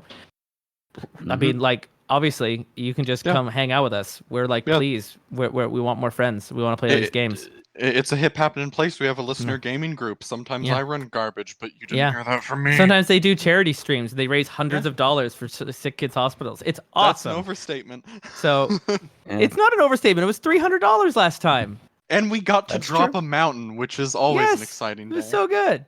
Yeah. All right. So anyway, see you till next time. Thanks for hanging out with us. Good night, guys. Be good to each other. Good night. Bye.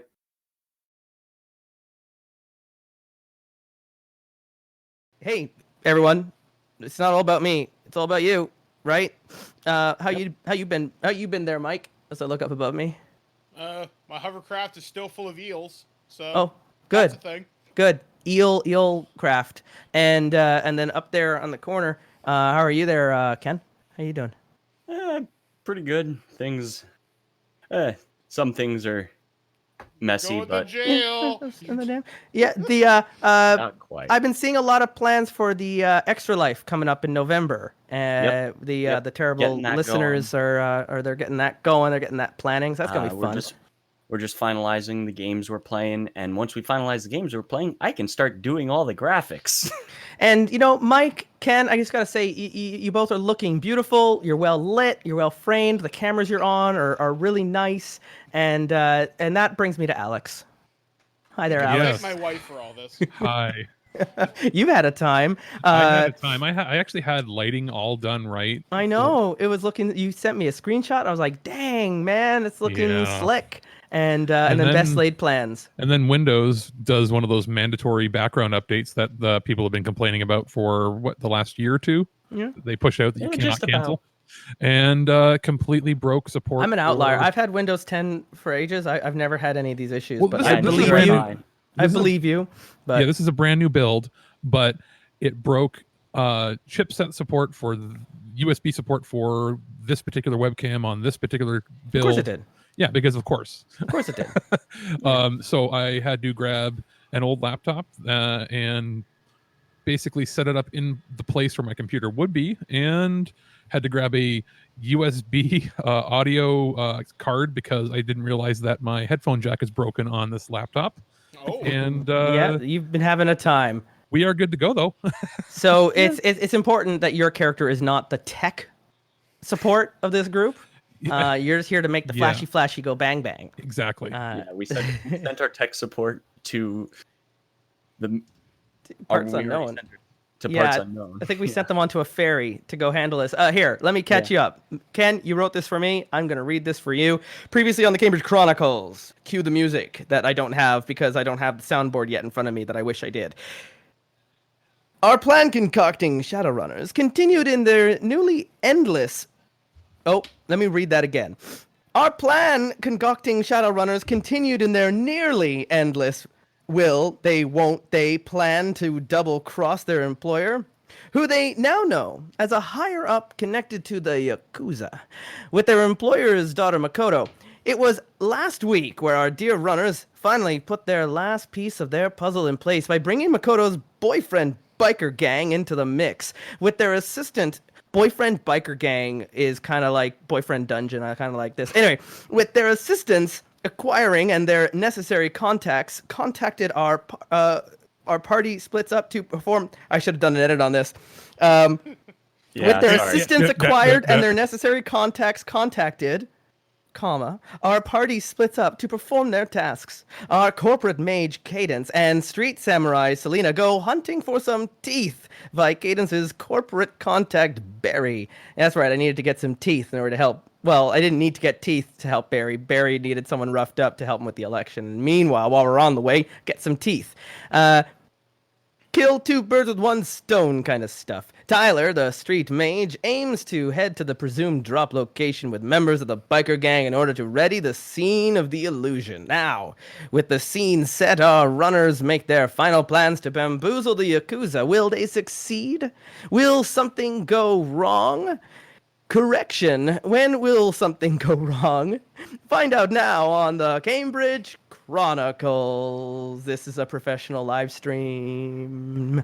That's it. You're caught up. So yeah, we're trying to get a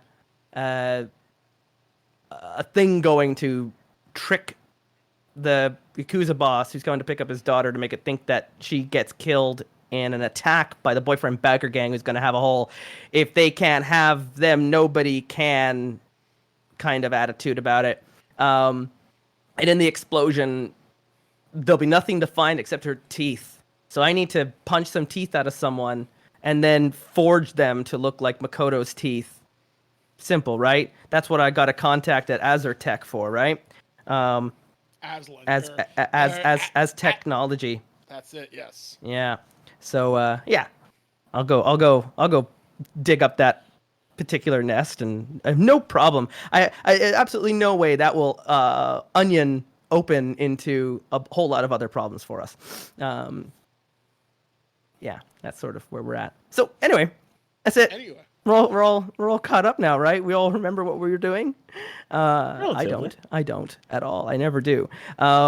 Mike, I'll let you. Where do we want to start? Where does our camera pan back down into the city tonight? Okay, so you have approximately half a day to a day to get things figured out before Makoto's father plane lands at Billy Bishop Airport at 11 o'clock on Sunday night. It is currently Saturday afternoon. So, you said you need to contact your As Technology rep. We'll call him... Well, after I get the teeth. After you get the First, because I've already... They're snowballing into each other. I contacted Barry, the city councilor. And when Barry and I had that conversation, Barry let me know, I'll help you out with the getting your friends in, which are actually the terrible listeners who aren't here tonight, on the staff of the ferry, right? So that they're going to be working on the Toronto Island, so they're able to get what we need for this magic trick there.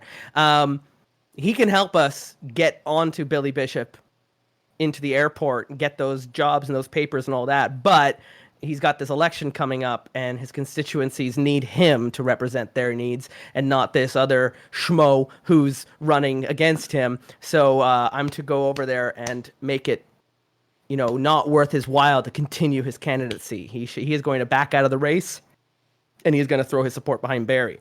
And if I happen to get some teeth along the way, excellent. Okay.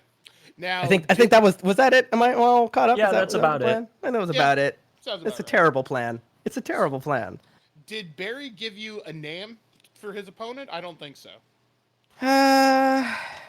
I've got this crazy list of everything Barry's ever told me. I don't think so. Okay, so the person who's running against... He might wire that to me, but it's not too hard to find out who's running against you in a public election. Yeah, so the person who's currently running against him in his particular ward is someone named Jim Bell. He's a ultra liberal. He wants very much to be free of corporate control, hand control back to the people.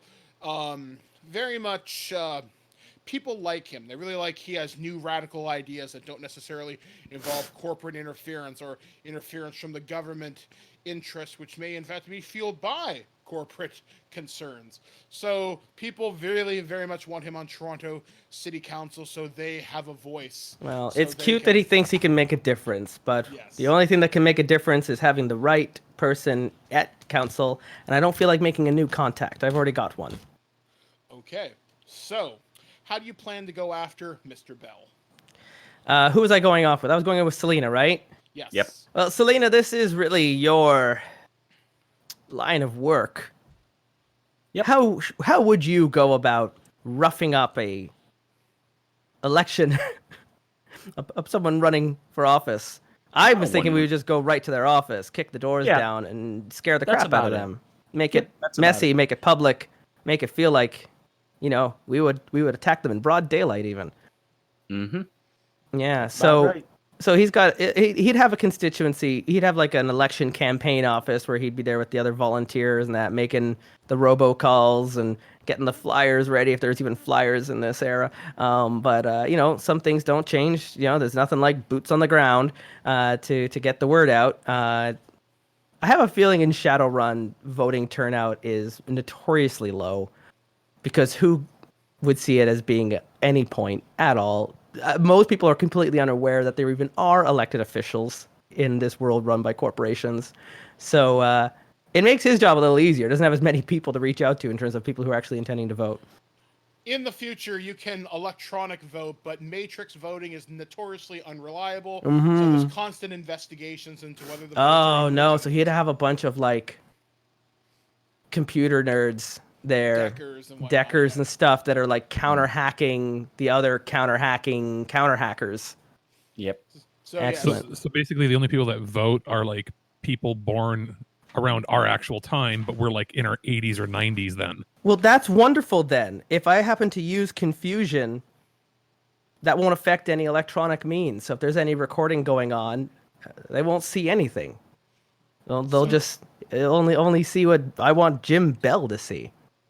So you go down to Jim Bell's office, which is located in a kind of middle-class kind of neighborhood, sort of the mom and pop shops beside it, like convenience stores. Yeah, mom pop whore. So you go down there, and it's actually one of those days where they're having a come in and meet the candidate, coffee with the candidate sort of thing. So they're outside having a barbecue. I do like coffee. There's a bouncy castle for the kids. It's a party, more or less. Mm-hmm. So you don't exactly stick out here. You rather blend in. Oh, just another concerned citizen looking out for the future of this city. So as you approach Jim Bell's office, like I said, you see people manning the barbecue, handing out paper flyers and pamphlets and whatnot. There's people holding signs saying Bell for change, stuff like that. Bell is a person, they're probably in their early 50s. You can ring my bell. He's a black fellow, and his campaign posters are very reminiscent of Obama, sort of that hope and change sort of thing. Mm-hmm. And a lot of people, they like him. Elves and dwarves How are out naive. there. He has the metahuman vote. So that's what he's hoping to change things. So. Doesn't matter because it doesn't have the corporate vote. That's right. Because money. That's the only vote that matters. So, as you approach his office, things seem quiet. People are out on the street talking. Their traffic is relatively slow. It's only down to one lane. What are you guys going to do? I'm kicking the door. Okay. And he's kicking the door. All right, so you walk up to Bell's campaign office door. You kick it straight open. Everybody in the crowd stops and looks at you. They're like, what's the elf lady doing? Is Jim Bell around? Yeah. He's back in the office meeting with people. Well, we're going to go right to the office. Okay. Catch them all off guard before they can react. Okay. Yep. You breeze past a couple people. You make your way inside. You see. I'll grab a hot dog along the way. All right. Off of one of the plates. I'm going to sit back and eat while I watch Selena going before I call off the attack dog. All right. Mm-hmm. All right. So all this happens. The campaign staff is completely caught off guard. Mm-hmm. You see what would be technically Jim Bell's security detail, which is an older gentleman in his 60s with a holstered revolver, just kind of sitting by the door. He looks like your standard rent-a-cop. He Yep. even has the little cap on. And he's like, "Can I help you? Can I help you too?" We're going to ignore him, right? Yep. I'm All just gonna right. walk forward. All right, you push And past if the guard. Yep. He doesn't even attempt to stop you because he doesn't know what to say or do. This is way above his pay He's grade. not being paid enough to care about this part.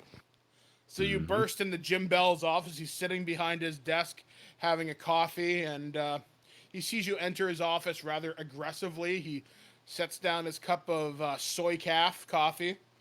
He looks at you. He goes, "Can I help you too?"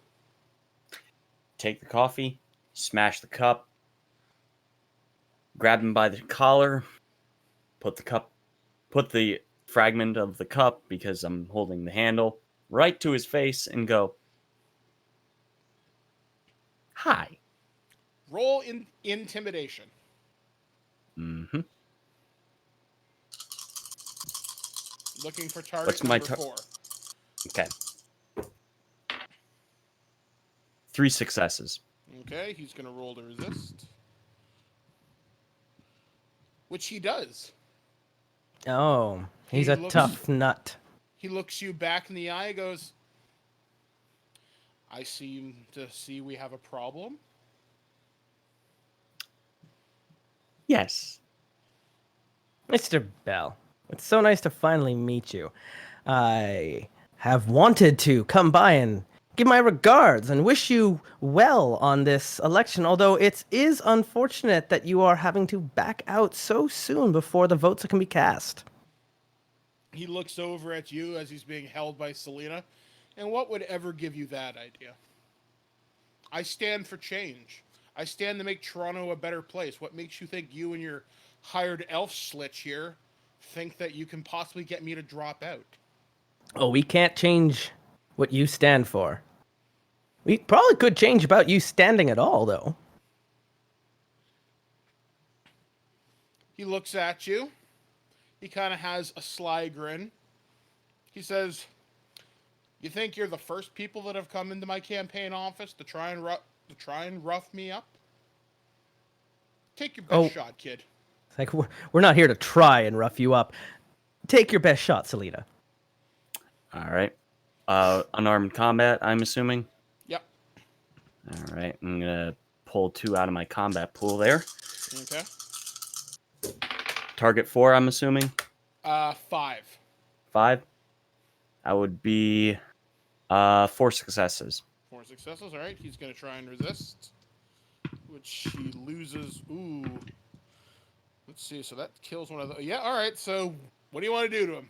He rolled a couple of 1s. So. I'm going to literally punch his kneecaps out. Okay. So you take Oh, dear. Do you have cyber arms or anything like that? Or spurs or anything? No, I'm literally All natural? all natural. Okay, so you punched at his kneecaps. What is your strength? My strength is a 6. Okay, so you're dealing 6L damage to him, so he's going to resist. So let me see how many successes you get. Your strength is 6, you said? Yes. Okay, so that kills that success. All right, so you do significant stun damage to him.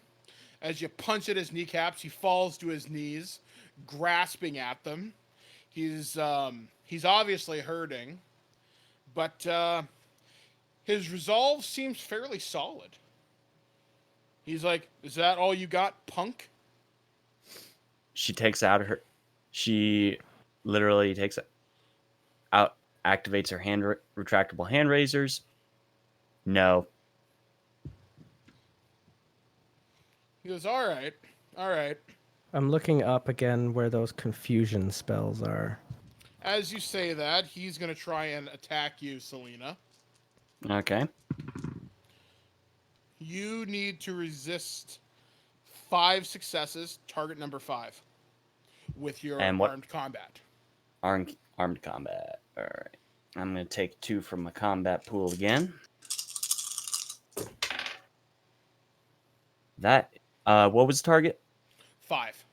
5. I've got 4. Okay, so how many successes did I say he got again? Sorry, 5.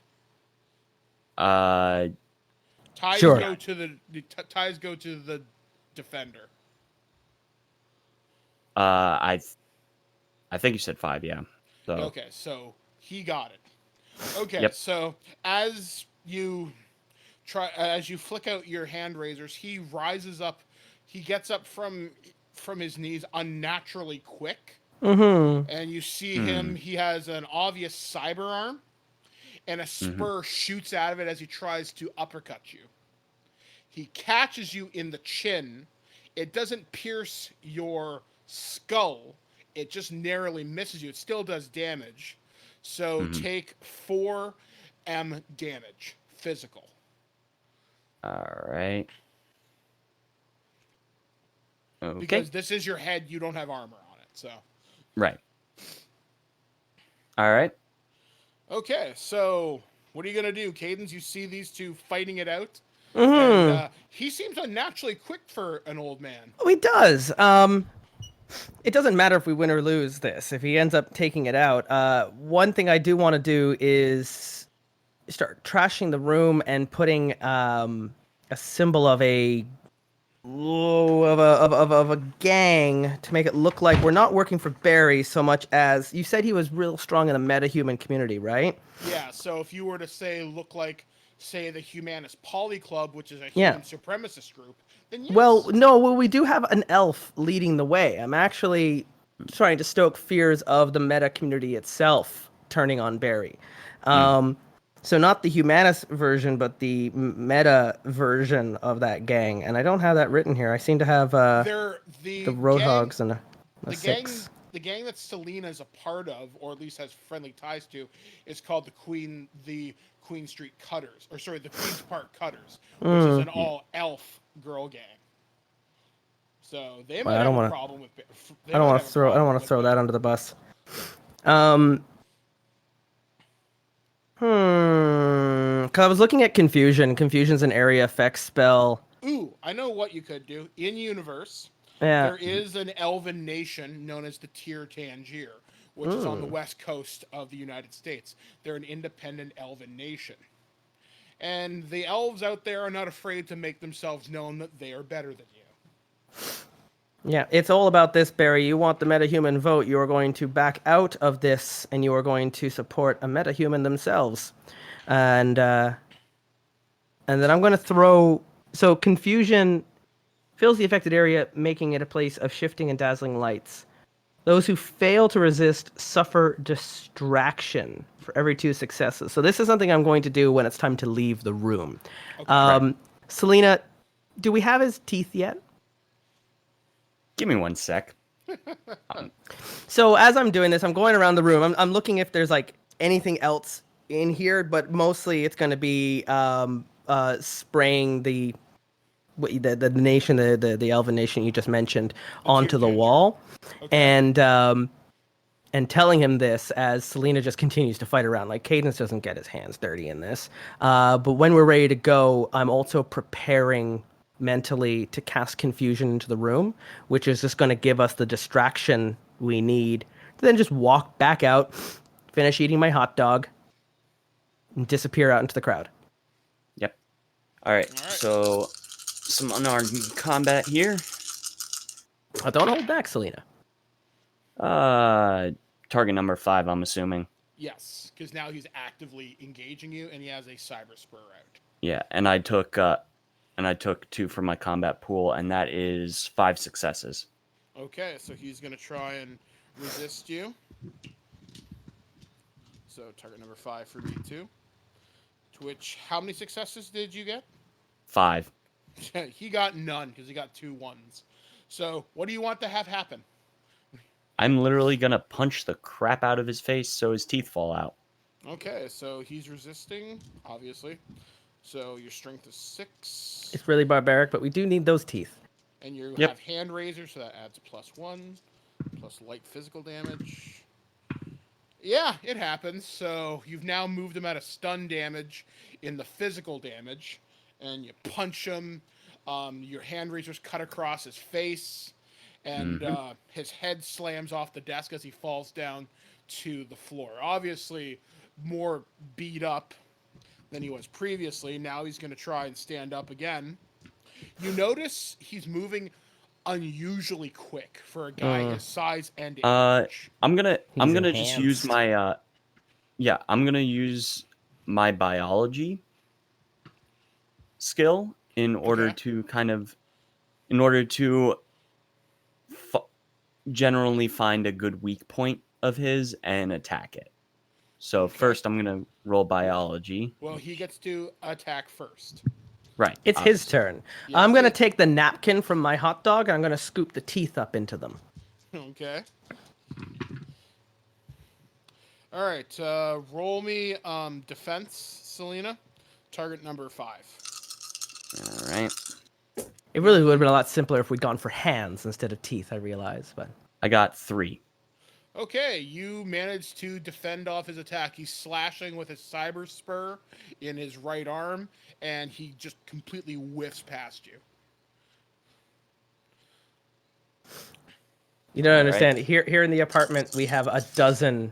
14. 14 of these little rubber hands. Yeah, I saw on Bree's Insta. Yeah. That's so weird. I could just start a stream with it like the Pale Man from Pan's Labyrinth, but 14 hands and 14 hands with eyes. Oh god. Yeah, and I know everybody thinks she's gonna do like the one character from My Hero, but it'd be funny if she did something completely different. Oh yeah, just completely out of left field. Whatever character you think it is, it's not. Yeah, probably It not. totally is. Of course it is. All right. I'm gonna roll my biology here. Target number 5, I'm assuming. No, it's also 4? 4. Yeah. Okay. So So what that's specifically are you looking for? I'm looking for a good place to stick a knife in him. You're looking Well, for a gap in his armor. That will hinder him completely immobile for a bit. Just looking to stun him for a round. if you want to punch him in the solar plexus, that would work. That tends to knock the wind out of most people. So right in the center of mass, right there. He's upgraded his limbs, but not Yep. his center mass. Yeah. Yep. He's got the same lungs as everyone else. So some unarmed combat. Taking 2 from my pool. And I'll say it's target number 4 because he is wounded. That is 6 successes. Okay, so he's knocked on the ground and going gasping and wheezing, grasping at his chest. His spur retracts back into his cyber arm, and he's at your mercy. So how many teeth do I have? You have 3. Okay. I'm going to throw confusion into this room. Okay. Mhm. I'll And say while you he's don't this- even have to roll for it. And while the distraction of the confusion is happening, I want to straddle him and pull out a few more until we've got a bigger collection. I really Okay. want Selena to be like, oh no, I'm the good guy out of this. Mm. And Cadence is just going to be quite calm about it, going, this is really unfortunate and painful, but consider it a mercy to what we could have been doing. We could have been looking for fingerprints. So the scene fades to black as Yeah, you... yeah, we'll fade out. Anyone who enters the room would also be affected because the confusion is an area of effect. So they would just be pulled into a shifting world. It would be kind of like Mysterio in the last Spider-Man movie. Yeah, Yeah. you just end up falling into these illusions and you just would have no idea what's going on. It's just going to be a bad dream, Bill, when you wake up. It's just going to be a real bad dream, Mr. Bell. And good luck with that speech tomorrow. I'm sure you'll be able to whistle a good tune, and then we'll fade out. Alex, what are you doing during all of this? I hope it's better because we're the bad guys now. You beat up an old man. I was gonna say, like, you just, is that like elder abuse or what's going on? I mean, it's getting a job done. Yeah. Barry's gonna, Okay, fair enough. he's not gonna be thankful that he asked me to help him with anything, and that'll teach him a lesson. So as we left off last time, I was being sent to sort of basically set up the Billy Bishop Airport hang. set up a show right in there. Is that what we were doing? Pretty much. Yeah, Okay. you were. So We're getting the evidence left over, but you're prepping. for sort of a yeah for you're blocking things out. yeah. So because I guess I'm Barry's gotten you a In. jumpsuit and papers. You work at the airport now, Oh, or that's- at least that's what he offered us that's right. for I'm us to go do this. Yeah. Okay. So I'm And whoever was with us last week, the real question is they so are. I'm wearing like the jumpsuits, I guess the monkey suit that they all wear at the big overalls. the big overalls. Yeah. But the question is, do I still have the cape on? What if you want to blend in? Well, this is the future, right? I mean, it works for Lando. You know what I mean? I have one that's the same color as the overalls, so it matches. Like it's like a denim. It's like It's a heavy cotton / Yeah. denim blend. it's your cultural item. It's yeah. like Worf and the sash. And it's just like they're not supposed to ask because they don't know. Like they might go, is he special needs or something? They're not allowed to ask that. So they just know that I showed up with the cape on and nobody said anything. What a progressive future world this Exactly. world is. Yes. All right. So yes, All right, Tyler. so picture what that are you gonna do? onesie with that. I was gonna say, so we're trying to basically set a meet at the hangar. So So you have arrived at Toronto Billy Bishop Airport. You know, hangar number 5 has been scheduled for Shinji Lee.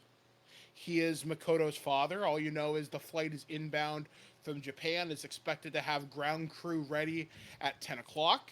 The Okay. flight should land at 11 on Sunday night. and I've already been detail has secured not papers yet- for working that shift. Yes, you've been assigned to help prep the hangar in ahead of this. There have been no special requests other than that the hangar is locked up, secure, and that Mr. Lee's men are allowed to be on site at 9 p.m. that night. Okay, because we want them to think everything is completely normal, right? Yes, So I and should- It's only so I Saturday shouldn't- afternoon. Yeah, it's only Saturday afternoon. And our Cyber Robert, who was on last week. He's running last the ferry. time. Well, he's also Okay. he was also doing our tech, so Yeah. he was messing with the cameras. Yeah, making you've sure that got was a ready. little bit of assistance there as well to kind of prep the scene. Yeah, so you can tell me whatever. Okay. Her 'Cause character, Alicia was the character, or what was it again? I think it was Michelle. I had a second piece of paper The that I name lost. kept changing, so Yeah, because her name was never truly known. Yeah, You may yeah. know her as something it's else. that one. I'll just refer to her. Pontu Queen. I'll refer Pontu to her. Queen. Yeah, sure. Yeah. Let's Exactly. call her Queen. So, yeah, Queenie. Whatever. Ponty Queen. Yeah. So I'm just sort of struggling to figure out what I'm supposed to actually be doing. Yeah, I don't know. Is there anything to do in this scene? Like Mike, it's up to you if you want. Yeah, like yeah, like, we don't. It's a little boring. We I'm can not cut to the setting up- action if I was gonna we've say- got a plan. A game I recently played, Zombie World, has a really fun way of handling a plan where we set up what our plan's going to be, and then we just cut to the moment things go wrong. Like because I so- have the ability to Well, like I It's don't- up to you how you want to do, but I can hear how like Is there Alex- anything special you'd want to set up? Like maybe you want hidden weapons. Oh, smoke see, bombs. because again, my specialty is entertainment / chaos. So what I was thinking was, okay, so there's a bunch of ground crew and other people, regular security. I don't want to mess with any of his hired guns or anybody yet because we want them not to suspect anything. Mhm. That being said, I was just trying to figure out a way to sort of control the other variables of the rest of the staff. So You was- have access to tech, which means Queen can redirect people away from this hangar. She can't openly say do not come near this hangar, but she can redirect work assignments, etc. So if you want to Okay. do that you can do. well, I was going to try to gather. I'm going to gather the rest of the staff. I guess for us. Can I have? So you've made Queen the like an NPC this time, yeah, right? basically, Yeah. pretend that I'm Okay. doing- Okay, so I'm going to ask Queen. Tyler asked Queen if we could have a company-wide, or not company-wide, a shift memo sent out saying to go to the staff room, there's so Jim Bob is retiring, and where cake will be served. She's like, yeah, that shouldn't be too big a problem. It's gonna look a little weird at night, but the night shift guys don't have a lot to do anyway. That's what I figured. Just get them all in there, and so they might not even know who Jim Bob is. He's from the day shift, but he wanted everybody to come in.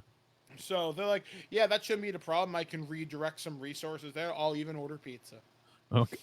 Okay, because I want to get them all in one room and then just find a way to cast an illusion over them. Over the whole group of crew. Over the whole group of crew, so that, yeah. Queen says they may not even be necessary if we change the work assignments and the No, routes, I have an area idea. should be pretty quiet. No, I have an idea. Okay. So I guess we're all gathered together then. Yeah. You guys are all Yeah. So I'm assuming some people are wondering there. So they're all whispering to each other, "Who's Jim Bob? Who's this?" But they don't care because Cake's there, right? Yeah. So it's cake, free cake. Let me think here. See, what I'm just debating on is chaotic world will rip their minds apart, and I don't necessarily want to completely destroy their minds. Plus, also don't forget, because you don't have a strong willpower, you're a glass cannon. You hit hard, but True. You can blow yourself up. True. I'm going to use my entertainment spell to sort of be like an MC for the event, and what I'd like to do is explain Jim Bob couldn't be here because he was day shift, but I'm taking over his managerial role. I'm trying to convince them to hand me the keys so that basically I'm the shift manager, so that I don't need to have an electronic trail showing that people's assignments were changed. I can just manually tell people, be like, hey, you're working over here tonight, or could you go do this? That way there's no trace of anything happening, and it's all sort of in their mind. Well, you wouldn't need to use a spell for this. You could just use a charisma roll. Oh, which my charisma's really good. My charisma's friggin' awesome. Play it out. All right, so let's roll that. So I got 6 there, so that's 6 dice. Okay. So you've got people gathered in the staff room, and they're just sort of looking at you. Make your speech. Okay, I was gonna say, would you know what my target is for? I'll say target number 5, because you are asking them to believe something pretty out there. That's 3 successes out of 6. They only got 2. So, okay. So what do you tell them? Hi, everybody. You're all gathered here. We all wanted to wish Jim Bob a fantastic retirement. You might not have seen him much. He was the mid-morning shift manager 3 times a month. As he got older, he wasn't really doing as much. But I've been brought in to sort of take over, and I'm going to be working the night shift to start so that we can ramp up, because obviously, as everybody knows here, this guy knows it's not quite as busy as it is during the day. So the only thing is, I just noticed they forgot to give me the manager's card key. So, would the shift supervisor step forward? One of the guys steps forward. You see him written on his thing. It says, trying to think of a name for him. Roberto. So, Mr. Roberto Riviera steps forward and hands you a whole stack of key cards, which are all attached on a key ring. He's like, yeah, I've got all the managers' locks, all the staff locks. They're all labeled here. They're all different kind of mag locks, so you should be able to get into almost anywhere here. Just make sure you log what doors you go through anytime past 9 o'clock. It's just how we do things around here. But all right, I say sounds good, and just know that the higher ups, want me to make some tests and changes. We might be shifting people around a little bit. I know it's going to be a bit of a hassle, but the idea is they want to see if I can make things more efficient. So just play along with it. You might have to do some work that you don't normally do, but think of it as an exciting, fun adventure night if you can. And this is going to be on Sunday night, right? So do we still have have things all ready for Monday morning when all the international flights come in? Everything's going to be fine. They're just sort of giving us a little leeway to try this out for the next couple days. All right, sure, boss. Whatever you say. Roberto looks back at the rest of the staff, a variety of men and women. They're all like, yeah, sure, whatever. I get paid enough new yen to care, but not enough to give a shit. if that makes any sense. Yeah. They're like, all right, whatever. And as I leave, I say, hey, oh, and I'm thinking of redesigning our shift uniforms, like the cape. They all kind of look at you, goes, whatever floats your boat, sir. If you think it's fashionable, party on. Because having And a they walk cape out. at an airport absolutely won't go wrong when you're working around jet engines. I'm in management. I don't necessarily work around that. It's a managerial cape. Yes, this is my managerial cape. Okay. All right, so the airport is fairly set up and ready to go unless you have any additional prep you wish to do. You can ask Queen to set up anything electronic. Yeah, I'm realizing it might have just made more sense to just ask Makoto to get her teeth removed and then just replace with cyber teeth. I was gonna say I don't could think have, I could ask. Well, I mean, I could cast chaos on somebody and have them remove all of their own teeth, but that would. That said, I'm gonna go here to. That would set off an alarm. While me and Justin are at the place getting the teeth done, you just come to the thought, hold on, I could have just done this. And like, yeah, well, we probably could have. I say that This as was I more go fun. and reach out on an encrypted channel to Sonia Valdez of Hazard Technology. Yes. Sonia Valdez is the last corporate person that I still have friendly contact with. And Sonia, I need to do a thing with a bag of teeth. I need it to look like the records of this other dental record. I need these teeth to look like those teeth. And you are exactly the kind of person that would be able to do such a thing for dear old me. Is this person a tiefling?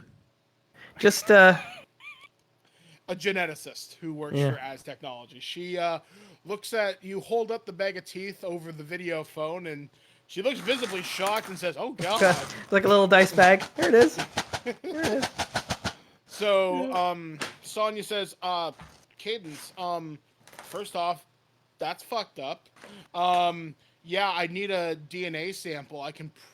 It'll pass within 75%.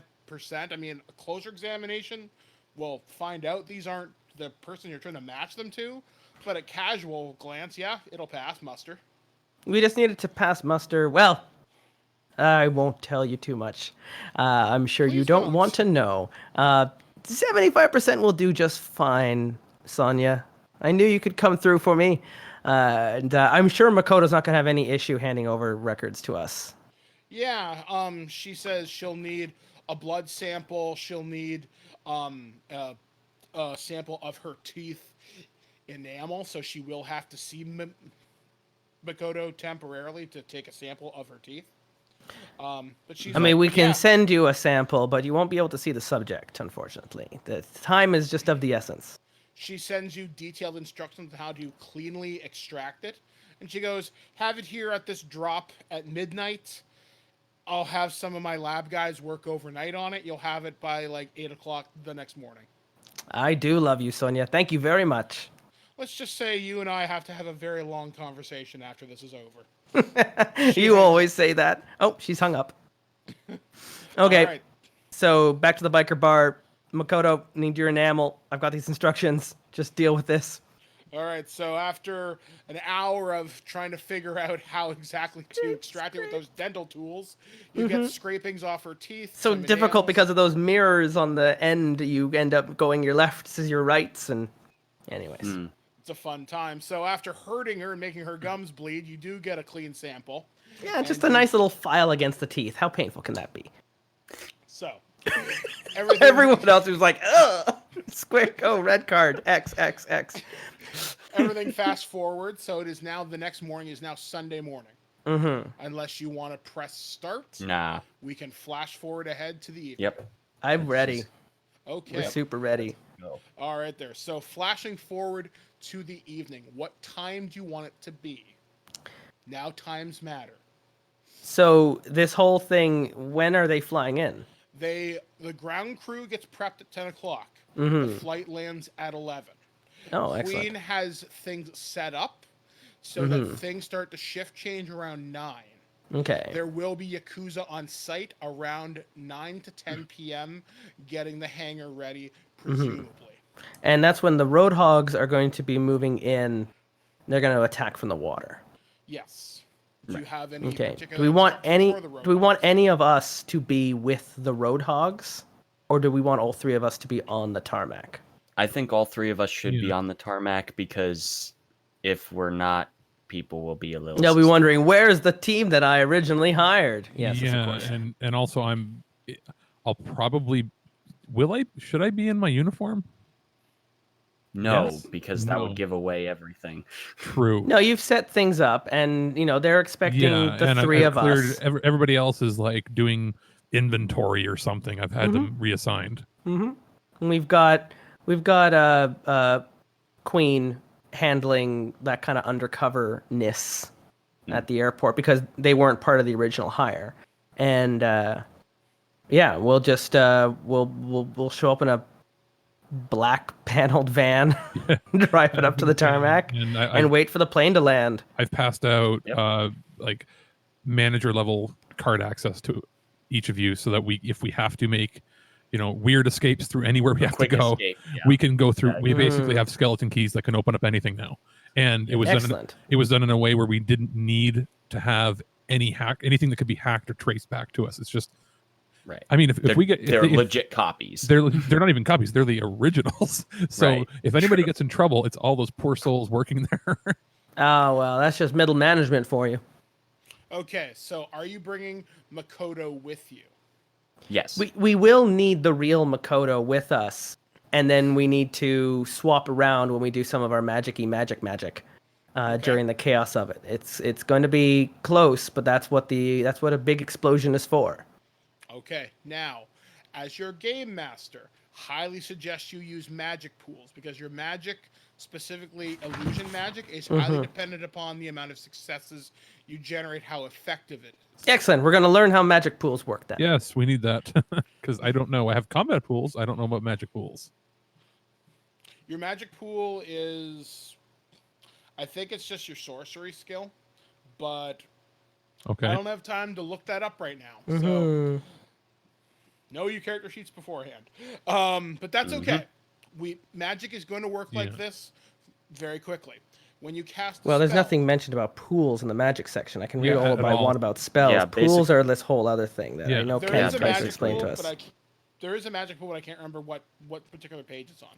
So magic will work like this: when you cast a spell, sorcery. Then what the force of the spell is, will add dice on top of that. Sorcery's not And part of then- our sheets. I have sorcery. I've got sorcery 6. Yeah. Oh, Yeah. is it? I have magic. Is it the same thing? I have magic is one of my attributes. Sorcery is a skill. Oh, Yeah, sorcery's- okay. So Yeah. that's Oh, how okay. Yeah, I have it at spells 6 will as well. work. Okay, that's right. It's on another Yeah. part of my sheet. And then you can add magic pool on top of that. Magic pool can also resist drain. Drain is if you cast a spell at a higher level, it will hurt you a little bit, but if you pass the drain test, then it doesn't hurt you. Basically, magic is a gun that never runs out of bullets, but if you fail a drain test, it's like running out of bullets. You may take some stun damage. There we In the go. worst case scenario, you'll take physical damage, which means magic can kill you. Highly unlikely, though. Dice pools, page 84. Yes. I'm running down to it now. So, anyway. Continuing along with the Anyways. scene. Moving along with the scene. So, what time are you arriving at Billy Bishop Airport at Hangar 5? We want to be there after the shift change, but before anything happens, right? So, about 9:30, give or take? I think so. Okay. So, you pull up in a van provided by the Roadhogs. It doesn't look too beat up.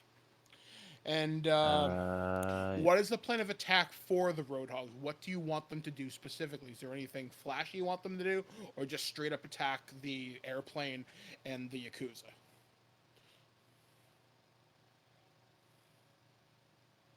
All right. Your magic pool is your sorcery skill rating plus. No, I have my magic pools written down as a 6 bracket 8. I've got that number. Yeah. I'm just trying to read Okay, how it's actually used. It's intelligence. basically- It's just a pool of extra dice that you Yeah. can use whenever you want. It's your Oh, okay, intelligence, cool. willpower, and magic added together, divided by 3, rounded down to the nearest. Yep. And you can add that to, and then you can add that to. So I've got 8 dice that I can add in throughout Yes. this. Which is what I've been doing with my combat. Excellent. Yes, exactly. So, Good to know. Now I've got it. all right. So you arrive at about 9:30. You pull up to the hangar number 5. The tarmac is lit up fairly well. It's there's a light rain going on, so the tarmac's a little bit slick. You got those big overhead lights glaring down, and the hangar is fairly. It's not deserted. You still see Billy Bishop Airport staff kind of milling around. People running like fuel trucks. Yeah, Those it's never like, going to be stupid totally stair deserted. cars, stuff like that. So there is some activity, but you don't see any obvious Yakuza goons. So you are the first to arrive. Okay. Makoto's in the back. She seems nervous. This is going to work out. This time tomorrow, you'll be on your way to Delaware, or wherever it is you were thinking of going. We'll head to Denver, and then we'll hopefully take. Yeah, I knew it was a D word. We'll hopefully head out to California Free State after this. I just hope. Yep. I just hope this works. You can see her. She's like I said. She's on edge. Oh, relax, Makoto. You're about to see your father. That's what I'm afraid of. Dun dun dun. So, Alright. what are you guys gonna do? When We're do you want just- the Roadhogs to attack?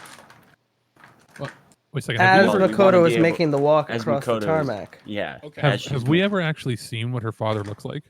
No. Nope. Nope. Nope, we weren't going to. So, Find out when we see him. Yeah. It doesn't matter if her father's actually here or not. The trick Well, is that the report gets back that she's. I have gone. a weird feeling. Mm. Yeah. Well, then Yeah. we'll improvise. Yep. That's what you do best, right, street magician? Yeah, I was gonna say. I'm gonna ask Makoto. What does your dad look like? He's an old man. He's thin. He's covered in tattoos. He's missing 3 of his fingers. Okay, so it's not Oh, what I man. thought, because I thought for a second maybe he was like, I don't know, a Japanese dragon or something.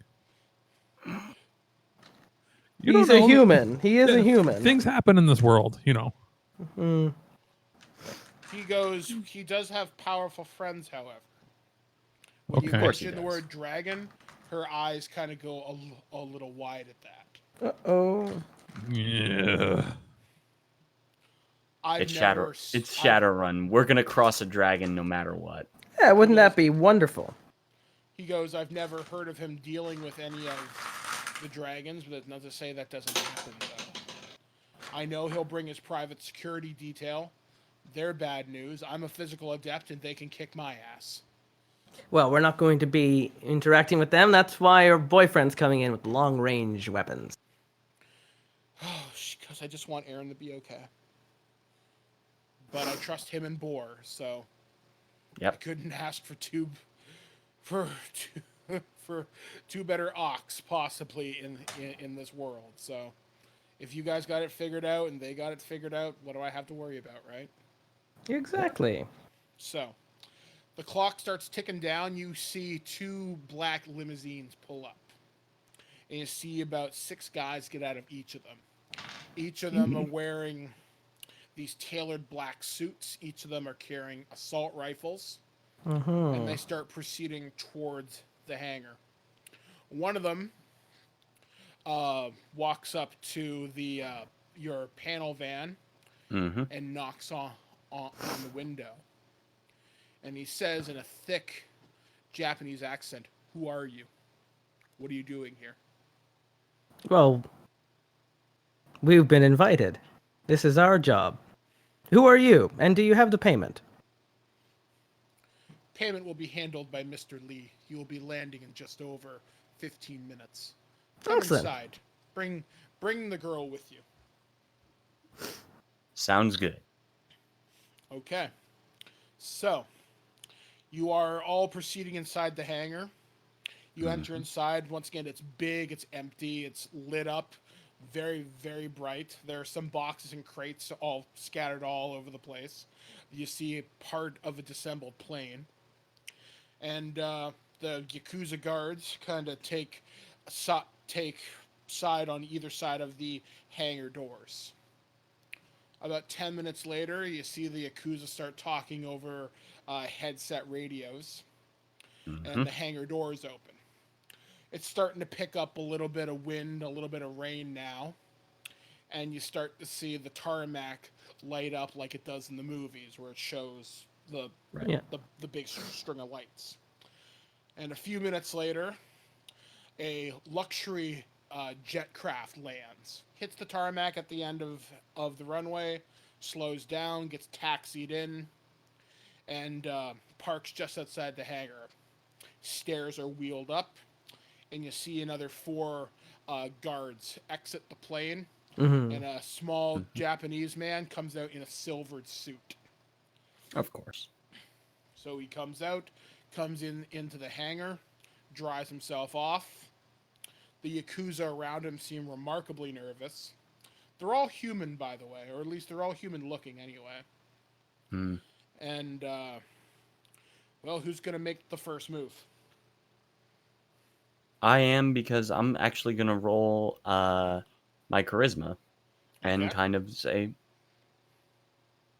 welcome to the city of Toronto. Okay. I'm one of your hires. I'm here to hand off your daughter to you. And we're going to roll charisma. Here she is. And target 4, Safe and I'm sound. just assuming. Yeah, target 4. That is 3 successes. Okay. Makoto's father, Shinji Lee, acknowledges you. He says in remarkably clear English, he's like, "Thank you for your welcome to your great city. I presume you have my runaway daughter?" I walk to the side and just gesture towards her. All right, you slide open the door of the panel van. Mm-hmm. Makoto gingerly steps out, looks at her father, and looks at all the guards, and she kind of whispers, "This is a bad fucking idea. We are outnumbered. I don't even think the Roadhogs can take these guys." Steel yourself, Makoto. This was the only way. Shinji walks slowly towards the panel van. The guards stay on either side of the door with the hands on their weapons, not on the triggers, but on them. And Makoto starts walking towards him as well. A moment or two passes. Then you hear the sound of loud, eruptive gunfire as basically the guards on either side of the hangar door get tore open by rather large machine gun fire. So that would be from that big troll that was part of the group that had the big gun. Boar, yes. Yes. So you just hear dun dun dun dun dun dun dun dun dun dun dun Oh, God. as what is likely a Panther assault cannon firing into the hangar. So just like liquefying them, just like tearing them to shreds. Think like Rambo. Boom. That's when I it's the angry boyfriend. Make for the plane. Shinji grabs Makoto, dives to the pavement, and tries to shuffle her off to the side behind something. But the guards when are firing empty out, the guards are firing outside. They don't even know what they're shooting at. So this is when I look at Tyler, and this is when I'm going to look to my magic pool, and this confusion spell is an area of effect that creates distraction. It won't affect electronic equipment, but it will throw them off so they won't be able to see or tell or what's going on. This is the moment. This is the blind spot that we're going to create in this chaos. Yep. While confusion is being cast is when this explosion needs to go off. Okay. Right? And Is this the time? for explosion? Did we have like? Are we looking for like a magical explosion, or are we looking for? I mean, we could do a bit of both, but I've got the ability ideally, to do that. Ideally, Boar will have the rocket launcher. We'll see. Okay, so Was that the plan? Wasn't that the plan? Yes, that was the plan. Yeah, I thought that was. I was the gonna plan. say I was. They were gonna blow up the tarmac. That's They what were it just was, gonna yeah. like bring hell to that airport. So what happens is eventually Boar's machine gun stops, and you hear Aaron's voice coming out from across the tarmac. "Give me back my girlfriend, or I start lobbing grenades." Oh, it's a wonderful performance. Bravo. Should we not pretend to be? Oh, They- We absolutely need to be protecting our asset. We need to be protecting our job. Yes, and so we should be with. So I'm gonna should yell we- back should at the we- boyfriend. Let her go. She doesn't even want to be with you, you brute. And I'll run up. I'll run up to try to And- help shield the Shinji and his daughter Yeah, there, so that give the illusion that we're still part of this job and we're not in cahoots. I want to lob just like a fake power bolt off in the direction. It's gonna miss everything. It's not dealing any real. It's more of a firework. Magic doesn't work like that. No? Unfortunately, you have to Yeah. target something, and magic doesn't miss in Shadowrun. So I can't target. You could target a light and hit it with light. Do you have spark or anything like that? You could. I use got a mana physical spell. ball, mana bolt, and power bolt. Power bolt would work because that attacks physical objects. And that would also you could set it off and it would take out some of the lights and spark like crazy. Yes, and that I'm not even gonna make you roll for because a light has no physical resistance anyway. Yeah, wherever, whatever is closest to the boyfriend, launch it at and blow it up. Okay, so you knock out some of the lights out on the tarmac. They're kind of flickering and sparking now. And, But I use that as an opportunity to also walk away from the van and towards Shinji Lee and the airplane in an act of I'm defending you.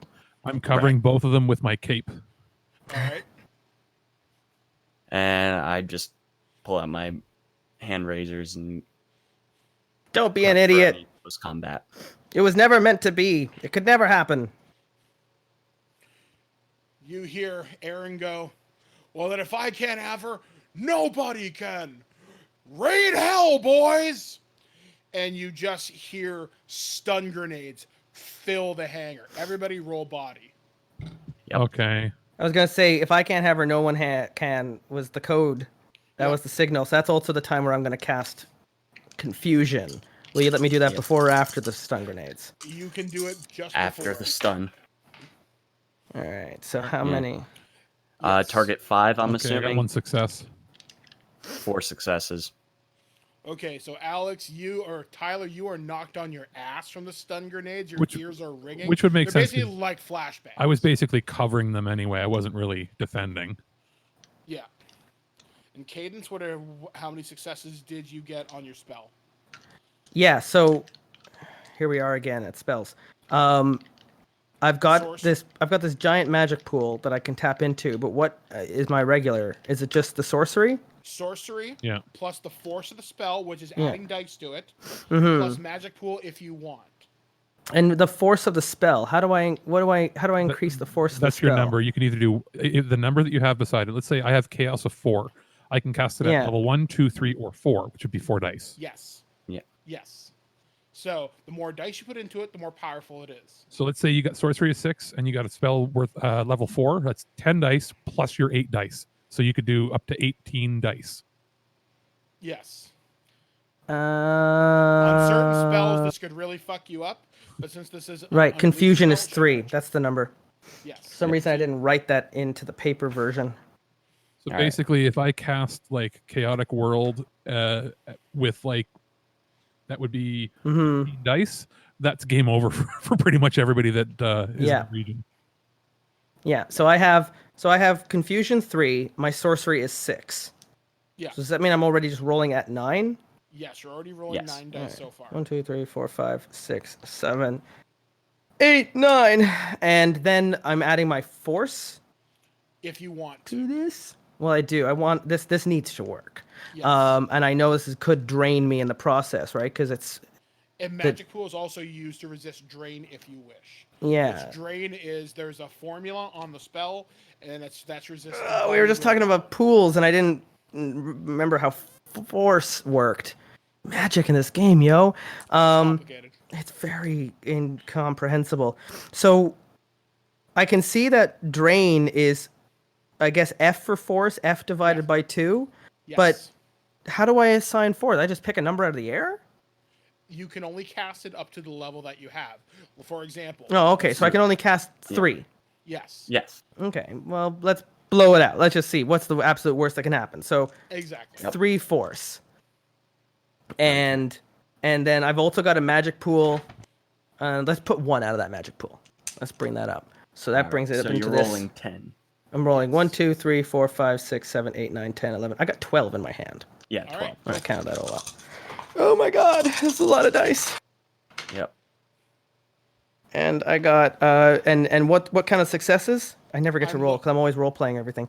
I'm looking for target number 4 right now. Target number 4, I got Because they're not 1, 2, expected. 3, 4, 5, 6 dice came up at 4 or higher.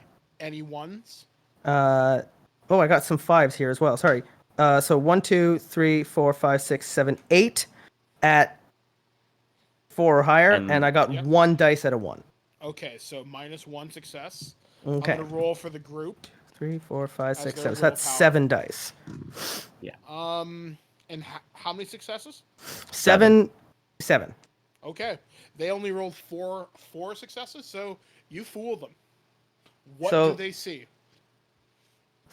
So the stun grenades are going off, but it's going to create this Doctor Strangey kaleidoscope a bit where the effect of the grenades and the confusion being cast at the same time, it's Cadence's hope that the confusion effects on their eyes and the distraction are going to feel like, whoa, what the hell were in those grenades, yo?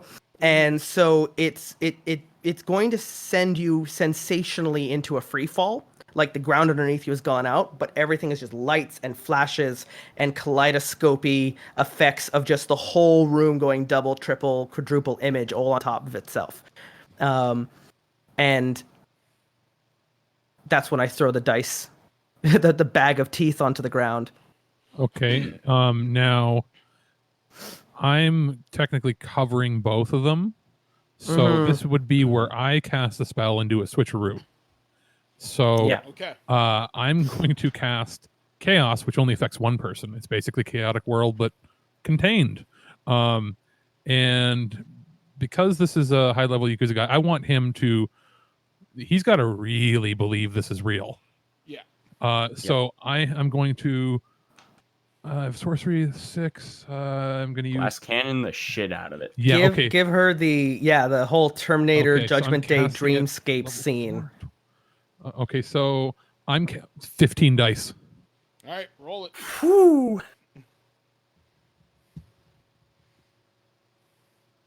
Target number 3, because there's grenades going off everywhere. Things are massively going. Yeah, into the chaos spell affects all of the senses, so he's gonna be able to smell Makoto. Actually, target number 4 because you're stunned a little bit, so you are a little distracted, but you can still perform. All right, let's roll this up. I'm probably doing magic wrong, but you know what? It don't matter.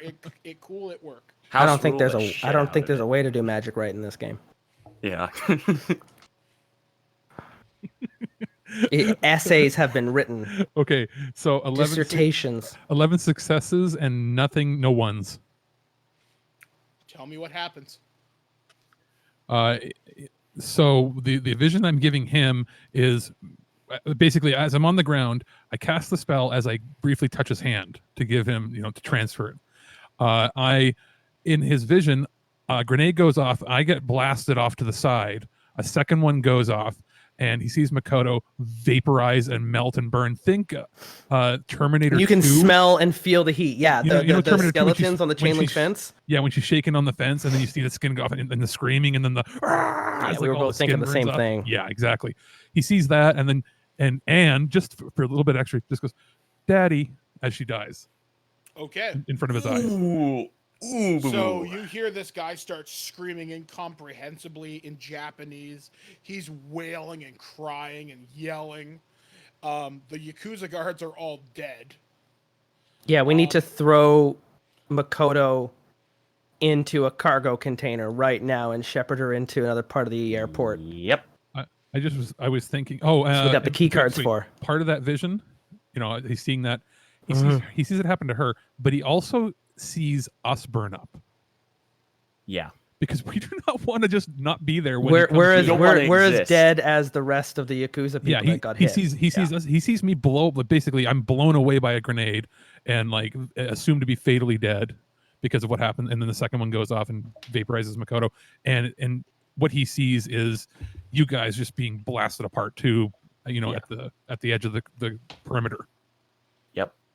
Okay. Because I wanted to be very clear about that we don't get to leave, and he just like, where'd they go? Why aren't they hurt? Well, I was going to remain after Makoto got shepherded away because I still want to get paid. But there's no time to think about that. I got to follow your lead now. Yeah, well, I was going to say that we've been vaporized in his imagination. It wouldn't be believable. He's not. You think he was going to pay after seeing Vaporized Daughter? No. It wasn't my fault. Anyways, all right, fine. We're leaving. Makoto's going to pay us. That's why. Into the luggage cart. Yep. Okay, so you stuff Makoto. She hides in a cargo container. This thing's only going to last for duration 5. I don't know how long that is. That doesn't sound very long. I was going to say, how long is my vision going to last? Because that was pretty successful. A couple of minutes. Chaos is sustained. So the duration. Oh, and so is confusion. Sorry, that's not 5. It was an S. So as long as we're within the realm, within the area, within line of sight. As long as we're concentrating on it. Yep. All right. I'm gonna help her get in this is Selena. We're casting spells, so. Yep. Me and Makoto are getting the hell out. Okay, so you grab Makoto, and you and her start kind of booking it. And where do you go? We're going over the boyfriend. Key cards. I'm basically going through security doors and going back ways and going around in a circle to meet up with the boyfriend at the shore. Okay, so you meet Boar and Aaron at the shore. There's a boat there with a heavy mounted machine gun. Boar goes, "Man, that was fun. We don't get a chance to wax yaks like that too often." It's really good that Billy Bishop just recently brought in a cape-based uniform for a disguise for Makoto. Yes. They whole adopted the cape-based uniform. Of course. Yeah. I spent my 2 days wrap it around like a cloak. Yes. Yep. So Makoto gets on board with Boar and Aaron. You see the rest of the Roadhogs take off on jet skis and smaller boats out into the waters of Lake Ontario. They'll say, "I'll pay you guys. We'll meet back at the Roadhogs clubhouse, and we'll pack up." Yep. We'll all get paid there. Will do. So, are you guys Tyler, where did you and I end up? Yep. I was going to say, well, he's going to come too, and as soon as he'll come out of it as soon as we stop casting. So I say it's a good idea to catter up our clothes a bit, and then be like, I don't know, 60 feet away in 2 different directions. Yeah. So cadence strips. So yeah, and in my case, I'm tearing my cape up and singeing it a bit with a lighter or something, anything around me that and dirtying it up so that it looks like I got blasted Didn't you away. Just buy that cape? You knew you were going to be doing this. The uniform cape. All right. The uniform cape. Yeah. Okay, so you managed to dirty up your uniforms, your clothes rather. You're just gonna leave Shinji there in the middle of the hangar? Oh yeah. Okay. Like pretending to be unconscious is probably the best method right now. I'm gonna see how he resisted things. I'm gonna give him a body resist. Don't worry, he fails. He's unconscious. And I was gonna say, like that's the most taxing thing that could ever happen to you. Yeah, it was an emotional and physical wear on him. I probably fudged the roll, but did for dramatic purposes. But did he poop his pants? Yeah. That's the real question. He didn't poop his pants, but he is. Oh, I should have got 15 successes. Oh, he's going to bring vengeance upon this city. Probably. Yeah, we have made things so much worse. So you got an employee lounge around here, Tyler? Yeah, I guess we should use our key cards and go in and just make a coffee. Yeah. Yes, just some coffee. Steal some extra cake. Some celebratory libations. It's probably not a good idea to check on him. Just be scarce. No, we'll let him wake up alone, dealing with his grief.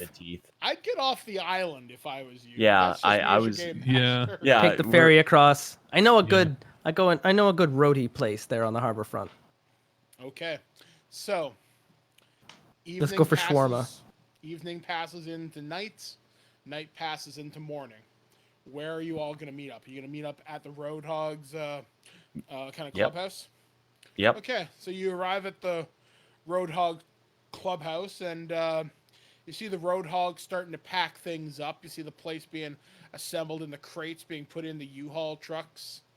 You see Boar and Aaron kind of. This might be a really wonderful building for us to keep after they're gone. It's a nice piece of real estate. You see Boar Not look wrong. at you. It's yours if you want it. The Yaks not will be wrong. looking for it, though. That would be good. That would be good payment. Have a nice piece of headquarters. But also this Yeah. is probably going to end up being yacked all to hell. So Oh, we might well. want to just lie low. We might still Well, own this, but I we was get the gonna say- Yakuza, and then We could rent it out. We don't have I was to going to say, keep how, it ourselves. how big is the property, right? Like there could be multiple buildings within the property. Exactly. We could turn into a nice little decking farm. It'll just make its money for us. Hmm. You see Not Boar and wrong. Aaron sort of kind of hugging it out. Makoto comes out. She's now dressed rather just Biker ordinary. gangish. Biker gangish, and you see her and Aaron get on a pair of Harley Scorpions, and they say, Well, well, don't you two look cute together? we got our new IDs, and as promised, she pulls out 3 cred sticks. There's 50,000 new yen on each. That's all I got. Thank you very much. She goes, tell the partners that we've worked with across this job they have my thanks. And should you ever find yourselves in California Free State, We have never met if we find ourselves in California Free State. And Correct. you've never met us. We are never going to talk again.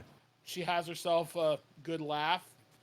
I owe you a favor if you ever find yourself out in Los Angeles. No, you don't. Get away from here. She revs up the engine on her bike, and her and Aaron take off. Boar looks at the rest of the trucks and goes, what the fuck are you guys looking up? Pack it up and let's go. I lead you fuckers now. And Boar and the rest of the crew pack up their trucks with their bikes and everything, and they take off. And you guys are just standing outside the warehouse with 50,000 new yen cred sticks, unmarked, certified. And the deed to some nice real estate that I'm totally going to rent off for a porn parlor. I mean, for an illegal wait. robo-calling election rigging Decker clinic. We share the building, so you have a porn parlor, and then I have like in the same building in another room. It's like a children's public access television show where That's wrong, Tyler. That's just terrible. What are you doing? This building is 18 plus. except for this room. This is the daycare room where I entertain the kids. No. As you You're a guys- monster. as Camera you're all- pans out as the sun is rising on the new city, and we're back to bickering again. And just as things begin to fade out, you all get a phone call from good old Spaghetti. Yep. What the fuck happened? How did you get? Doesn't he think How'd we're you get dead? Yeah. He's gonna try calling you in case. People fake their deaths all the time. That's true. That's Like, all he picks up. Is just what the fuck? I mean, he would figure out by now that this has Chaos Mage Yeah. written all over it. Yeah. I mean, what did you get? You got 2 mages on a single job with 1 samurai. Like, it's just going to go this way. That's just math. That's just Shadowrun magic math. That's whiz biz. Incomprehensible Shadowrun magic math. And I could just imagine like us turning on like 24-hour news streams, and it's just an international incident happened, and then you see it like fading out, and it's just incoherent, Japanese screaming in the interviews. Oh yeah.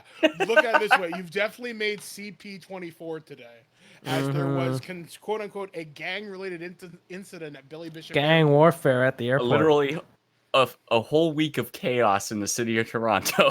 Dun, dun, dun. Yeah, it started with a school shooting at the U of T campus and ended with a complete warfare at And the like airport. the little ticker on the side just says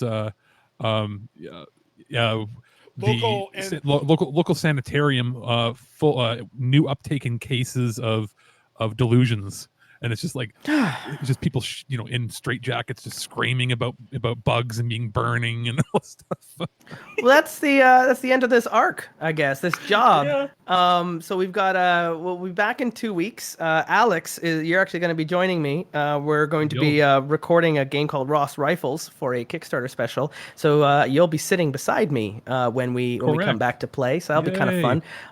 And in terms of exactly what we're going to be doing, we could do some time passes, Mike, and maybe we come back a few months later and we got a phone call and another job to do. That's we'll see. We'll see how far this keeps going. So yeah, as I mentioned there, Alex is going to be coming back for Ross Rifles. The reason for that is Terrible Warriors starting on the 17th. So that'll be before the next time we're all back here at Twitch. Is returning to its actual play games. We're going to put the interviews back on hold for a bit. For 2 weeks, we're going to do Tuesday and Thursday releases for 3 2-week specials. So for the first 2-week special, starting on the 17th, it will be Root. It's a new game by Magpie, and it's based off of the board game, a game of might and right, where you play as woodland animals and their factions warring over the different clearings of the woodland. In the RPG, you're playing as vagabonds who are moving among the clearings and dealing with the different factions that move above them. And so that starts on the 17th for 2 weeks. Then on October 1st, we will have our 2-week Kickstarter special for Ross Rifles, which is a game by Daniel Kwan on Dundas West Games. It is an RPG about Canadian forces in France during World War I. And so that's going to be really fascinating to play out. And that Kickstarter starts in October, and so we will be releasing our episodes in conjunction with that at the same time.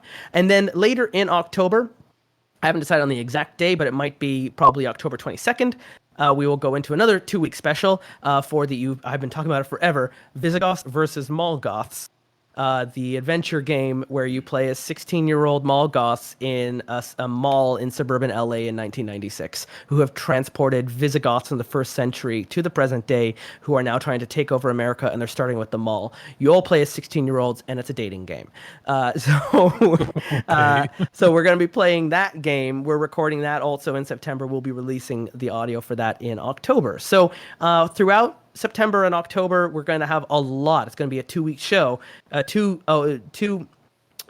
two-a-week show, and of these Kickstarter specials for Root, Ross Rifles, and Visigoths versus Molgoths. And then in November, I'm going to take a break because that's a lot, and we're going to return back to the interviews that I recorded at Gen Con and at Breakout Con, as well as I'm going to PAX Unplugged in December in Philadelphia, so I'll probably get a couple more interviews recorded then, which will be really interesting. And the new season of Terrible Warriors will be starting properly in January.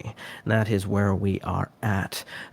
So that catches y'all up here on Terrible Warriors. If you are liking this and you want to get an archive of our other streams we've been doing on Shadowrun, you have to become a Patreon supporter at patreon.com/Terrible Warriors.